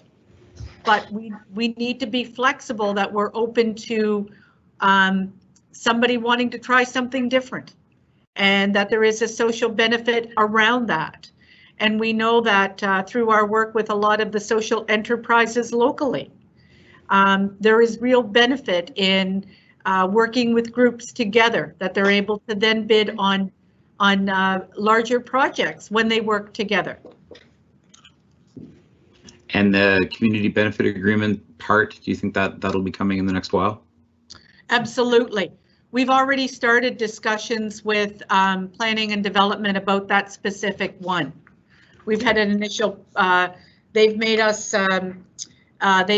aware right up front that that they want community benefit included in that. So we're well aware of that. We've had those discussions already. Okay, thank you, Jane. Thank you, Mr. Mayor. Councillor Smith. Thank you, Mayor. Thank you, Wade, for the little shout out there. But more importantly, thank you, Jane and Mary and Stefan for the report, and everybody in between who's been supportive of the social policy framework. But now we're speaking on the social procurement. And for me, when I look at the report, I am excited with the goals that we're looking to meet. So I appreciate all the work that was gone into it, and through the the years, I've sent some stuff here and there to staff and had conversations. And our last conversation, Jane, you were very excited about this coming forward, and I can still see today that you're pleased to see that we're moving here. So really, what's the biggest pieces for me are the fact that we're adding best value, which is practice around for procurement, but also the social value, which is, to me, the most important piece for this today. And when you look at the section in the policy that speaks to the social procurement piece, the fact that we actually use the word living wage, and we break down what we are looking for, that's important. I do have concerns of how we will be being able to use it as criteria, and I support Councillor Cleary's amendment. But what I will say, and I'm going to bring an amendment. I have some questions, and I'll bring an amendment as well. But what I will say, that the pieces that really I am not supportive of, and hoping that we can change that, is thinking that we would only use the social value for requests under 10,000. For me, that, again, as it was mentioned before, it takes away from the goals that we're actually looking to meet here. And I think that only touches what we're trying to solve and what we're trying to address on a very minor scale. When I look at some of the issues that we've had in the past with contractors, I'll use one example more specifically when it comes to cleaning contracts. Most of them are over the $50,000 to $100,000 range, so those wouldn't be addressed. We had a few years ago a contractor who had contracts for Halifax Regional Municipality and who had cleaners in our building, and court documents showed that he was paying his employees $3 an hour. And we cannot allow that. Now, that was that person. They're in jail now. They're facing the penalties for what they did to those families, but those families had to deal with that. And if we have this in place, we can stop that from happening in the first place.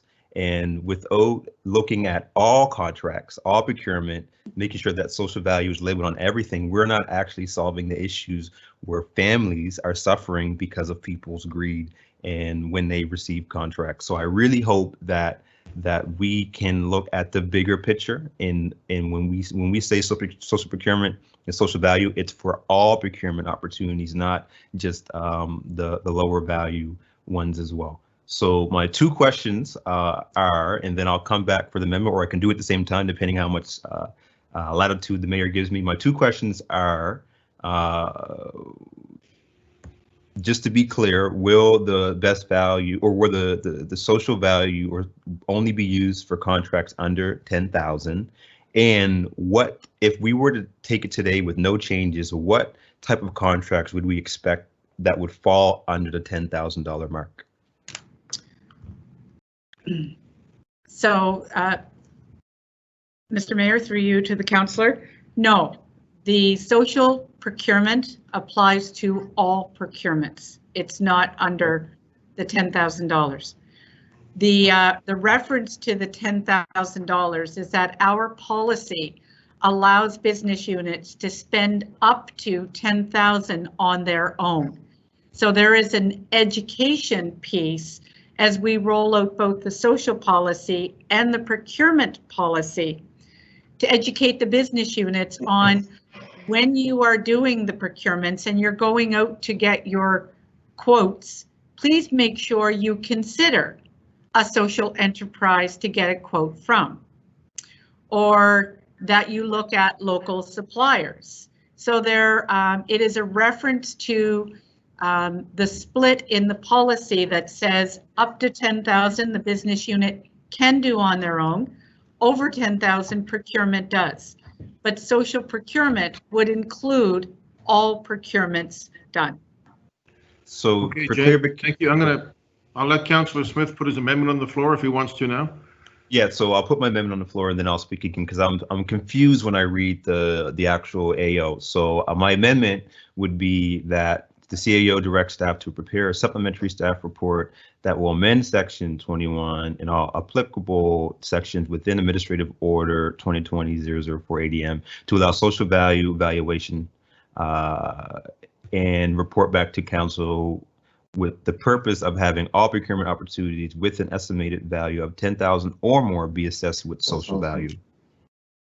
Councillor Nichols, second. So where I get confused, thank you, Councillor Nichol, appreciate it. When I get confused is when I look at the actual AO 21-1, when making low value purchases or making intentional calls for bids.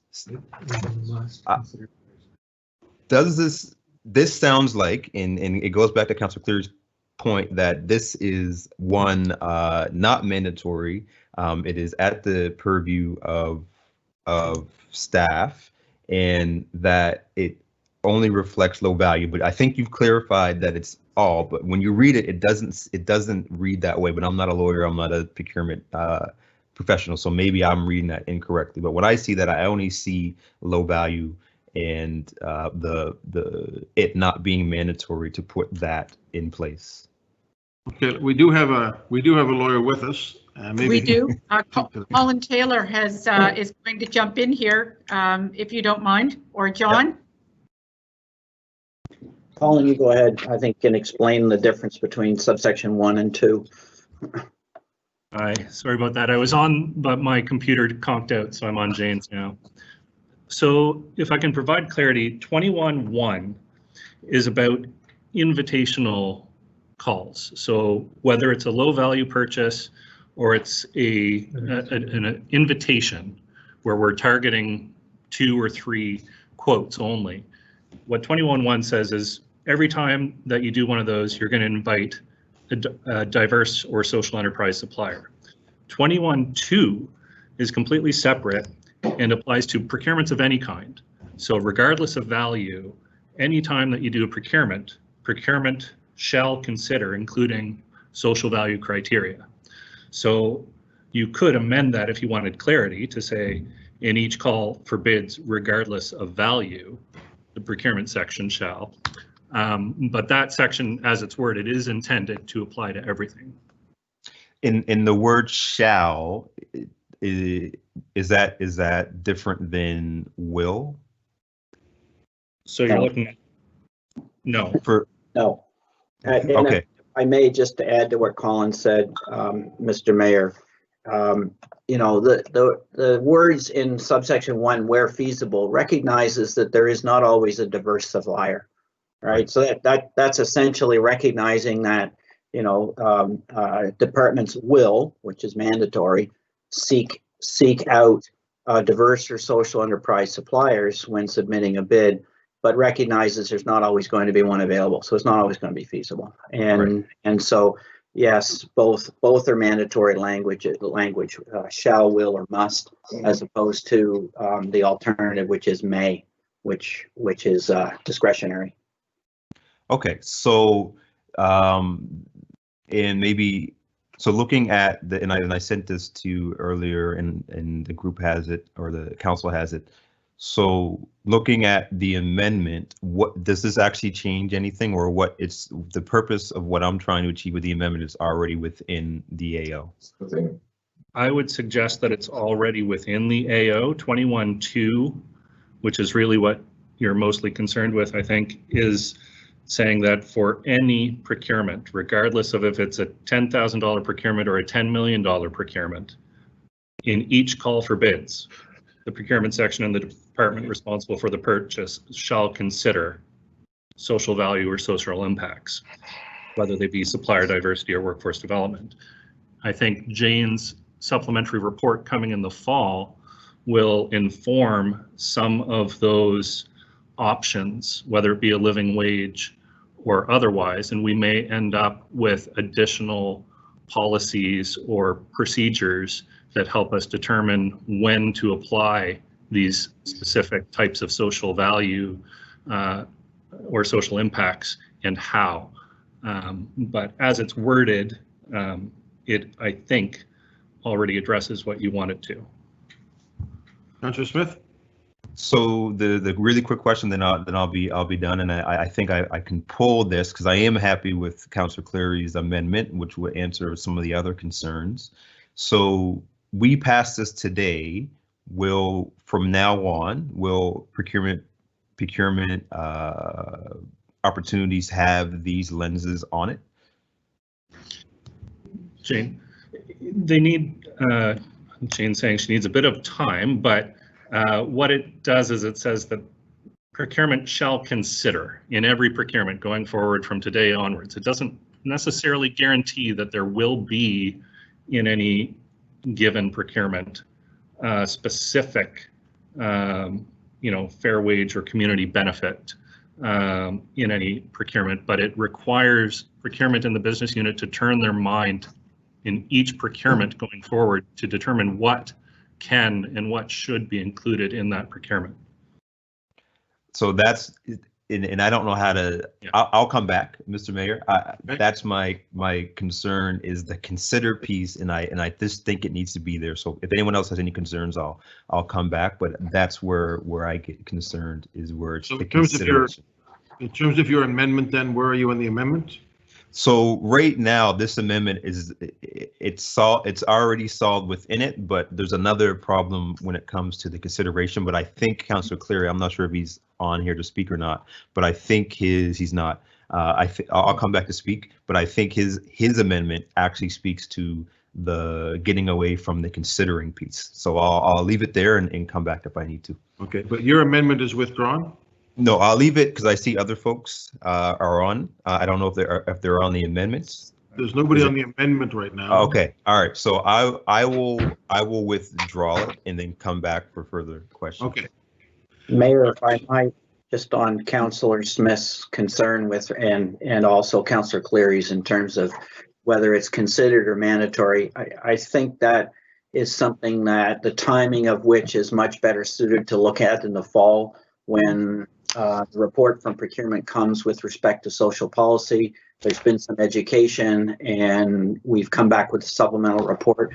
I think they kind of align a little bit better rather than trying to deal with something today in terms of an amendment. Okay. All right, so the amendment is withdrawn for now, but can always be reconsidered. I'll come back if Councillor Smith. Councillor Zarowski.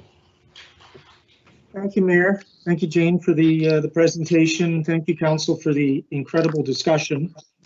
And thank you for bringing this forward. I have a bit of a concern with the environmental implications. Listening to the Senator speak this morning to us, she has told us that the young Black community wants things done as quickly as possible. And I would certainly agree with that. So I'd like to see this go through as quickly as possible and any amendments made as quickly as possible because this is something that's very important. But from an environmental standpoint, after decades and decades of disenfranchisement, many of our Black business leaders and First Nations business leaders are not on the same playing field as many of our white business leaders are in looking at procurement and understanding how that is. And environmentally, we have the Halifax 2050 report, which is out, which says that we have to look at things through an environmental lens, which I agree is incredibly important. But that puts those who have been disenfranchised for decades back on their heels. It makes it more difficult for them to be able to procure the contracts they need in order to do this. And what I would like to see, depending on your answer, is some sort of wording which encompasses that, allows for those who have been disenfranchised in the past in procurement, and because of that, might not be on a level playing field, allow them the opportunity to compete on a level playing field with language that allows them to make a procurement that does not put them at a disadvantage because of the fact that they have been disenfranchised in the past. And I think this is an important consideration, and I'm interested in your thoughts on this. The environment is very, very important, and high technology plays a role in that. So we talk about hydrogen economy. Are we going to be starting to look at plows that are electric versus diesel, that kind of thing? And if you're not geared up for that because of years and years of being put at the back in terms of being able to be competitive from a business standpoint, will we write into our procurement policy something which will allow those who can't take advantage, who haven't been able to take advantage of that, to be able to in the procurement policy so that they're able to participate? It's one thing to say we're opening everything up. It's another thing to be able to say that we are providing the tools to allow you to get to a level playing field. And we saw this happen when women were disenfranchised in many ways. And we had to make allowances for childcare. We had to make allowances for being away from work because of pregnancy. All of those things began to be written in immediately so that women could compete on a level playing field with men. And we saw that in politics and business. And now we have better rules. They're still not perfect. But I would like to see the same thing written into our procurement policy. So if you could point me in the direction that I should be looking at. I haven't covered everything in depth the way you have, but I would be interested in your answer to this. Okay, just before we go to Jane, I'm not seeing Richard on the screen. I'm seeing a box around my face. Am I on the screen instead of Richard? I'm just wondering if the producer knows. So, Mr. Mayor, it's Laura. So there are times where we're not able to send members live. So this would be one of those times, and you are correct, you are live at the moment. I see. Okay. Okay. All right. Jane, did you get so Councillor Zarowski's question is how do we help people get to a place where they can compete even if a social procurement is enacted? How do we help people get to a point where they can actually compete with other businesses? Thank you, Mr. Mayor, through you to the councillor. Indeed, we are working very closely with a number of business units who've brought various initiatives to us. We've worked very closely with Shannon and her group on the energy efficiency work that they've been doing, the Halifax 2050. We've been looking at working, as I indicated earlier, with planning and development around the Bayers Road project that they want to include community benefit in. We have done a tremendous amount of work in the past with our vendor community, specifically social enterprises. We've done a lot of work with them. We've done a fair amount of work with education. We partner every year with the province of Nova Scotia in their reverse trade show, where municipalities and other such entities open their doors to the vendor community who are interested in doing business with HRM and providing that support and education to the vendor community so that they are feeling comfortable in submitting bids.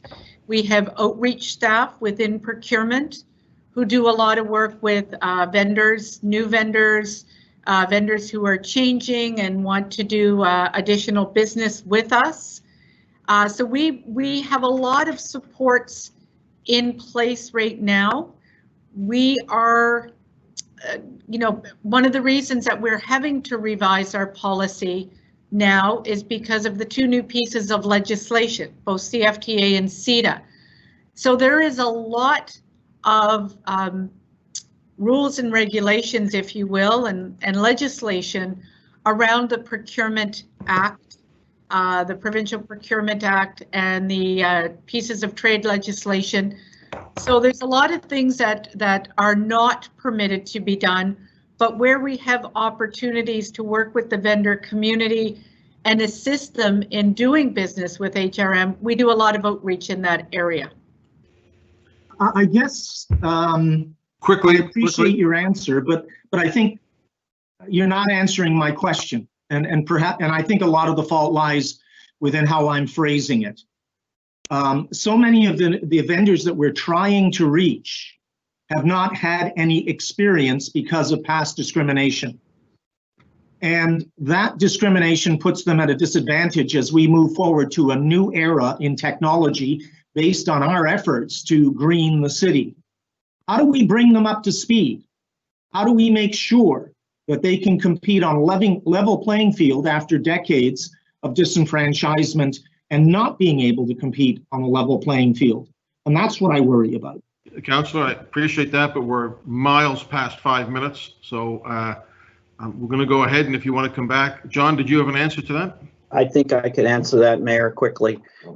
So I just remind councillors that, you know, there are limits on council's ability to assist business, and there are restrictions which leads to the province being the natural place to go in terms of financial and technical educational assistance for businesses to get into business.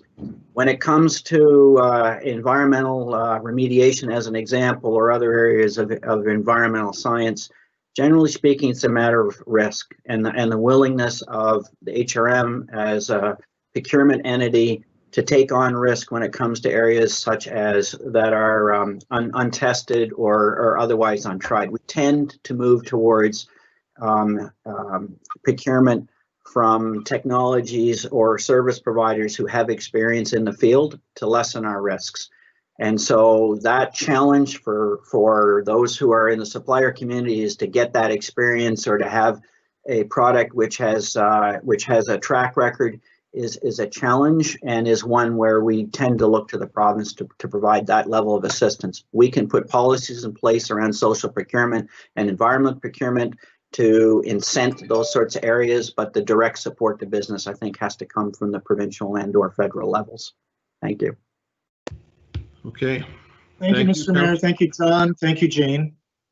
Thank you. Councillor Hensby. Thank you very much, Mr. Mayor. To follow up on the questions that Councillor Zareski was asking in regards to, I know in the Halifax County days, we used to have a policy we brought forward with the Black Business Construction Consortium, and we had contract compliance and contract set-asides to allow for that, exactly what Richard was asking about, having an opportunity where companies could bid. And do we have any way of incorporating contract compliance or contract set-asides in this procurement policy?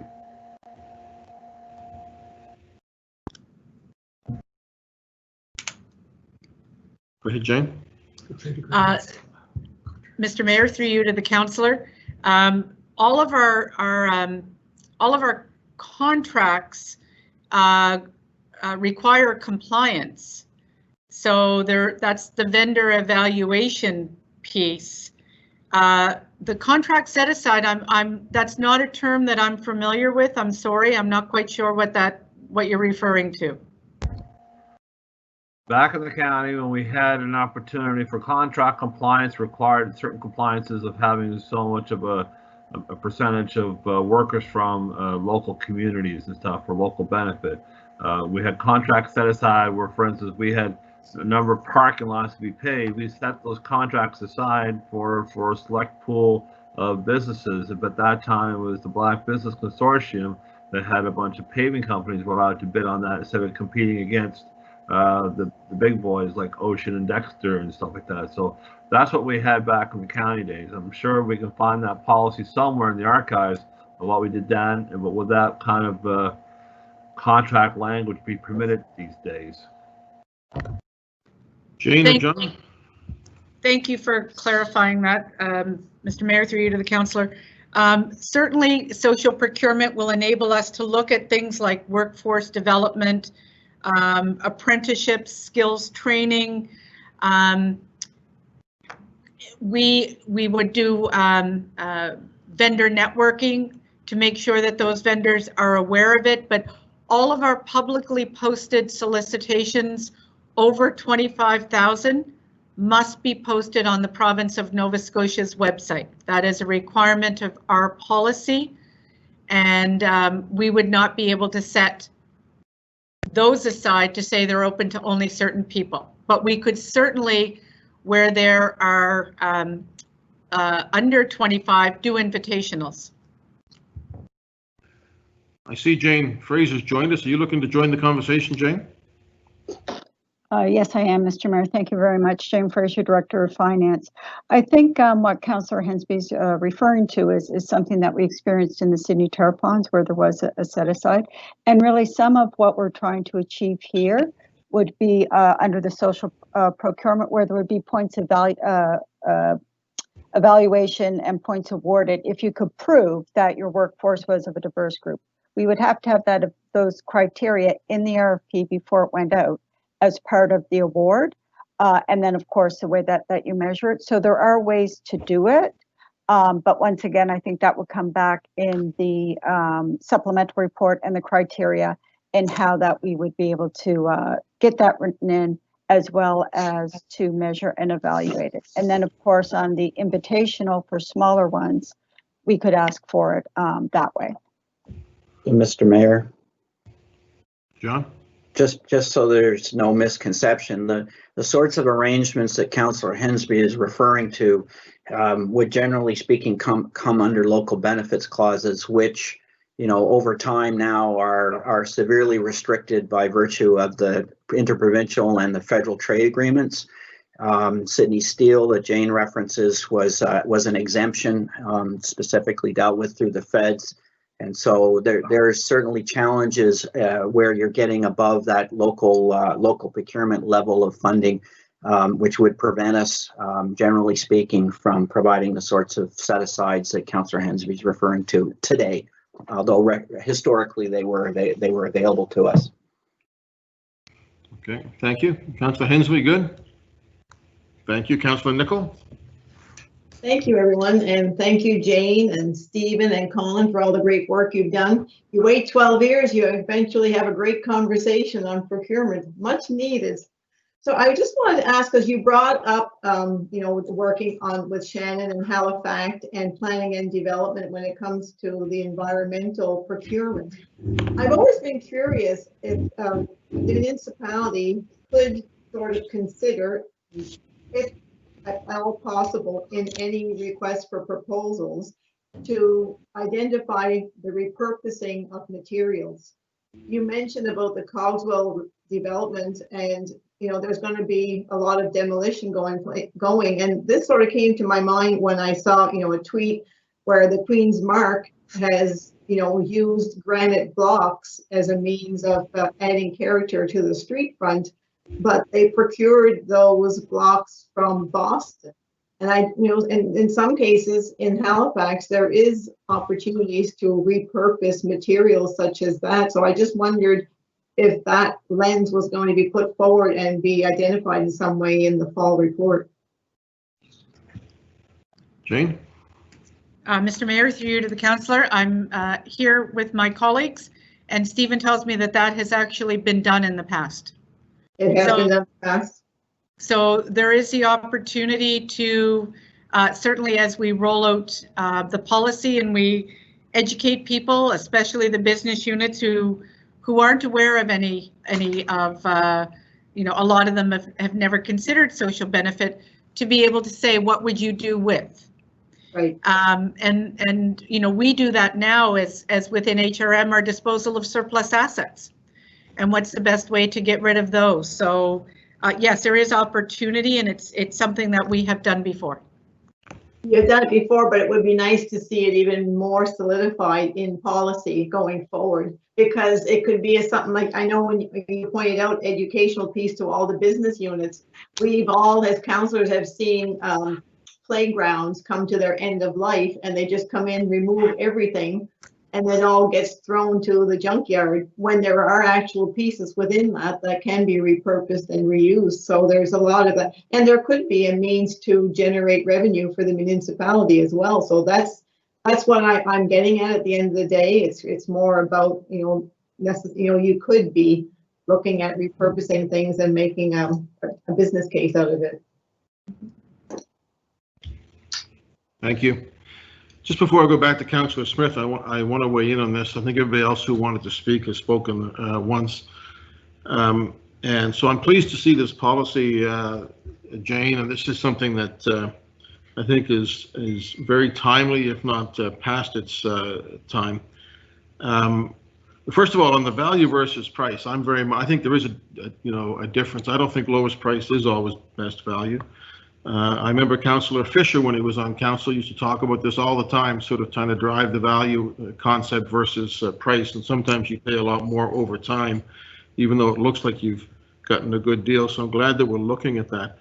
On the big piece of it, the social policy, you know, I think, as we were reminded this morning, we have a long way to go in terms of fully building trust with a lot of communities. And when communities are changed, it's not always at the behest of the local community or the inhabitants who've been there for a long time.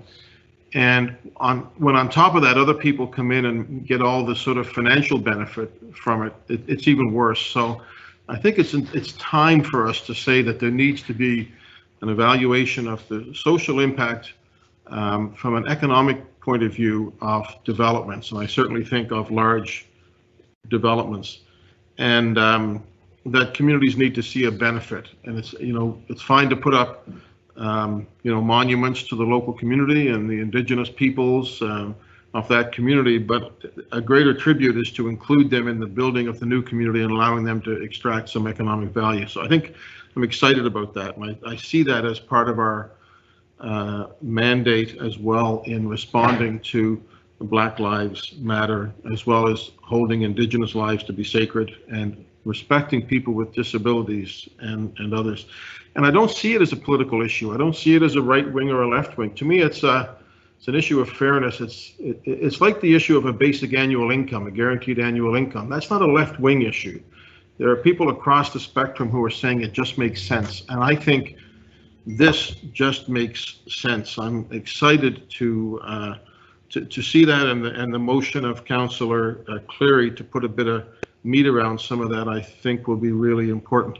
So I know that whenever we talk about these things, some people in the business community get very concerned. I think we have a responsibility and an opportunity to talk to folks at CFIB and the Chamber of Commerce and other business associations to say, look, this is going to be good for everybody. And I think we all have a responsibility to carry that argument and to make that argument so that it actually brings people together in terms of building community. So I'm pleased about that, Jane. I thank you for that, and I look forward to the work. And I must say, this has been a very good conversation. Councillor Smith. Thank you, Mayor, for those words. Yeah, very, very, very timely. I want to just really quickly, before we vote, go back to Section 21, the social procurement. What I'm wondering, and maybe Colin can help out here, is if we were to change in Section 21(2), where it says in each call for bids, a procurement section and the department responsible for the purpose shall consider including evaluation. If we changed it to the department responsible for the purchase shall include evaluation criteria, does that change what and how that will be evaluated? Rather than saying shall consider, it would be shall include evaluation. That would be a substantive change. I would suggest you would need a supplemental staff report to look at the ramifications of that and what would be involved in doing that, which I understood is part of what will come in the fall, Councillor. Okay, so what I'll do is I don't have it written because I obviously my amendment before was different than this, but could we add that to, and this is, I guess, a procedure question, because we already have a supplementary report coming from Councillor Cleary's, could I ask for this and that just gets tacked on to that supplementary report? I think it's included because the request in the supplemental report is general criteria for what are appropriate situations for applying social procurement. And so it may be that all situations are appropriate, it may not. And so I think when it comes back, with that advice, you will see that that's already included in there. Okay, so that advice will also give us an option to do it or not. I think based on the conversation today, staff will be prepared to deal with that in the supplemental report, and council can then go from there. Okay, well, I'll leave it there and look forward to that information in the fall. And for me, the most important piece is that we are not only truly valuing that when we say social procurement, but we're doing the work in the back end. And I feel that this is a great this is a roadmap. And we need to make sure it's paved for the future. So thank you for everyone's work, and I'll leave it there. Okay, thank you, Councillor Smith. Are we ready for the question as amended? Question. Okay, Cheryl. Councillor Stretch, For the motion. Councillor Hensby, Affirmative. Councillor Karsten, Councillor Nicol, Yes. Councillor Austin, In favor? Councillor Mancini, In favor of the motion. Councillor Mason, In favor. Councillor Smith, In favor? Councillor Carey, Yes. What is that feedback? It's hard on the ears. Councillor Walker, Or Councillor Adams, For. Councillor Zarowski, For the motion? Councillor Whitman, No. Deputy Mayor Blackburn, Voting yes on the motion. Councillor Russell, For the motion? Councillor Oatley, Yes. Mayor Savage. For the motion.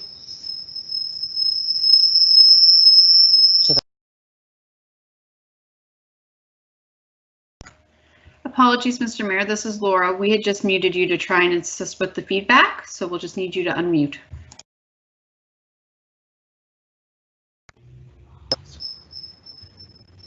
Okay, so that motion carries, thank you, and was a good debate. So colleagues, we'll take our break now. We'll come back in 2 weeks. And I will see you then. No, I will be back at, I've got 3:10. Let's come back at 3:25. Try to be back at 3:25. Okay, colleagues? Thank you.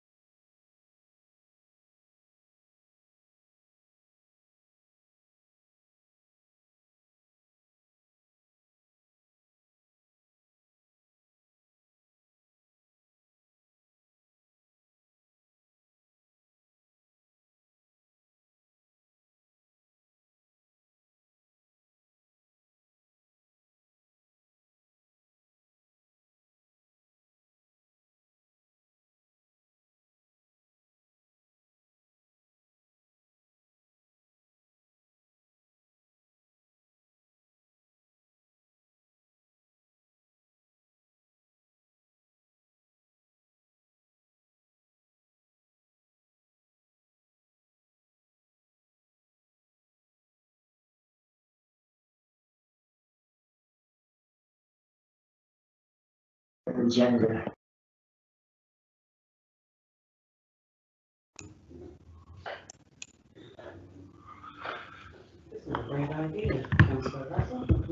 How are we doing, LL? Hello, Mr. Mayor. We do have a quorum, so if you'd like to resume, just let us know. Okay. We're at 3:25? That's correct. Okay. All right, let's resume.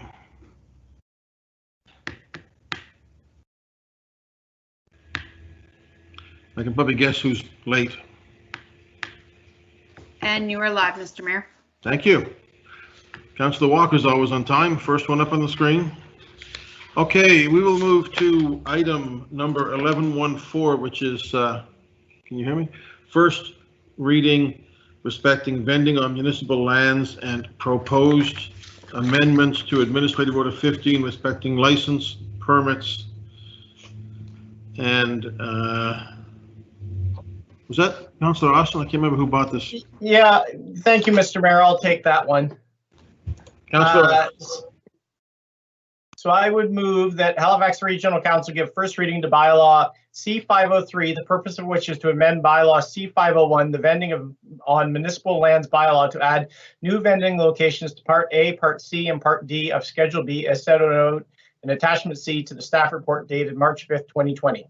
Second. Second by the deputy.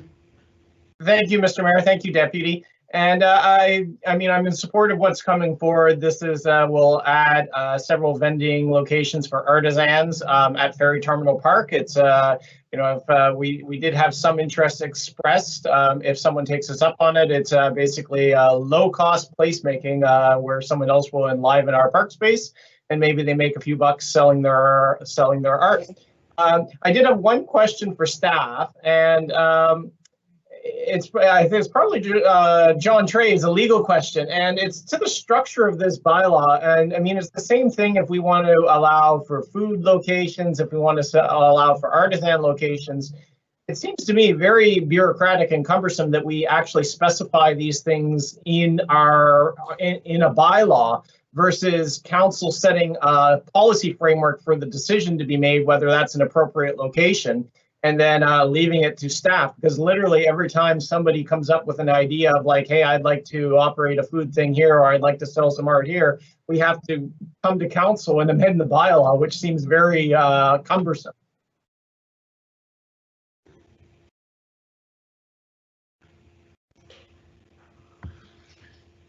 Is that Chris Davis I'm looking at? Don't know who wants to take that one. Yes, bylaws are cumbersome and they take time and notice to amend. However, there are certain things for which we have the power to do by bylaw and others by policy. But it's pretty broad. I haven't looked at this specifically as if it could be done by policy. I've just opened up the beginning of the report, which sets out the legislative authority. And it does say in there, in terms of the council may make bylaws respecting public places open to the public business and activities. And part of that comes back to the enforceability of it. If we don't use the right section, then we would have challenges with respect to enforceability. Okay, I mean, that was just, I mean, I'm going to leave it be for now because, you know, right now the bylaw is doing what I'm hoping it will do, which is to allow these locations. But I think the next time we get a request, we should maybe consider in the report whether or not there's a better way to structure this that would allow us to meet those objectives without having to do this process every time there's a location that we want to add. So if I may, Mayor, just to note, if you'll see at the top of bottom of page 2, vending is actually something that we're required to regulate by bylaw, and so we don't have a choice on it. But is that set like where we actually have to set the locations? I'm not saying that council doesn't have a policy or a role on this, but whether or not it can be a higher level versus the, you know, from this location to this location, this many meters in this park. The charter specifically says location. If you see bottom of page 2 on the report, it sets out that placement of the vending is required to be a part of the bylaw. Alas, so we are stuck with the next time someone wants to run an ice cream hut or something, we will be back here yet again. Okay, thank you. Thank you. Councillor Whitman, question? Thank you, Mr. Mayor. So question, same question I asked earlier on the other item from Councillor Austin. Have the business improvement districts been talked to on this item, or have we talked to businesses? Because I can imagine an art store may not want an art vendor popping up across the street, or a restaurant may not want a barbecue place popping up across the street. So in in the good sense of sort of protecting our 365-day-a-year customers that are paying commercial taxes, have we had a chat with those business groups or businesses? Who wants that one? I will take that, Mr. Mayor. Chris Davis here, through you to the councillor. Councillor, the last time that we brought amendments to this bylaw forward with respect to location of food trucks specifically, we did actually put some of the criteria for considering those locations into the bylaw to address exactly some of those concerns that you're bringing up. Previous to that, there were no guiding principles. It was it was quite a bit more open to basically the discretion of staff to bring forward a positive or negative recommendation to council. So through evaluating what other municipalities do and other bylaw frameworks, trying to create a little bit of I guess a little bit of criteria for which we could evaluate these locations, presenting that to council for consideration into the bylaw. That now informs staff when we do receive these applications, whether it meets or doesn't meet this criteria, and that informs our positive or negative recommendation. The criteria currently does not require a formal consultation with the business improvement district or with the neighboring businesses within a certain radius. However, if that's something council wish to have included in the policy for future, I would leave it to council to discuss and inform our direct staff. Thank you, Chris. Thank you, Mayor Savage. Yeah, I do recall the food truck folks that were concerned when the food truck would set up in the prime parking spot for a few months. Meanwhile, the business had been there for 12 months of the year during the tough times. So that would be a concern of mine on this. If someone wants to open up an ice cream stand in a park across from an ice cream shop, that's a tough one for me. And I think we need to look out for those businesses. So I'm not sure if Councillor Austin wants to consider that, or if we should just move ahead and make sure that that is a definite consideration on at least staff's part going forward. I won't bring a motion at this time or an amendment to the motion, but it's definitely a concern for those businesses. Maybe Councillor Cleary has stories from Quinpool Road that he could share, like he shared last time when he helped me out. Okay, thank you, Councillor. I don't see anybody else on that. So that's been raised as a concern. Okay, why don't we, so we're going to go to the question. Now, colleagues, I'm going to call the roll because Councillor Russell, who is my part-time tech support, fortunately, has indicated to me where that feedback may be coming from. So we're going to try to do this. I'll call the roll. Cheryl will still do the counting, which is the most important bit. Ready for the question? Question. Councillor Stretch. For the motion. Councillor Hensby. Affirmative. Councillor Karsten. Councillor Nicol. Yes. Councillor Austin. In favor. Councillor Mancini. In favor of the motion. Councillor Mason. For the motion. Councillor Smith. In favor. Councillor Cleary. Yes. Councillor Walker. For. Councillor Adams. For. Councillor Zarowski.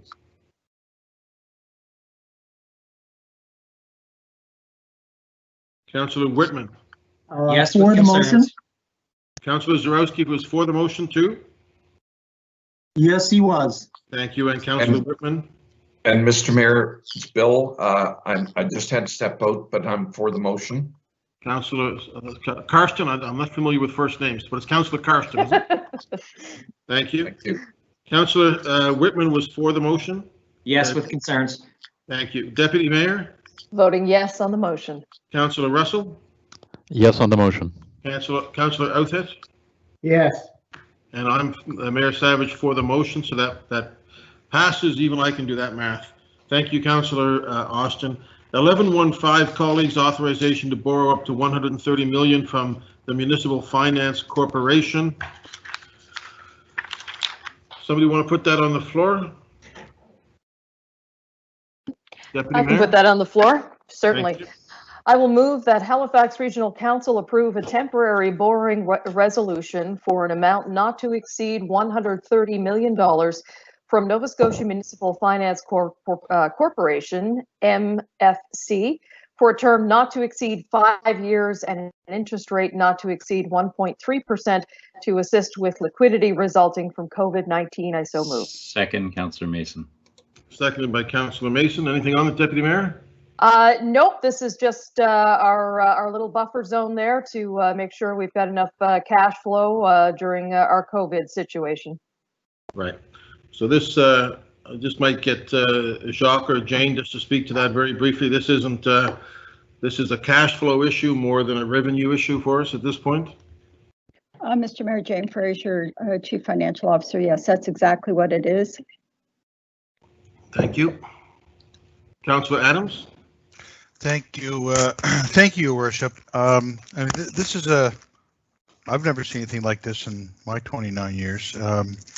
It's big, and I think it's safe to suggest that every possible option has been explored, and that we really have no other alternative as to pursue this. Is that a reasonable suggestion, Jane? Mr. Mayor, through you to the council. Yes, it is, Okay. given the situation that we're in. Sure. And in reading this, it's up to $130 million. It doesn't mean that tomorrow we're going to go out and borrow 130. We're going to borrow what we need and then pay it back as appropriately. And you know, given this is was a number of us now in the last 4-month club, I certainly don't want to leave the new council in a bad fiscal predicament, and I'm going to make the decisions that I think are the best ones for this council now and for that council and the residents moving forward. So I'll support this, but thank you for the answers, Jane. I'm not sure that you could say that all avenues have been, explored. We're still hoping that the provincial government, the provinces have been given $14 billion by the feds for a number of things, PPE and another number of other things, but municipalities are specifically mentioned in there. And Bill Karsten, as president of FCM, is well aware of that. Ways are well aware of that we still hope that we will get a significant amount of money to help us with our losses. But this 130 million is, and we don't know how much we'll need, obviously, because we don't know how short we'll be in October when the second round of bills go out. But we're not going to be on the hook for 130 million, because we will be getting some of that, most of that revenue back over time. I think it's fair to say. So, Well, Your Worship, yeah, but one thing, I mean, right to date, this is, I mean, we're exploring the other options, but to date, this is the solution that we have in place. And with if the other options come to fruition, maybe we can draw back on this and go with the other ones. But thank you. Yeah, this is for us is to deal with property taxes that are delayed in coming in. Really, it's not for revenue loss, 130 million. We're hoping that we'll get some of that from the other orders of government. Councillor Karsten, you're up next. Yes, thank you very much, Mr. Mayor. And so thank you for adding that piece about the federal and provincial governments. We do remain cautiously optimistic. So I guess it could be said that optimism runs eternal after this many months of waiting for an answer. But I guess I would ask Mr. Mayor through you to Jane that, and I understand what the mayor just added too, which is important, incredibly important in terms of the revenue losses for like transit and our rec centers and all of that. is somewhat a different piece than the unexpected that's going to happen in October, potentially in October, and we're reasonably sure there are going to be some shortfalls there. So I guess I'm just trying to wrap my head around a hypothetical, and that is the hypothetical that we're still very optimistic about, that we do get money from the provincial federal government. Where would that go then, in terms of, would that be, we talked at budget time that it could potentially actually even go to reinstating some of the operational things that we decided to cut. That's a discussion that would need to be had. But could it also be used to pay back some of this loan? Understanding that it's not, and I guess it depends as well in terms of the conditions on the money. Right. Okay. So maybe the question is, in fact, now that I've asked the question, maybe premature. Yes, thank you, Mr. Mayor, through you to the councillor. So it would really depend on what the conditions of the funding would be for. This is, as the mayor said, this is cash flow. So what it is, it's anticipation that tax revenue in October is not going to be robust, and that we're going to be left with a funding gap. We addressed the revenue shortfalls through the budget process, where we took out, we reduced the budget by $45 million, and that's after we added back $32 million for the surplus. So that's really what it is from that point of view. So the revenue we've managed in-house. If we do get a windfall or funding from the province and the federal government, if it is not directed, then we would come back to council for direction on what services that they would like to enhance. Okay, thank you very much, Jane, and certainly I fully support this. I think it resolves that short gap in potential tax losses. So thank you. I support it fully.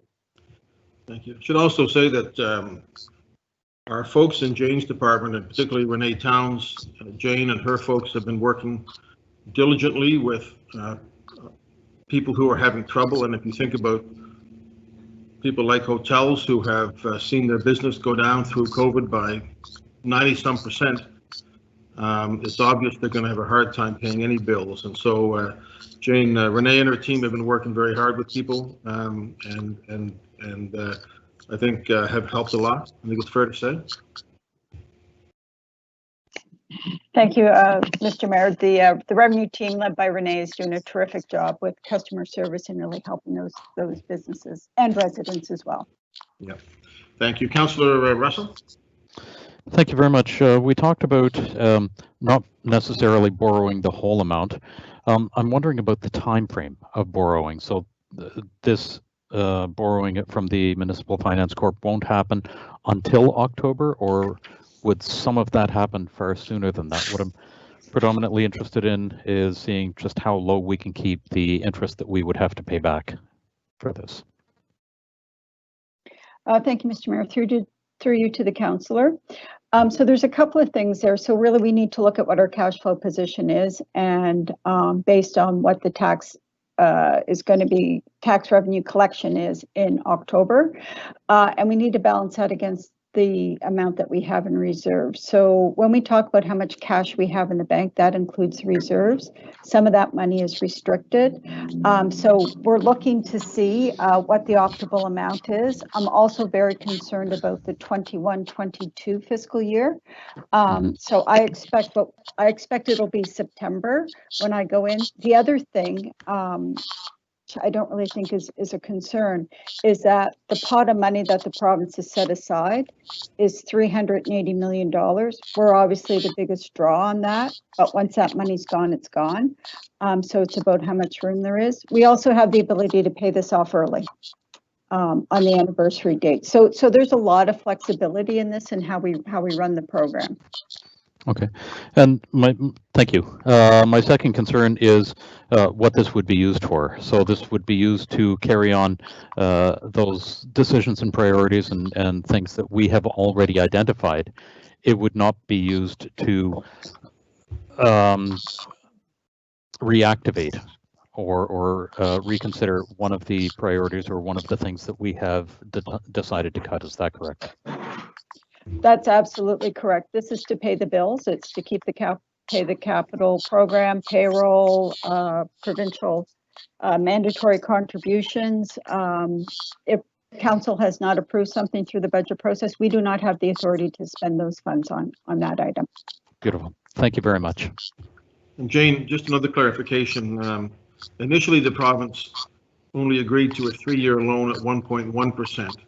And then after some discussions that a number of us had, they agreed to, I think it was a 7-year payback at 1.7, and then it was this 5-year at 1.4, which was then subsequently dropped to 1.3%, right? So that means that it gives us a little bit longer, less of a hit on the taxpayer in the short term to do it over 5 years, and we can pay it off early. Those are all correct?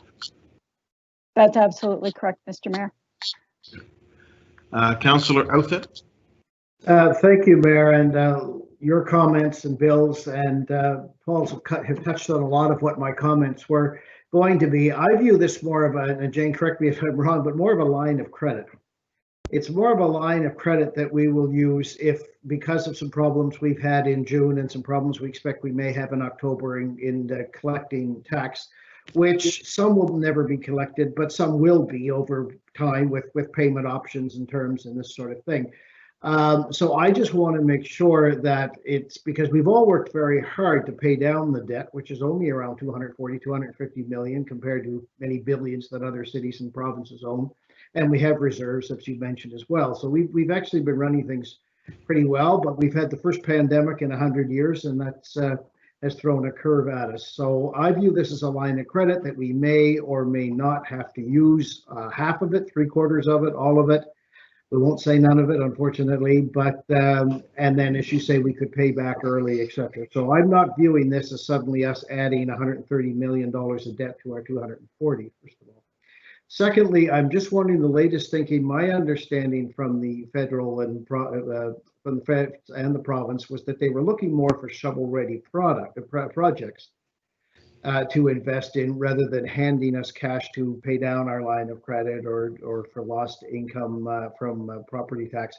What is the latest, either you or Jacques, on how we are doing with the other two levels of government on getting some stimulus money, for lack of a better term, on those shovel-ready projects? I'll get it right yet.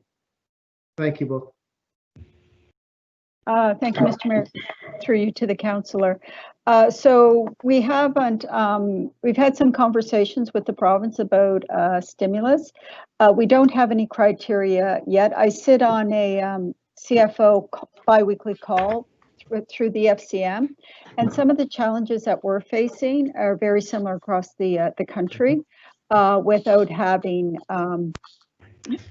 provincial bilateral agreement signed and criteria around what the money will be used for. I know some of the other jurisdictions are speaking about the provincial requirements and the federal interest in health and education. We're different because we don't, that isn't under our mandate. So we haven't had any real concrete direction on the status of infrastructure, other than what the province has announced that they'll be doing with their own capital plan. But I say that we aren't, it's not as if we're behind any of the other provinces across, or any other municipalities across the country. And my analogy of this being a line of credit that we're not quite sure how much we're going to have to use yet, and that we hopefully will not use all and we'll pay back early, is that a fair comment? That's absolutely fair. The only difference between this and a line of credit is that we have to take it out in chunks, whereas a line of credit, you would have that, as you need, that room and you would just draw it down. That's the only, essentially the only difference. Thanks very much. Thank you, Mayor. Okay, colleagues, ready for the question? Councillor Stretch. For the motion. Councillor Karsten. For the motion. Councillor Hensby, sorry, I jumped over David. Affirmative. Okay, Councillor Karsten. For the motion. Councillor Nicol. Yes. Councillor Austin. In favor. Councillor Mancini. In favor of the motion. Councillor Mason. For the motion. Councillor Smith? For the motion, okay. Yep. Councillor Cleary? Yes. Councillor Walker? For. Councillor Adams? For. Councillor Zarowski? For the motion. Councillor Whitman? No. Deputy Mayor? Voting yes on the motion. Councillor Russell? For the motion. Councillor Outfit? Yes. And Mayor Savage for the motion. Motion carries. I think we have a presentation on our next item. Yeah, 11.1.6 is youth engagement report. So who do we have? Is it? Hello? Yeah, who is it? Hi, Mr. Mayor. This is Becca Bishop from the Youth Section of Parks and Recreation. Becca, how are you? Good, thank you. Good afternoon, everybody. I'm here to report on the update of the youth services, or the youth engagement report, sorry. I'm here with Angela Green, the Recreation Programming Manager, as well as Lee Moore, Manager of Youth Programming. Hello, folks. Hello.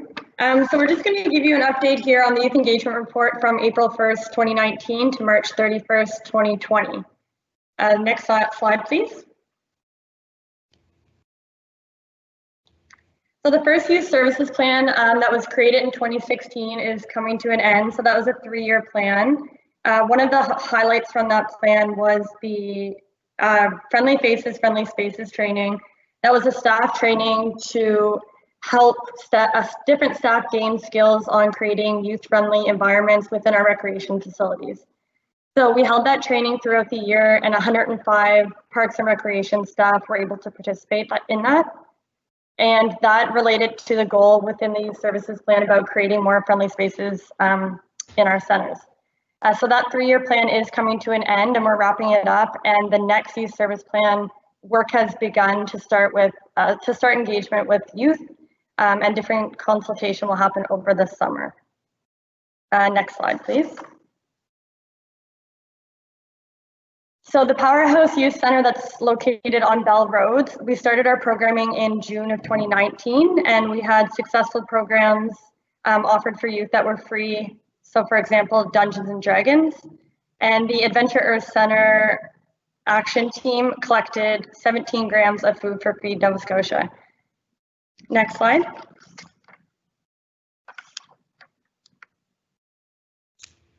So both of our programs, the Youth Live program and the Youth Advocate program, had created special recruitment videos that were targeted specifically at youth that attend these programs.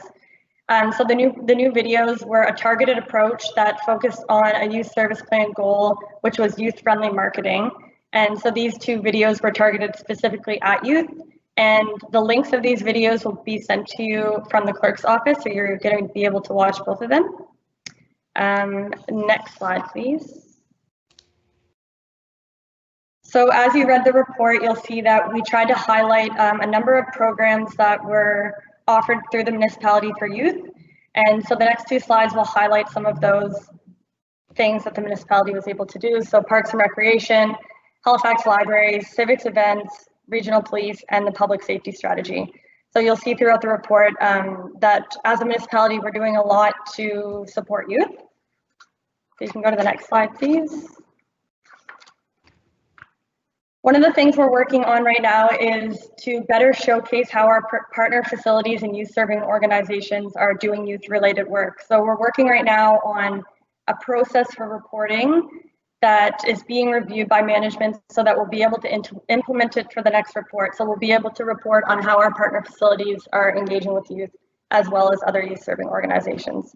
And so on this slide here, you'll see some of the highlights from the Zatzman Sportsplex, the Municipal Clerk's Office, the RCMP, and Energy Environment.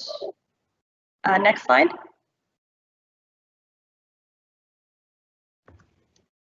So the multi-service youth center that was a pilot project in 2018 has come to an end of the pilot project. This is called the Den in Lower Sackville, which most of you have heard about. The pilot was very successful, And we were able to capture some data, which has showed us that from the beginning to the end of the pilot, 188 youth have attended the center, and that from an average night, we were seeing 35 youth. A full report on the pilot and its success will be going to Regional Council in the fall of 2020. Next slide, please. So these are our next steps for continuing to engage youth to inform our programming and services, including the next youth service plan. And we look forward to providing you with an update when we do the next report. Thank you. All right. We're done. Thank you, Becca. Appreciate that very much. Great job on presenting. Councillor Mancini. Thank you, Mr. Mayor. Did you want me to put the motion on the floor? Please. Put the following motion on the floor that the Halifax Regional Council suspends the rules procedure under Schedule 3, the Community Planning and Economic Development Standing Committee Terms of Reference of Administrative Order 1, Procedures of the Council Administrative Order to accept the annual youth engagement update. So moved. Second. I think I heard Paul Russell in there with the second. Go ahead.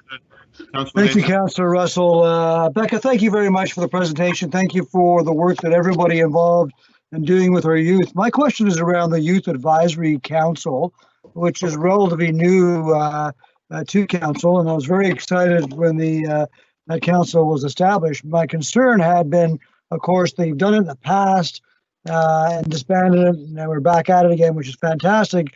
My understanding in the past, the challenge was to keep the youth engaged. And they were meeting on a regular basis. And then, of course, COVID-19 happened. So, have you met during COVID-19? How often have you met? Are they engaged? When's the next time how long do they sign up for? I can't remember, is it a 2-year commitment? If you could just speak to that for a moment, Becca. Yeah, so through you, Mr. Mayor, to the councillor.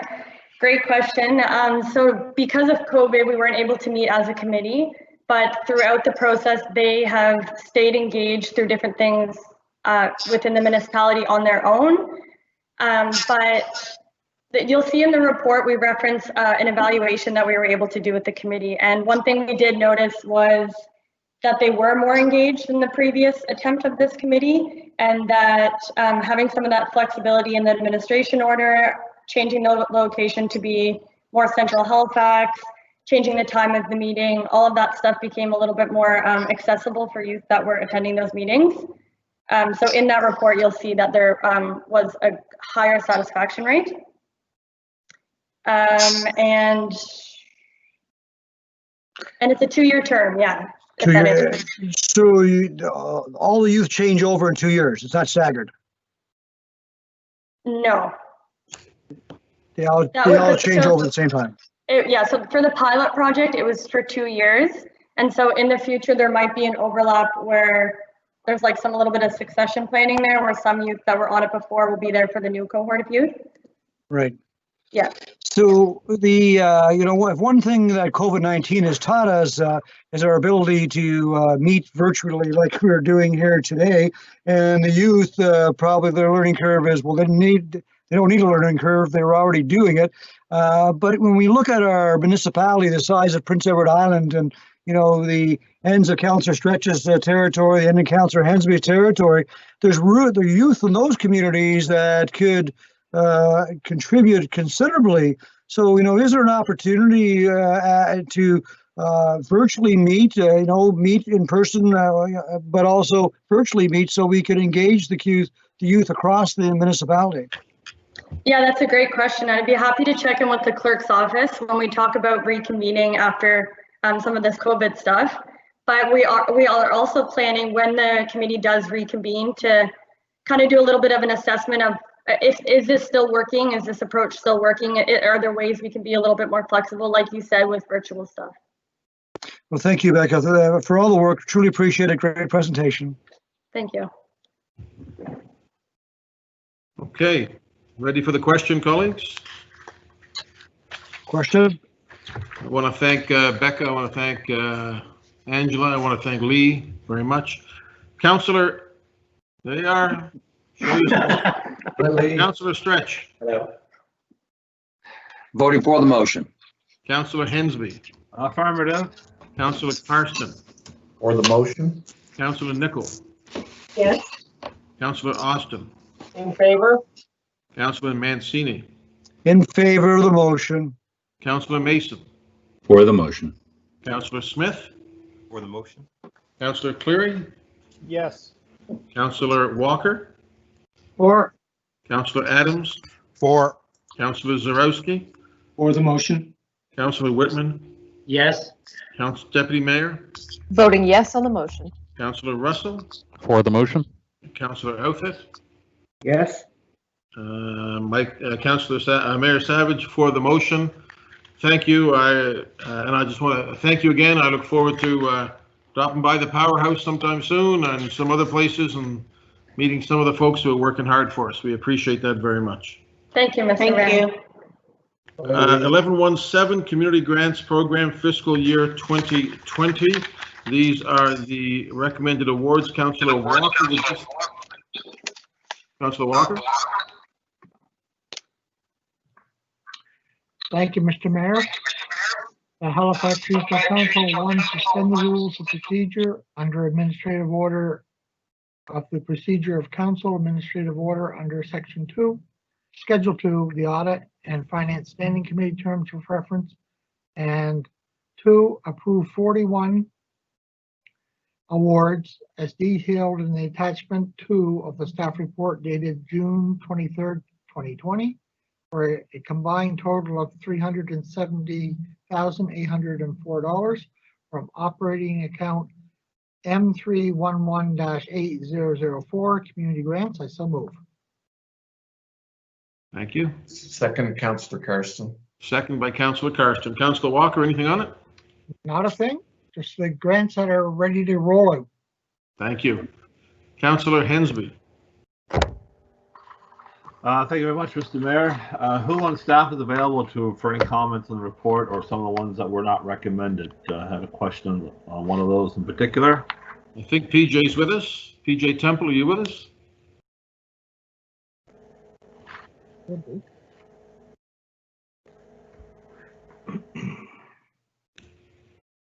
PJ, are you with us?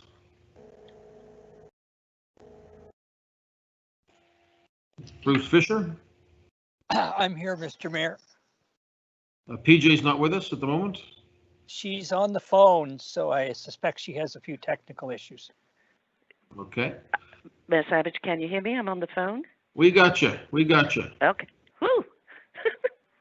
I'm sure it'll come as no surprise. Councillor Hensby has a query. Councillor Hensby? PJ is well aware of the query because I put it into an email to her earlier, but in regards to some of the recommendations that were not recommended at this particular time, there's one in particular, number 71, the Sheet Harbor Chamber of Commerce for a $25,000 grant for a marina project.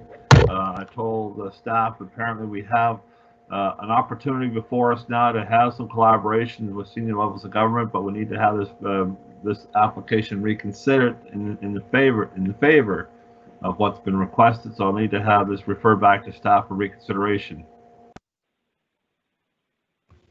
Do we need a motion of reconsideration or just have it referred back to staff as a council's request? Ms. Savage, if I may, the regular process has been that the councillor in question would make a motion to refer back to staff for a supplementary report. And through that process, we would gather additional information from the applicant and the other funding parties, and that would be presented in that supplementary report. Okay, that's what you want to do, Councillor Hensby? Yes, I'll put a request for a supplementary report for item number 71, the Sheet Harbor Chamber of Commerce application. Okay, second for that? I'll second that. Councillor Walker seconds that. Any other discussion on that motion? Ready for the question? Question. Councillor Stretch? For the motion. Councillor Hensby? Affirmative. Councillor Karsten?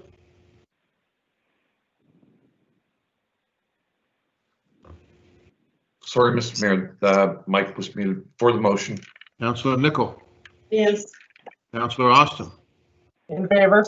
Councillor Mancini, In favor of the motion. Councillor Mason, For the motion. Councillor Smith,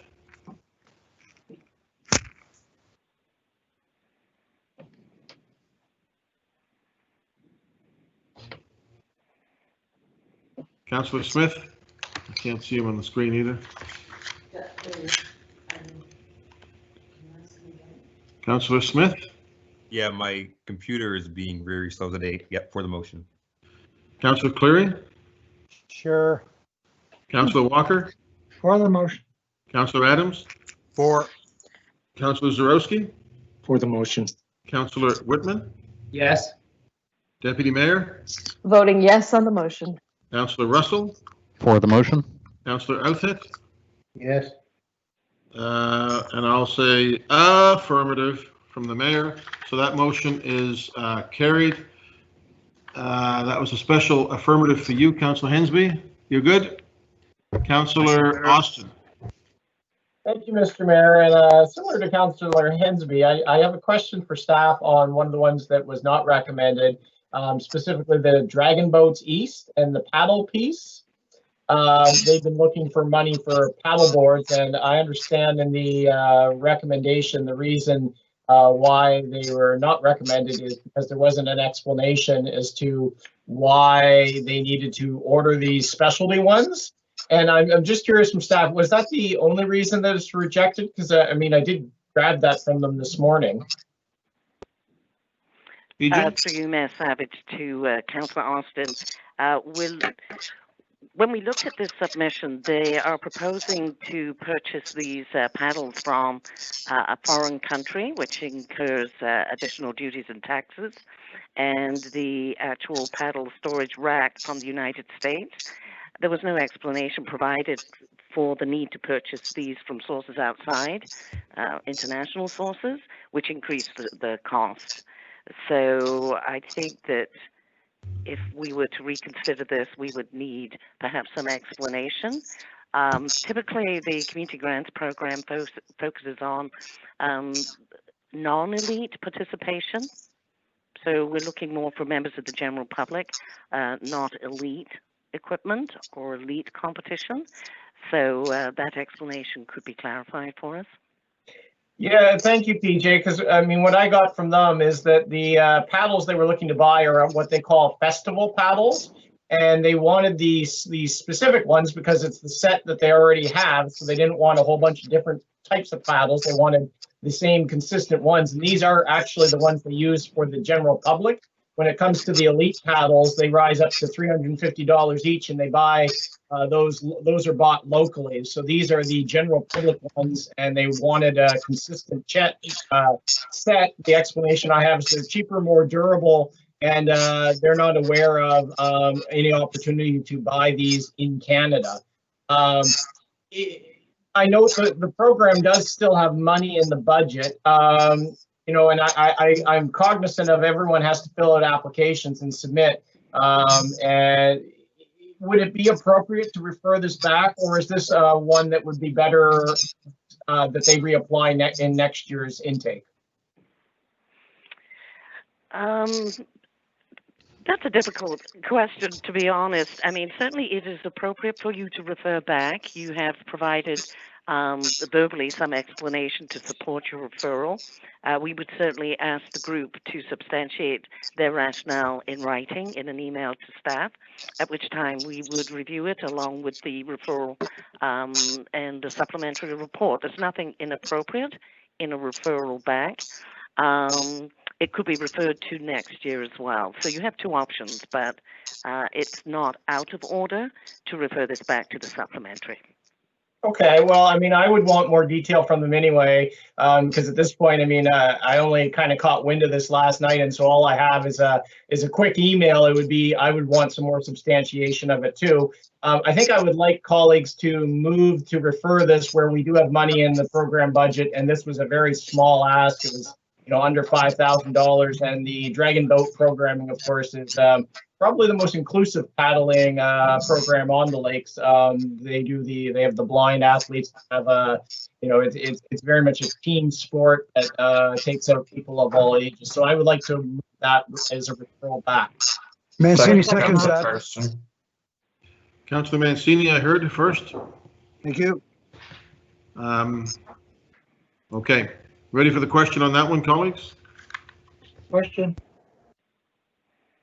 I guess this is the best way to do it. Sometimes we bunch them, but we don't know what else is coming. Councillor Stretch, For the motion. Councillor Hensby, Affirmative. Councillor Karsten, For the motion. Councillor Nicol, Yes. Councillor Austin, In favor? Councillor Mancini, For the motion. Councillor Mason, For the motion. Councillor Smith, For the motion. Councillor Cleary, Yes. Councillor Walker, Or Councillor Adams, For. Councillor Zarowski, For the motion. Councillor Whitman, Yes. Deputy Mayor, Voting yes on the motion. Councillor Russell, For the motion. Councillor Outhet, Yes. Mayor, yes. So that motion's carried. Thank you, Councillor Stretch. Thank you very much, Your Worship, and thank you, PJ and staff. I know this has been a challenging year, but I did hear someone allude to the fact that the budget that you had to work with was not fully extinguished. Is that a fact? Through you, Mayor Savage, yes. During the 2020 second budget deliberations, Council did not reduce the budget for this program in this fiscal year. Good. Well, I'm not going to complicate that. I'm not going to ask for anything. I just want to tell you, you did a good job. I do want to ask a question on the grant for the Musquodoboit Valley Agricultural Society. And for those who don't know, they run the Halifax County Exhibition, and you're recommending a $25,000 grant toward a portion of a new food hall they want to construct. PJ, is that a 1 year, and I likely should know these details, is that a 1 year grant or is it over a couple of years? Through you, Mayor Savage, this is a one-time grant in 2020. The scale of this project is such that it might span more than one fiscal year, in which case the group could make application next year. Right. There will be no guarantee of funding in 2021, but they're certainly not excluded. Okay, well, that's good good news, because I know their budget was a bit higher than that. At the same time, this will be well used and greatly appreciated by the community. On a couple of other items, I know that we've, for example, the Wellington Fire Hall, Myers Grant Fire Hall, they had asked for a certain amount, and the report is recommending a lesser amount. Is that lesser amount, for example, Wellington, we're talking about $10,000 toward new windows. They'd wanted to do a little more robust project. Is that 10,000, do they have to have the additional funding, or are we giving this regardless and they can do what they can with that unless we can come up with some extra money somewhere else? If council approves the motion to award them $10,000, that's the full amount that they would get towards this particular project. The nature of that kind of project is it could be phased as funds permit, so it would give them an opportunity to perhaps seek funding from other sources or some fundraising. Right. Council can also amend the recommendation. No, I'm not going to ask for that. I have district capital funds left, and I think I might be prepared to partner with the greater body on this one. Thank you, Your Worship. I'll be supporting the motion. Thank you. Thank you. Councillor Mancini. Thank you, Mr. Mayor. The best thing I heard there is Councillor Stretch has some district capital funds. There's some projects that are kind of close to each other, Councillor Stretch. I'll reach out to you. Maybe we can work together. That's fantastic. PJ, thanks for the presentation. The work as always. My question is with regard to the Square Roots request. Could you explain to me why their request was denied? I think if I could just find it. Yeah, no problem. Take that.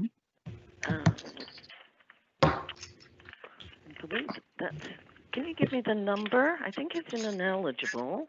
Number 79. Thank you. See how I changed my voice and did that? That was pretty cool, eh? Right. So this is a group who does not meet the eligibility requirements in terms of the form of registration. The footnote there, footnote number 1, this is a community interest company which is not currently recognized under the Community Grants Program. That form of incorporation does permit dividends, for example, to its members. So some might describe that as a social enterprise type of business model, and Yes. that's not one currently included in our eligibility. And generally overall, the Community Grants Program really is intended as a social development support, not an economic development. And you can see some scope creeping in there. That might be something we need to discuss at the Community Grants Committee level at some future date, but this is not eligible. And Okay. also the application was late and was incomplete, so. Okay, maybe that's something we can discuss offline. I know Councilor Russell has great support of this organization, and for all colleagues, they've really stepped up during COVID-19 and offered fresh produce free of charge to residents in Sackville and Dartmouth, and they've done an outstanding job. So maybe a little more guidance. PJ, well, maybe we could chat offline along with Councilor Russell. Thank you, Mr. Mayor. Sure, yeah.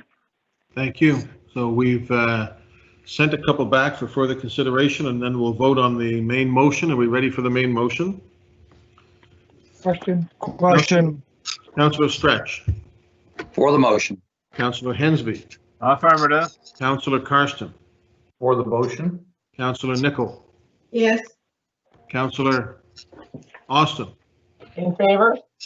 Councillor Mancini. In favor of the motion. Councillor Mason. For the motion. Councillor Smith. For the motion. Councillor Cleary. Yes. Councillor Walker. For. Councillor Adams. For. Councillor Zarowski. For the motion. Councillor Whitman. Yes. Now, Deputy Mayor. Voting yes on the motion. Councillor Russell. For the motion. Councillor Outfit. Yes. Mayor Savage for the motion, so that motion will carry. Thank you, Councillor Walker. Colleagues, 11.1.8 is infrastructure funding application for active transportation enhancements.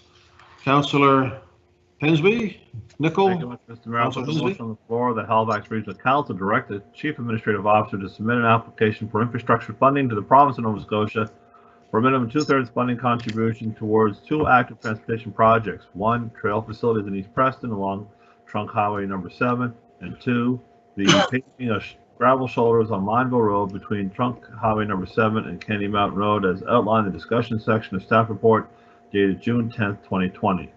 Second, Zarowski. Thank you, Councillor Hensby. Thank you much, Mr. Mayor, and grateful the staff was able to report back so quickly as just requested just a few weeks ago. With this opportunity, the paving of the road in Mineville is imminent, and having our collaboration would be greatly enhance the community. We have seen several letters and correspondence from the residents in the area quite excited to see this. Stated before, during the COVID situation, we've seen a lot more people out walking and cycling, and this road is very particularly dangerous for traffic, and this will make it much safer for everybody. As well as East Preston project, you've seen the elaborate report last time it was before us, and we heard today Senator Bernard talk about an opportunity for a quick fix for the community here. It would be great to see active transportation on these facilities in the rural parts of Halifax outside the serviceable boundary area. So these would be great initiatives if we can get the funding from the federal and provincial governments. It would be greatly enhance the communities overall, and I ask for everyone's support, please. Thank you. Councillor Austin. Thank you, Mr. Mayor. Just a quick question. The funding for this, would this be coming out of the federal provincial infrastructure program? Is that our idea? Mr. Mayor, through you to council, yes, that'll be the idea. We would make a submission to the province, through the province, under PTIF or green, depending on what direction we get from the province, and go from there. Thank you. Okay, thank you for that clarification. I very much support the East Preston piece. I'm a little more ambivalent about the Mineville one. I feel like we might be we're here, the paving is about to be imminently done, and it has that feeling of, well, it's on sale, but you got to buy now. I mean, the report references we have not done any of the planning work to identify where this would rank as an AT piece, and so we are using cash on this. It is relatively small in the grand scheme of things, so I will support it, but I'm hoping in the future that we can actually conduct the analysis that's needed when we are deciding where we're going to prioritize these things, because we really are we're being pressured sale here right now, in my opinion. Thank you, Councillor. Ready for the question, colleagues? Question. Councillor Stretch.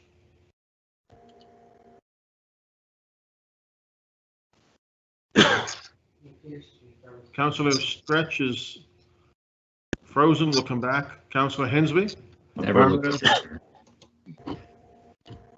Councillor Hensby, sorry. Affirmative. Councillor Karsten. What would happen if we were all frozen and we couldn't vote on this? Affirmative. Councillor Nicol. Yes. Councillor Austin. In favor. Councillor Mancini. In favor of the motion. Councillor Mason. In favor. Councillor Smith. In favor. Councillor Walker. For. Councillor Cleary. Yes. Councillor Adams. For. Councillor Zarowski. For the motion. Councillor Whitman. Yes. Deputy Mayor. Voting yes on the motion. Councillor Russell. For the motion. Councillor Outhet. Yes. Councillor Stretch. Seem to have lost. Mayor Savage for the motion. So that passes. And Mr. Mayor, this is just Laura confirming that Councillor Stretch is no longer in the meeting, so we'll check and see if he's having a technical issue. Thank you. Okay, 11.1.9, encroachment of an overhead deck at 1505 Barrington Street. Councillor Mason. Thank you, Mr. Mayor. I move that Halifax Regional Council deny the application for an encroachment for the portion of an overhead deck that is proposed to be constructed over Salter Street right-of-way at 1505 Barrington Street, Halifax. The location of the proposed overhead deck encroachment is shown on map 1, attachment A of attachment and attachment B of the staff report dated June 23rd, 2020. Second. Bill. Second by Councillor Karsten. Councillor Mason. So it's interesting. And in a way, it's unfortunate that we have two encroachments before us today that I think are fundamentally different in the constraints that the property owners are facing and the imposition they want to make on the public right of way. The first before us now is actually the Maritime Center, and while the address is 1505 Barrington Street, the location of the deck would be on Salter Street, right above the entrance to what used to be the Pacifico and is about to be an entrance to the expanded parkade. For those who haven't been down there or followed the saga of 1505 Barrington, the new owners are in the process of tearing down much of what can be torn down around the base of the tower, putting a new 2 or 3 story podium along the Barrington Street side that's also going to include an encroachment there that will stick out of the shear wall that should catch much of the wind that the building is most famous for, as it's been put by many people before. The Maritime Center, not the most attractive building, and it assaults you when you walk by on a windy night. They're spending a tremendous amount of money right now to reinvigorate that bit of Main Street along there. One of the things we heard from the Design Review Committee when this review is happening is, please do something on the Salter Street side. But the problem is the Salter Street side, where the entrance to Pacifico and the dinner theater used to be, is a shear wall. What that means is it's actually holding up that side of the building. So you can't punch holes in it or change it in any really material way because it's structural, and it's the bottom of one of the largest, densest buildings in downtown. So they were asked to activate that side of the building and make it try and come alive as much as possible when that entrance is going, and they're adding to parking, and all of the mall underneath is gone now. It's all been gutted out. So with that in mind, I'm inclined to overturn. The staff have done their job, and it doesn't meet the requirements as written in the bylaw. But in this case, we're talking about a 1 foot encroachment that's going to be at the start of the grade on the east side, about 10 feet up, and then 9-10 feet up, and then the hill drops away very quickly as you head toward the hotel so going from west to east. And I don't think that's going to be very noticeable at all. And I think that it actually meets the intent, which staff couldn't parse because the bylaw or the rules don't allow them to do that. But you know, one of the goals was to try and change the way that side of the building looks and feels. So I'm interested to hear how council feels about it, but I'm inclined to vote against the staff recommendation in this case and allow it, because I feel a 1 foot encroachment, a 0.3 meter encroachment over what's quite a wide sidewalk there, and at that height is a minimal impact, and that it achieves other goals that we have identified we wanted. So I look forward to hearing from council. Okay, we have to wait a while. I don't see anybody else wishing to speak. Councilor Mason is saying that he would vote against. Ready for the question, colleagues? Question. Nobody else? Councilor Stretch. Is he still gone, Laura?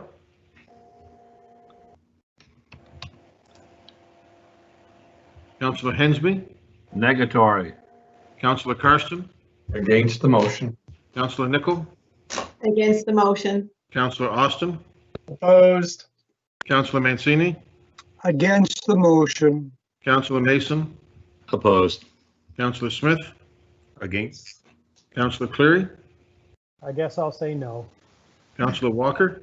Against. Councilor Adams? Against. Councilor Zarowski? Against. Councilor Whitman? No. Deputy Mayor? Voting no on the motion. Councilor Russell? Against the motion. Councilor Russell? Outfit? Do I get to vote twice? I'll vote no. And I'll Narrow vote sidewalks. So Councilor Stretch hasn't come back yet? That's correct, Mr. Mayor. He's still not in the meeting. Okay, so I'll vote no. That motion's defeated. Where does that leave us, John? Do we need to? Does that just mean that? Move an alternative there, do I, John? Please, I would suggest that you move an alternative, which would be that regional council approve the encroachment application on the terms and conditions as set out in the alternative section of the report. That's what, yeah, that sounds good. I move that. That's what I was thinking. Well, I'll second that, Mr. Mayor. Seconded by Councilor Karsten. Ready for the question? Question. Councilor Stretch. Councilor Hensby. Affirmative. Councilor Karsten. For the motion. Councilor Nicol. Yes. Councilor Austin. In favor. Councilor Mancini. Yes? Councilor Mancini. In favor of the motion, yes. Councilor Mason. For the motion. Councilor Smith. For. Councilor Cleary. Yes. Councilor Walker. For. Councilor Adams. For. Councilor Zarowski. For the motion. Councilor Whitman. Yes. Deputy Mayor. Voting yes on the motion. Councilor Russell. For the motion. Councilor Outfit. Okay.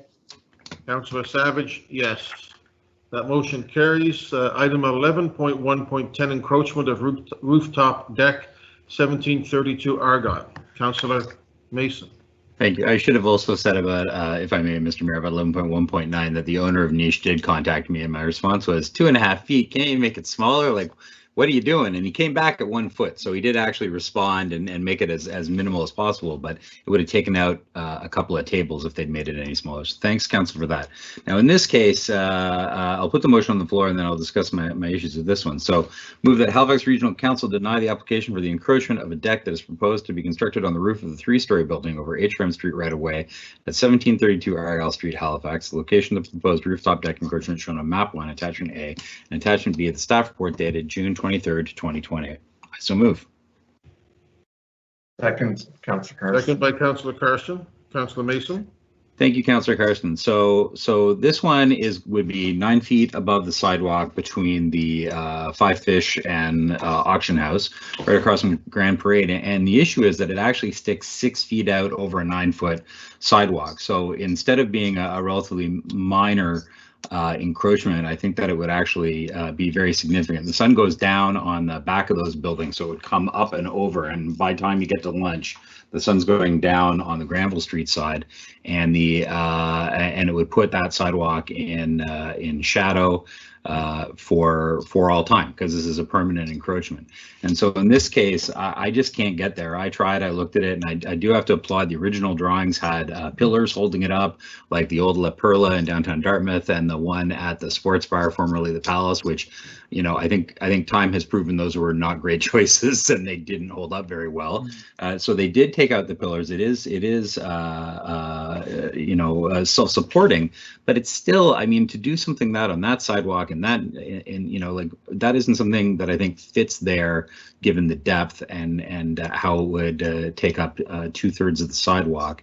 And I don't think that's something that we'd want to see up and down that street either, or in other locations around downtown. So I can't go that far. 1 feet up there on a wall where we're trying to get activity, that was one thing. For this one, you know, I know it's going to kill the owners, but I think, you know, if they came back and said they needed 1 or 2 feet just to flesh it out, and all the other work they're doing is great farther up on their own property, but I just don't feel that this should be required to complete that project. So I will not be supporting it. Thank you, Mr. Mayor. Councillor Austin.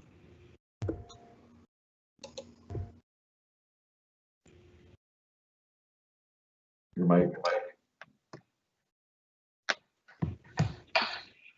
Can you hear me now? We got you. Okay, thank you, Mr. Mayor. Thank you, Councillor Mason, for that. I'm in the same boat on this one. I support the staff recommendation. I think it is a very different sort of situation here, what's proposed compared to what the last one was in terms of the impact. I mean, I think about the various places where we have covered streets around the city, and whether it's you know, the Nova Center, whether it's the arcade over the Palace, whether it's the old La Perla, these do not make for good spaces at all. And so I think when I think about Argyle, especially being right across from Grand Parade, this, you know, beautiful civic space that we have put so much time and energy into making it all it could be, I think this is not an appropriate thing to do with that space, to cover over the sidewalk to this degree. And so I think we really should be supporting the staff recommendation on this one. Maybe the owners can tinker with their design further. But I think that this one should be a no. I mean, there's good reason behind what staff are recommending. So I would urge colleagues to support the staff recommendation not to allow this. Thank you. Councillor Nichols. Thank you, and I too support staff's recommendation, but I have a question because like Councillor Mason mentioned, that is the Five Fishermen, which is a registered heritage property, and the decking was covering one of the windows of that building being adjacent to the dome. So I just wondered, how could that have happened? And if, you know, because the property owner is bound by the Heritage Property Act. I mean, they can't even change the window without it being historically, you know, a character defining element. So I just wondered how the adjacent property could actually cover one of its windows. Who do we have from staff? Is Brad, Peter, Kelly, Krista? Who do we have?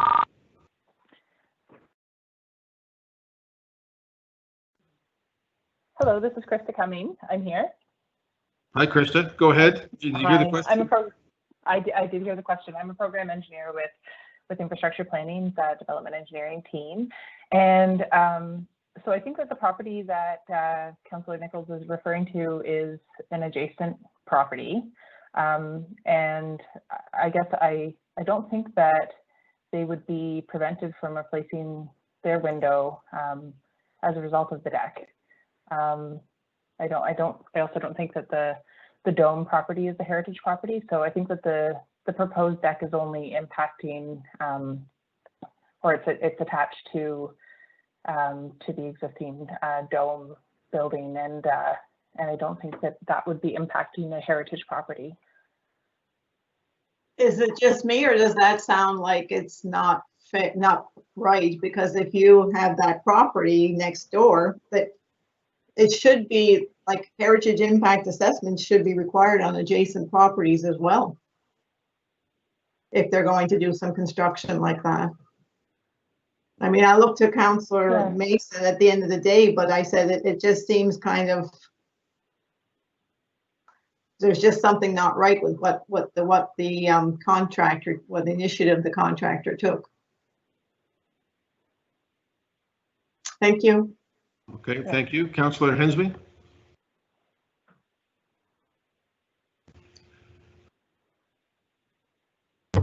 Very much, Mr. Mayor. I just got a clarification from the architectural plan view. Am I reading the plan right that the area encroaching out on the sidewalk would be the washroom areas, according to the plan? Am I reading the plan right? Hi, this is Krista again, and through you, Mr. Mayor. No, it's the deck is adjacent to the washroom areas. I'm just trying to bring the plan up. It's in attachment A, I think, that you can see, and it's the deck is actually shown in the square in red, which is near the washrooms, but it's not at the washrooms. So this is only, so how I look at it is it cantilevered over the sidewalk, or are they part of the building coming out on the sidewalk? It's cantilevered. They're calling it a rooftop deck, so it's a cantilevered deck that extends from sort of the roof portion of the building. So everything underneath it is still on their property, and so all they're looking is for a cantilever section over the sidewalk. Yes. Well, I really don't see a problem with that. I really see that this is a unique opportunity to have a nice visual, I guess you can say, amphitheater approach to the Grand Parade, having people overlook and see the festivities of Grand Parade from an outside perspective instead of just on a sidewalk itself.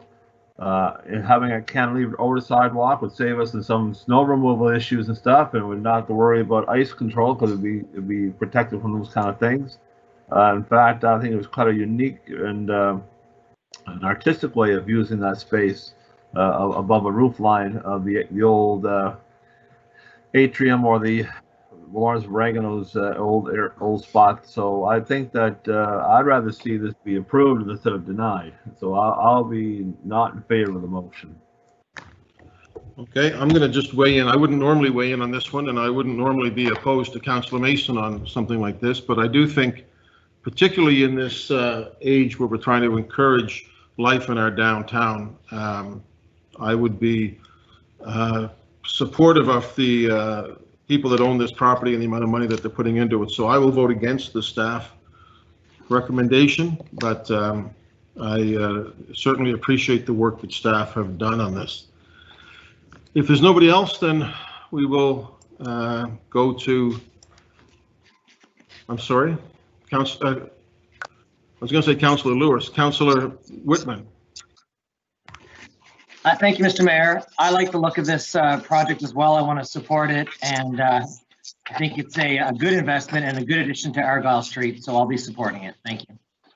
Councillor Mancini, a question? Yes, sir. Thank you, Mr. Mayor. I would like to hear from Councillor Mason.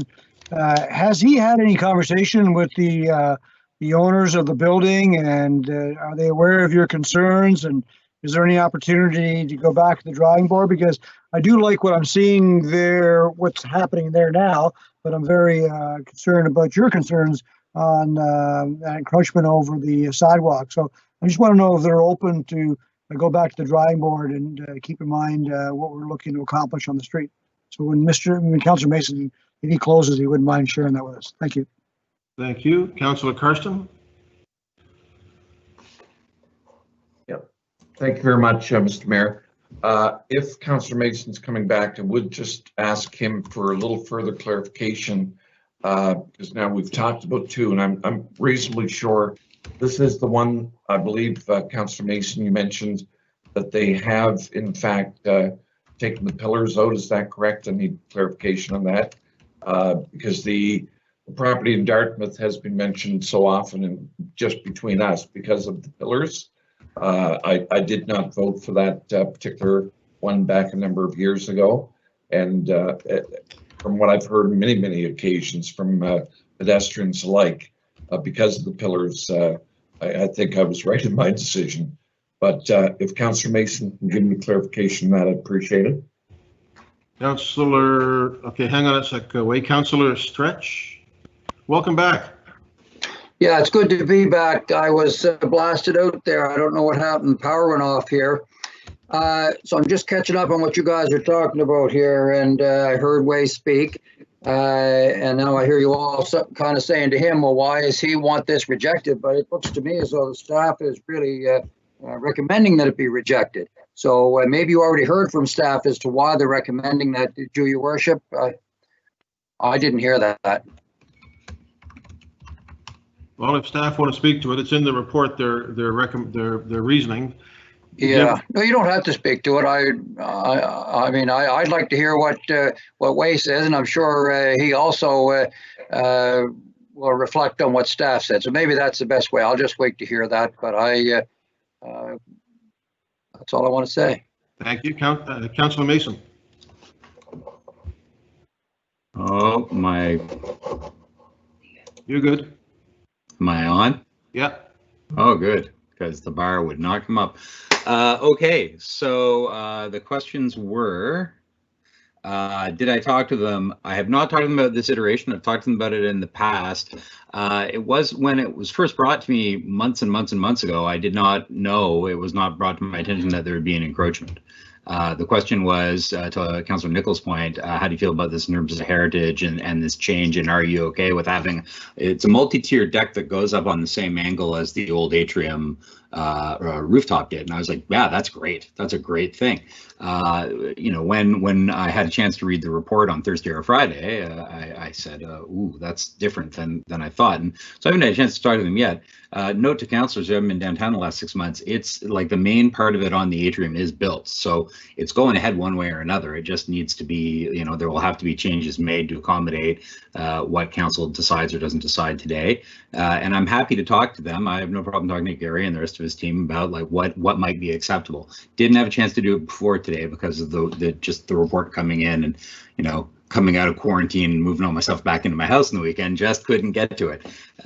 Second question was, does the design have pillars? Yeah, the design that was circulating on the internet that I would absolutely expect council we'd never vote for it in a million years, had pillars. Staff did ask them to remove that, but as Councillor Stretch says, are still recommending against it. And the reasons why are primarily the depth. It's a little over 6 feet sticking out of the building on a very narrow sidewalk that has parking in front of it. So you're going to have people walking underneath. It's privatizing that public space in a way that I don't feel that the other one we just did, where the sidewalk's wider and the encroachment's only 1 foot, does. So for me, you know, I hear the concerns some people have, but they're going to have a deck regardless. They have an opportunity to do. They could still do the sidewalk deck that's removable and demise the parking in front if they wished, as they do at both Five Fishermen and at the auction house. That would be my preferred option during the summer, rather than have it permanently overhanging the sidewalk. I don't think it's going to have a great feel on the street. I think it's something we're going to look at and regret, but it's a permanent construction. It'll be there forever. So I'd ask council to support staff's recommendation. Thank you. Okay, Councillor Austin, you okay? Ready for the question, colleagues? So Councillor, so the staff report is in front of us. Ready for the question, colleagues? Yes. Question? Councillor Stretch. For the motion. Councillor Hensby. Negatory. Councillor Karsten. For the motion. Councillor Nichols. For the motion. Councillor Austin. Didn't hear you, Sam. Councillor In favor. Councillor Mancini. In favor of the motion. Councillor Mason. For the motion. Councillor Smith. In favor. Councillor Cleary. Yes. Councillor Walker. For. Councillor Adams. For. Councillor Zarowski. For the motion. Councillor Whitman. No. Deputy Mayor. Voting yes for the motion. Councillor Russell. For the motion. Councillor Outhit. Voting no. And Mayor is voting no. So 4 negative votes, Cheryl? Correct. The motion carries. Thank you, colleagues. Colleagues, we'll move to 11.1.11, which is secondary suites and backyard suites. And we are going to, who wants to take that one? Councilor Mason, who's taking the secondary suites? I can do that. Councilor Russell. I would like to move that Halifax Regional Council give first reading to consider the proposed amendments to the regional municipal planning strategy and all land use bylaws, with the exception of the Regional Center Land Use Bylaw Package A as set out in attachments A and B of the supplementary staff report dated June 2nd, 2020, to allow secondary suites and backyard suites accessory to single unit, 2-unit, or townhouse dwellings, and schedule a public hearing. And I so move. Thank you. Second? Second, Mr. Mayor, Bill Carson. Seconded by Councilor Karsten. Councilor Russell, huh? I have, I'm very interested in seeing this move ahead. This legalizes things that have been happening all around the municipality for a number of years, where people have had in-law suites. We have had a number of discussions about this locally. People are looking forward to it. There have been a number of concerns raised about whether or not it would allow developers an opportunity to introduce a new revenue stream by having a backyard suite that they could then charge rent to an unrelated party for, and I don't see that being a significant threat. I see this being something that is a positive move, again, and it would regulate something that is currently happening and is unregulated. One of the things we would be able to do once it is regulated is count these as living accommodations, and so we would be able to perhaps get a better view of what we have from a vacancy standpoint, and that might help us better direct some of the housing initiatives that we're taking. So I'm absolutely in support of this across the municipality. Thank you. Thank you, Councillor Outfit. Thank you, Mayor. I'll be supporting this going forward, but I have a couple of concerns regarding process right now. First of all, I don't think that folks are that aware of this situation, what's being proposed and the impact off Peninsula. We saw when Sean presented a petition earlier today, he mentioned that there was 150 some names on it, and perhaps they didn't even understand what they were opposed to wouldn't apply to them. And the other thing is that we're in a situation right now where we can only do the virtual. I believe we're still in a situation where we can only do virtual public hearings, though we have seen some loosening of rules that might provide us with opportunities. So my point is on this, I think we need an education component along with this.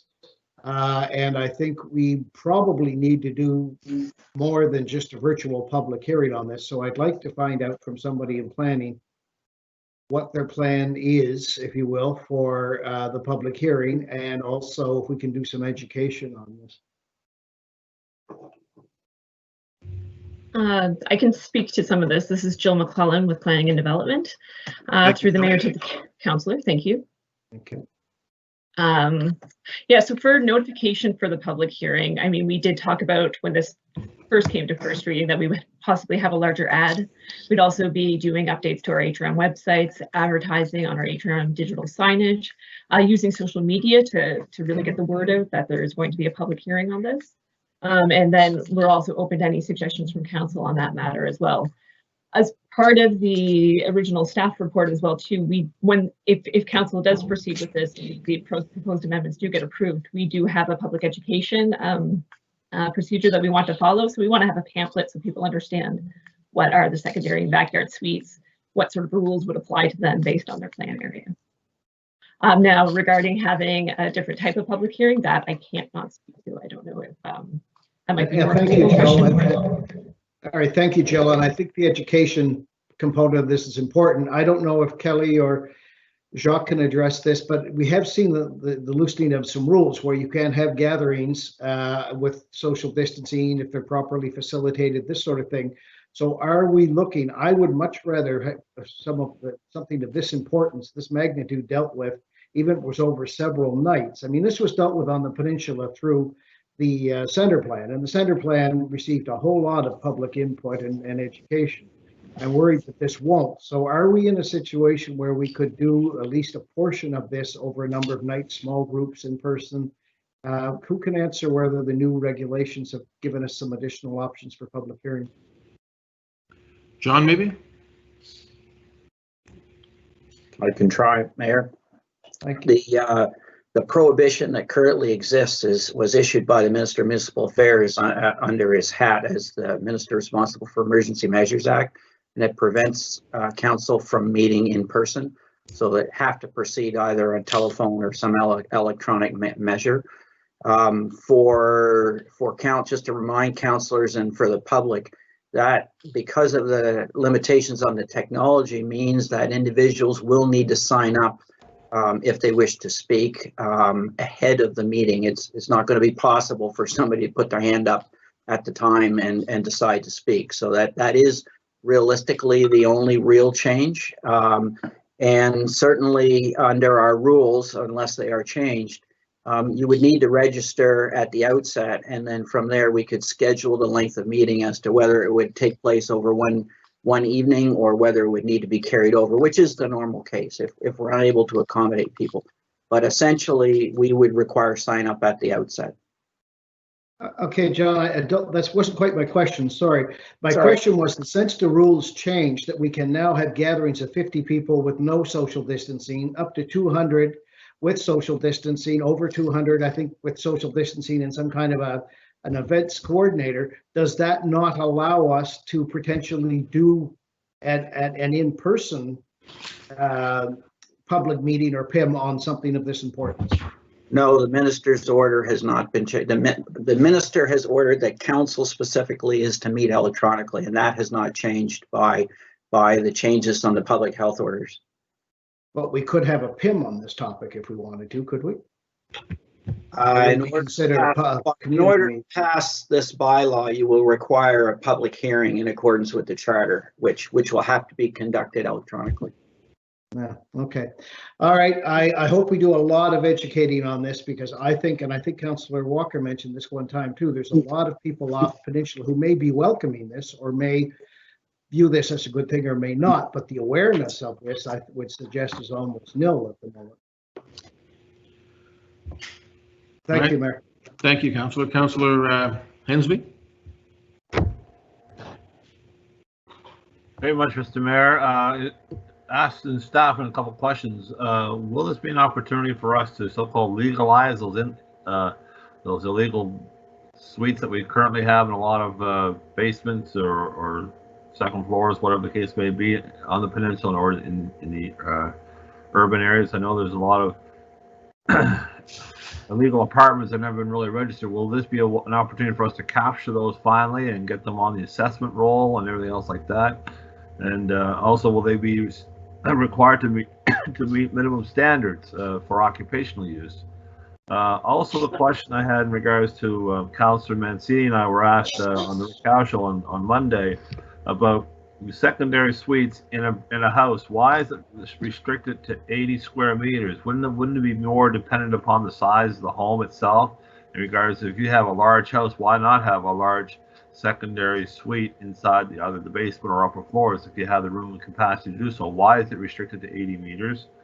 And my last question is in regards to the standard language and all the back of them in regards to the marine areas. Could this have a clarification of what that means? I'll read it to you.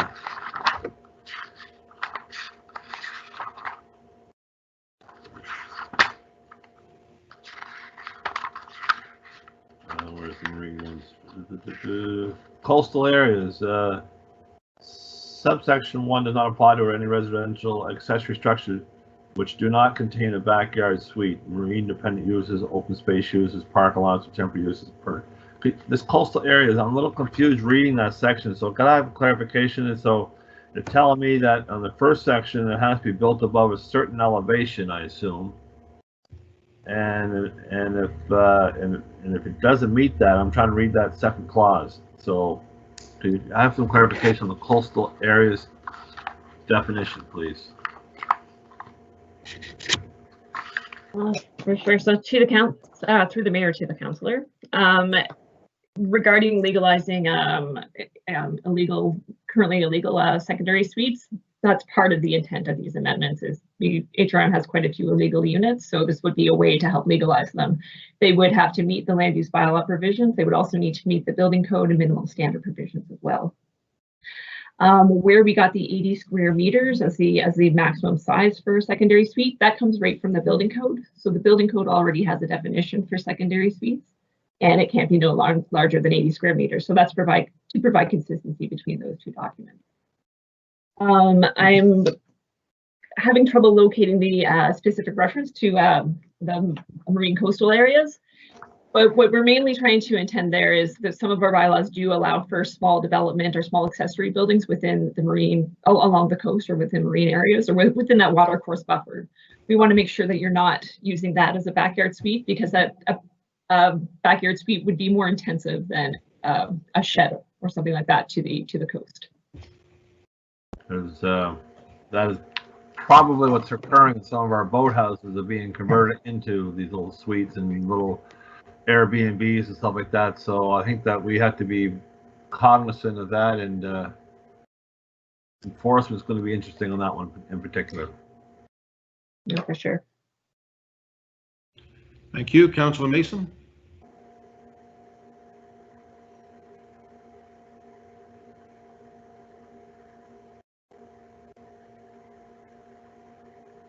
Not hearing you yet. There we go. It's funny how as the day wears on, our computers get tired. I don't know what happens there. Thank you, Mr. Mayor, and thank you, Councillor Russell, for putting this on the floor. I hear some of the concerns about off Peninsula. We're hearing them on Peninsula and in the regional center as well. I mean, I grew up, my parents, one of the first houses I remember living in was in Creighton Park. They may not be, sorry, Councillor Austin, as excited as you might think for that to happen there. Certainly, we're hearing that on different parts of the peninsula in the newer subdivisions that are only 70 and 80 years old. So there are concerns. I think that's why the size issue, the limiting it to the 80 square meters is important, that Councillor Hensby brought up. I had a tour, I was very lucky at FCM in Vancouver, I guess it was 2013, to have a tour of the laneway housing, as they call it there, with Brent Todderan and Councillor Drew Farrell from Calgary and a couple other councillors. And you know, they quite deliberately made it so that, you know, their control is that these are secondary homes. You're not building another house, you're building a small suite. And their control is you can build something there as large as the garage that you had on your lane behind your house. Now they have lanes, we don't have that. So we had to come up with a number. And I'm really glad to see staff kind of align where the center plan is going with the proposal for all the municipality. And I think it needs to be recognized that the lot size provisions and the side yard provisions and the ability to access these without having to go through somebody else's home, that you have to be able to walk outside to get to the suite rather than walk through somebody's house to get to the suite. All those things are pretty significant controls. It means you're not going to see another tiny house behind a tiny Hyderstone mid-block, and you're not going to see a lot of tiny homes behind a lot of the houses in Westmount and even other places in the peninsula. So I think the controls are good. I think it's the best we can do, since we don't have that kind of physical way to constrain it like they did in Vancouver and in all those other Western Canadian cities that are doing this, that have laneways. And ultimately, it's about creating some measure of affordability rather than creating a way to get around subdividing. I know I've certainly had developers that all of you would know come to me and say, but I want to be able to build a 1,600 square foot home behind my home. And that is not the intention. That is not the intention of this. The idea is to build a bachelor or one bedroom size at best, and create that missing bit of housing that we desperately need all through HRM for people who need that level of affordability. So I strongly support this. Thank you, Mr. Mayor. Thank you, Councillor Clary.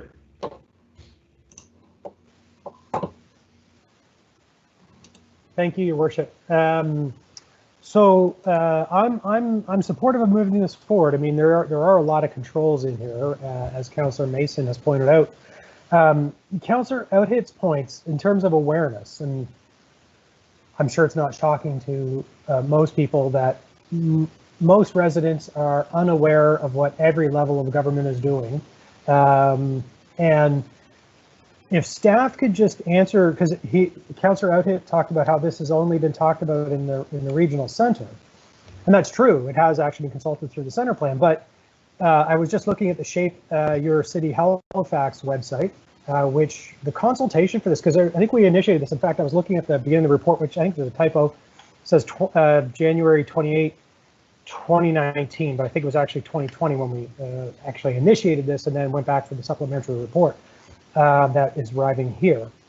But back in 2018, we started down this process because remember, we got the report that the mayor and Councillor Stretch and myself were on with the folks from the United Way and stakeholders around the city about poverty and about homelessness and about getting people into more housing, and this was a key part of that. So as I understand it, there was region-wide engagement already on this, and from 2018 till now. So if staff could just kind of speak to the awareness that's been out there, so the engagement with the public, what's been done, where it's been done.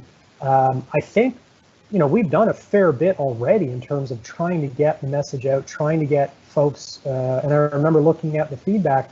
I mean, there were quite a few surveys that were filled out on this, and I think most of them were quite positive about it. So if staff could just address the engagement that's already happened on this. Jill, is that you? Yeah, that would be me again. So through the mayor to the councillor.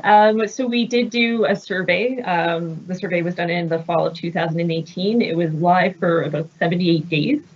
And we had around 2,500 people complete the survey, just under that. And over 6,000 people had visited the Shape Your City site during that time period as well. We definitely got a lot of response that way. There was also invitations put out to different residents associations, and so staff, if they wanted us to come to them, we met with them to talk about the proposed amendments as well. The proposed amendments has had a bit of a web presence through Twitter and through Facebook, through our Shape Your City page, and through our digital signage as well. The proposed amendments have been advertised through that. Okay. And towards the end of the report, there is a copy of an analysis of the survey, and it does provide an overview of where the responses came from. And while a lot of the responses did come from within areas of the regional center, there still were quite a few responses that came from other areas of the municipality as well. Thank you very much. I appreciate that. Thank you. Councillor Stretch.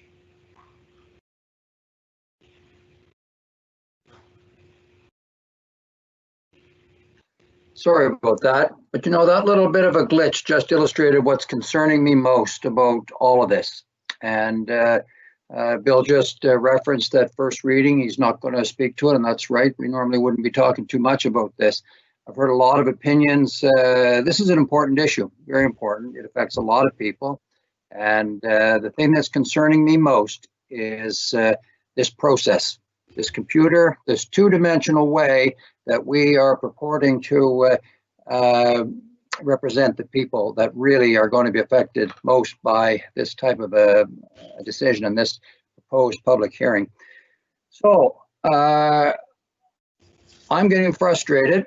I'm not sure we could do proper justice and really fulfill what should be done in a public hearing of this nature on the computer. A few minutes ago, I lost my power. I was kicked out. I want somebody to tell me if that was in the middle of a public hearing and I went offline for 5 minutes, would I be excluded from rejoining? Would I be excluded from voting? Are we potentially, Your Worship, going to exclude a lot of people who may benefit from this because they live in areas that don't have access to high-speed internet? And what is driving us to have first reading today and set a public hearing that's going to require our residents to come on this computer and tell us what they think? Because I don't get it, and I'm getting upset about it. So I guess to my question, if I lost my spot and was kicked out for 5 minutes, would I be excluded if this was a public hearing right now? Your Worship. John? Mayor, through the council, yes. If in order to make a decision with respect to a public hearing, you need to hear all of the discussion. What we would suggest in the circumstances, though, is if there is a risk of low internet connectivity, that perhaps councillors could come into City Hall, social distance there within offices, etc., to ensure that there's connectivity throughout. But that does not change the risk that there may be a drop somewhere, and that either the meeting would have to be held up while we reconnected, or that the meeting would go ahead without the affected councillor. Yeah, I don't like that. Don't like it at all. And I guess my question is, what's driving the timeline? This will change, and we will get back to a spot that resembles normalcy. Is there something that is driving us to have this particular public hearing this quickly online? And I'm not taking away from the issue. I'm not negating our responsibility. I'm just concerned that this is going to be a real mess.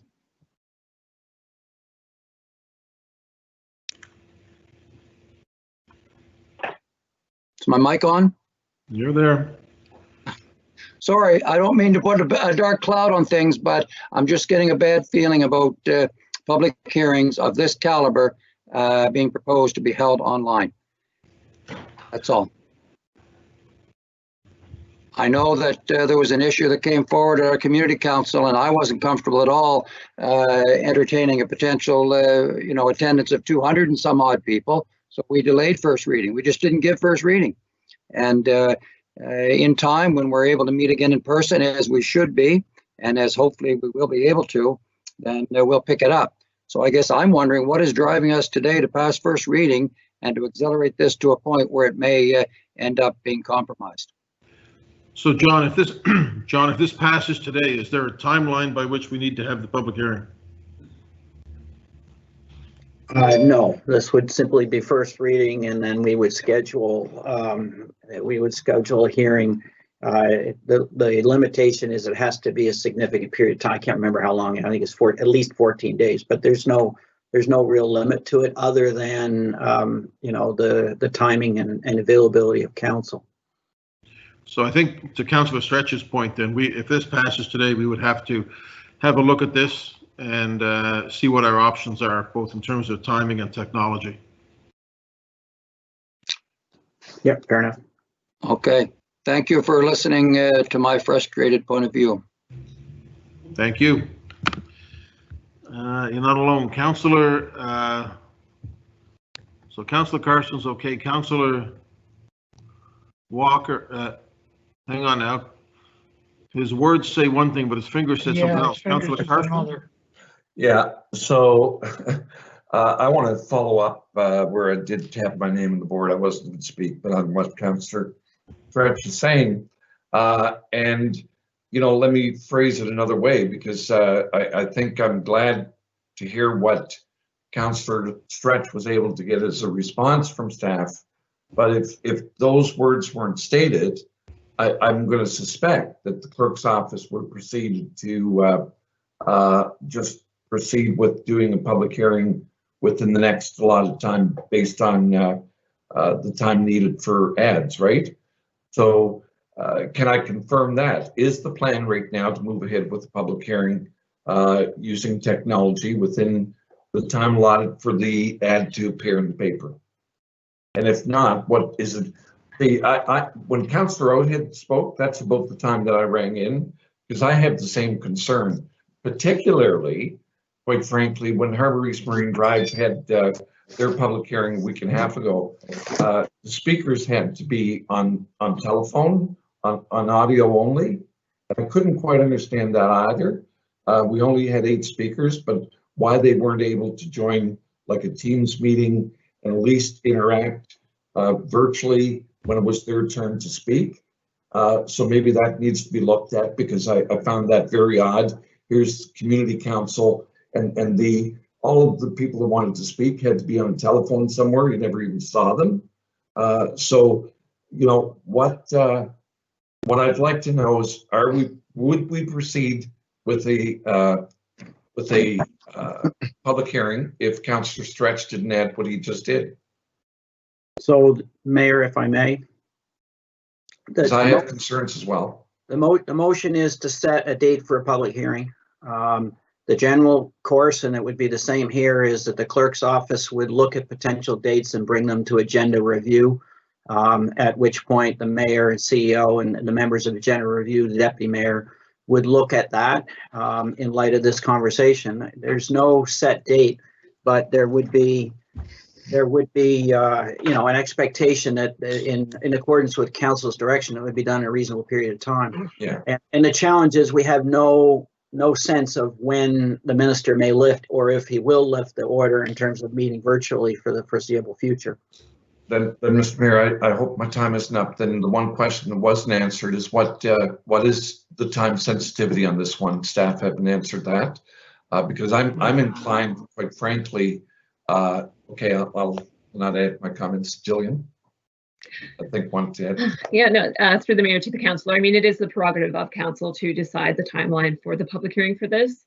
Some of the immediacy that could make this more urgent than others is it helps us bring forward our contribution to the Housing and Homelessness Partnerships goal, our 5-year strategic plan to provide more housing, provide more units. So that's one of the reasons. Another one would be to bring several of those illegal units into to ensure that they are meeting our standard building code and our minimum standard requirements as well. Okay, well, that certainly is a consideration, but I would respectfully suggest that 2 months one way or another is not going to hurt this word's been around this long. But I'll see how other members of council feel. John Traves? I mean, I'm not suggesting this, but could council amend this to say that the public hearing not be held before a certain date or until we're meeting in council chambers again? Is that even possible? Sure it is. Sure. Yes. Okay. Pull up the motion. So that's something the council could consider. Councillor Walker. Thank you, Mr. Mayor. And I guess I've been waiting for this a long time to keep going on with these virtual meetings with public hearings because it's happening all over the province and we're not leading the way on this.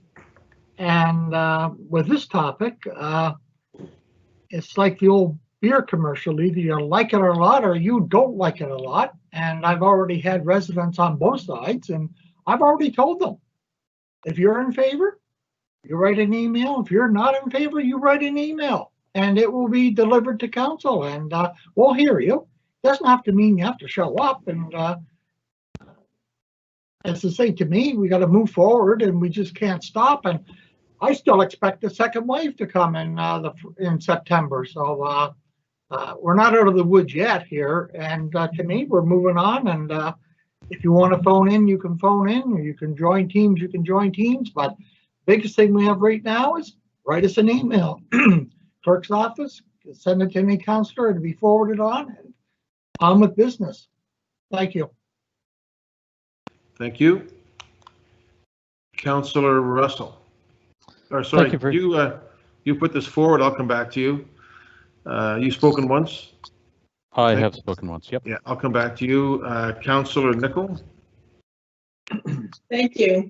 Seem to be having a different conversation between what Jillian and the good work that she's done and the way we engage the public. But, you know, I share those concerns, but I agree with, I was going to suggest that what you said with the mayor, you as an agenda review could wait until we're back in chamber to actually do the public hearing.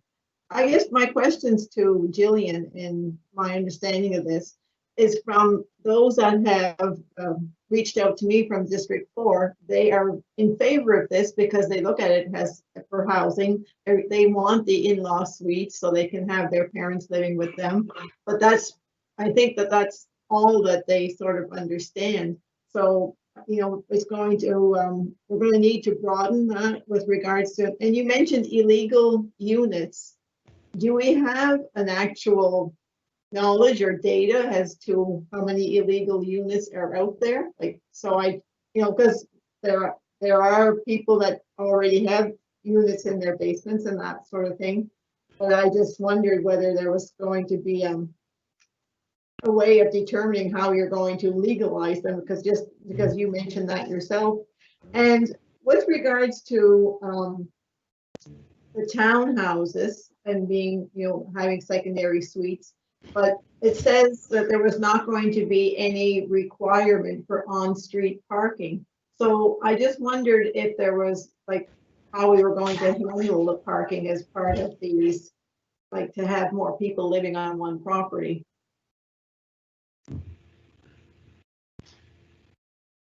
All right, to the council, through the mayor to the councillor. So regarding, so yeah, I will clarify that secondary backyard suites would be available to anybody. So it could be used for family members, but it could also be rented to the general public as well. And we'll try to make sure that we're very clear on that in the educational material that we produce. Regarding illegal units, I don't believe we have a specific number of the illegal units. It is definitely makes up one of the majority of our compliance case numbers is the illegal secondary suites. So it definitely is a large number. And we are able to locate several through those compliance cases as well. And then in regards to on-street parking, we kind of wanted to stay out of parking as a requirement. We'll leave it up to the property owner. If they're in an area that would require the person, the inhabitant of the secondary suite or backyard suite to have a car, then they will need to make sure that they have the space for that.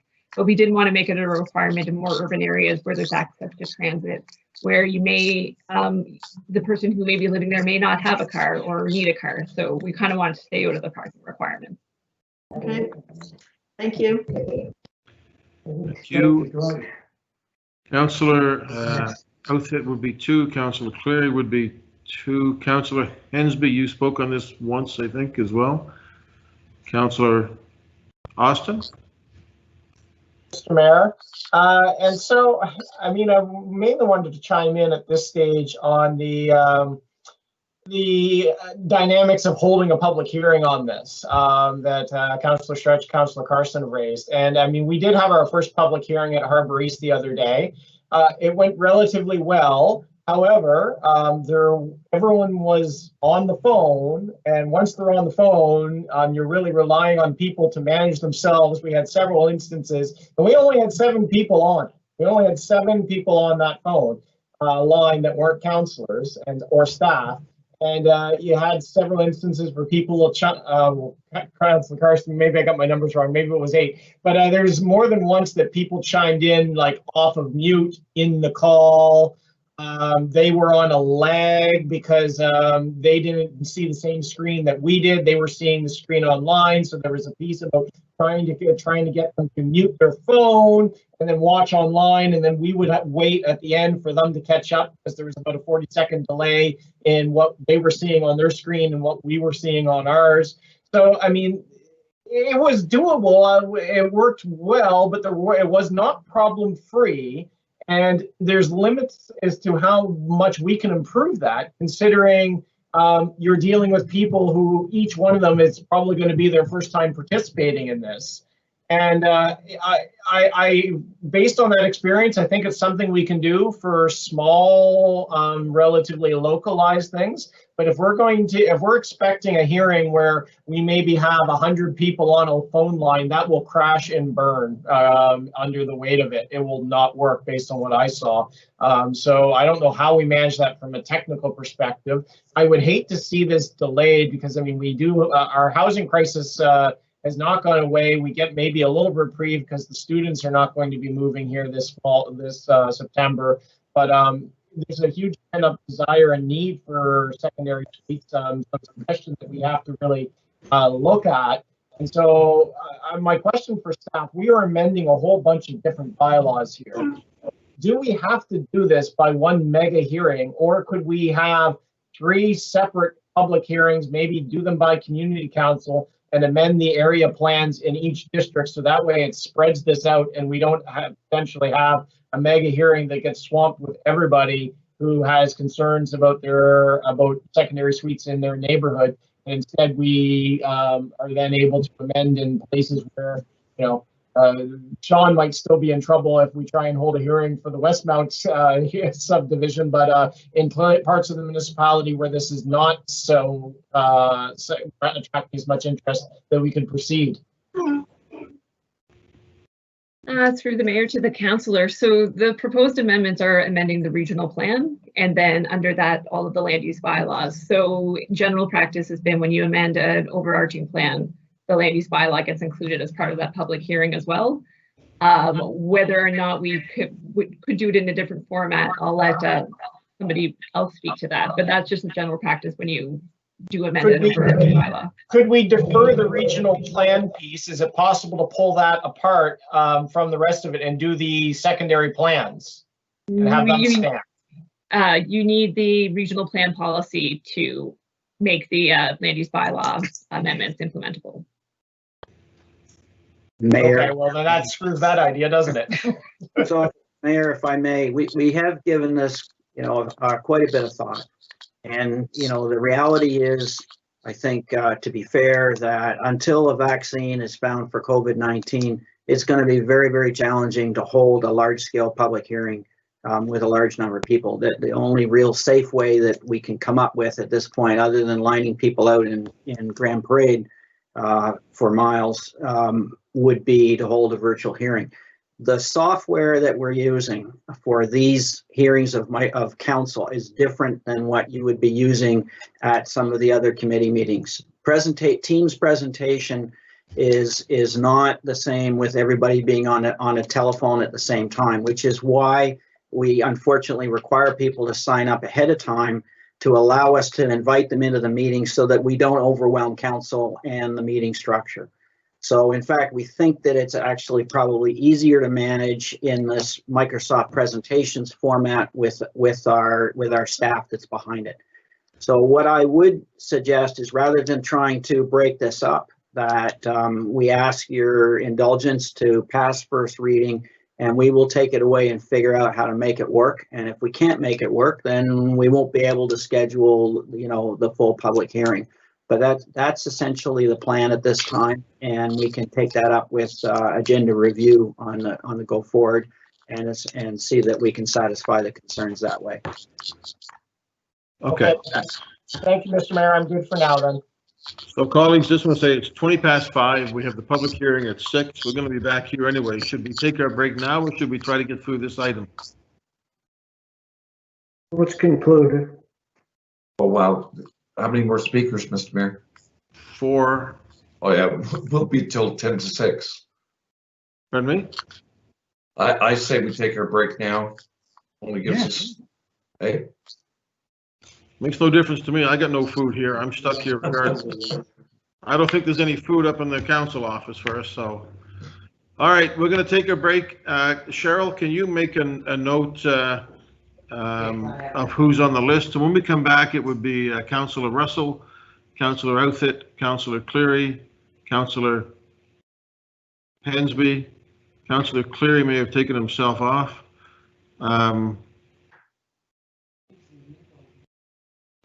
Councillor Nichols spoke. She was the first time. Should we try to just get these 3 second timers done? All right, let's take a. Fine with me. I'll be quick. A quick question. Let's do it. I think we're already on a break. It looks like. Holy cow, we're quick on that. We're back at 6 o'clock with a public hearing. So Mr. Mayor, it's Laura. Yeah. Just before everyone leaves, we would ask members of council to join the 6 o'clock appointment. When you come back, this meeting will end, and there will be a new appointment for 6 o'clock. Okay, we'll come back at 6 o'clock with the public hearing and then continue on, Laura? That's correct, Mr. Mayor. Oh my God. Okay, that's what we'll do, 6 o'clock, colleagues. I heard that, Steve. Sorry.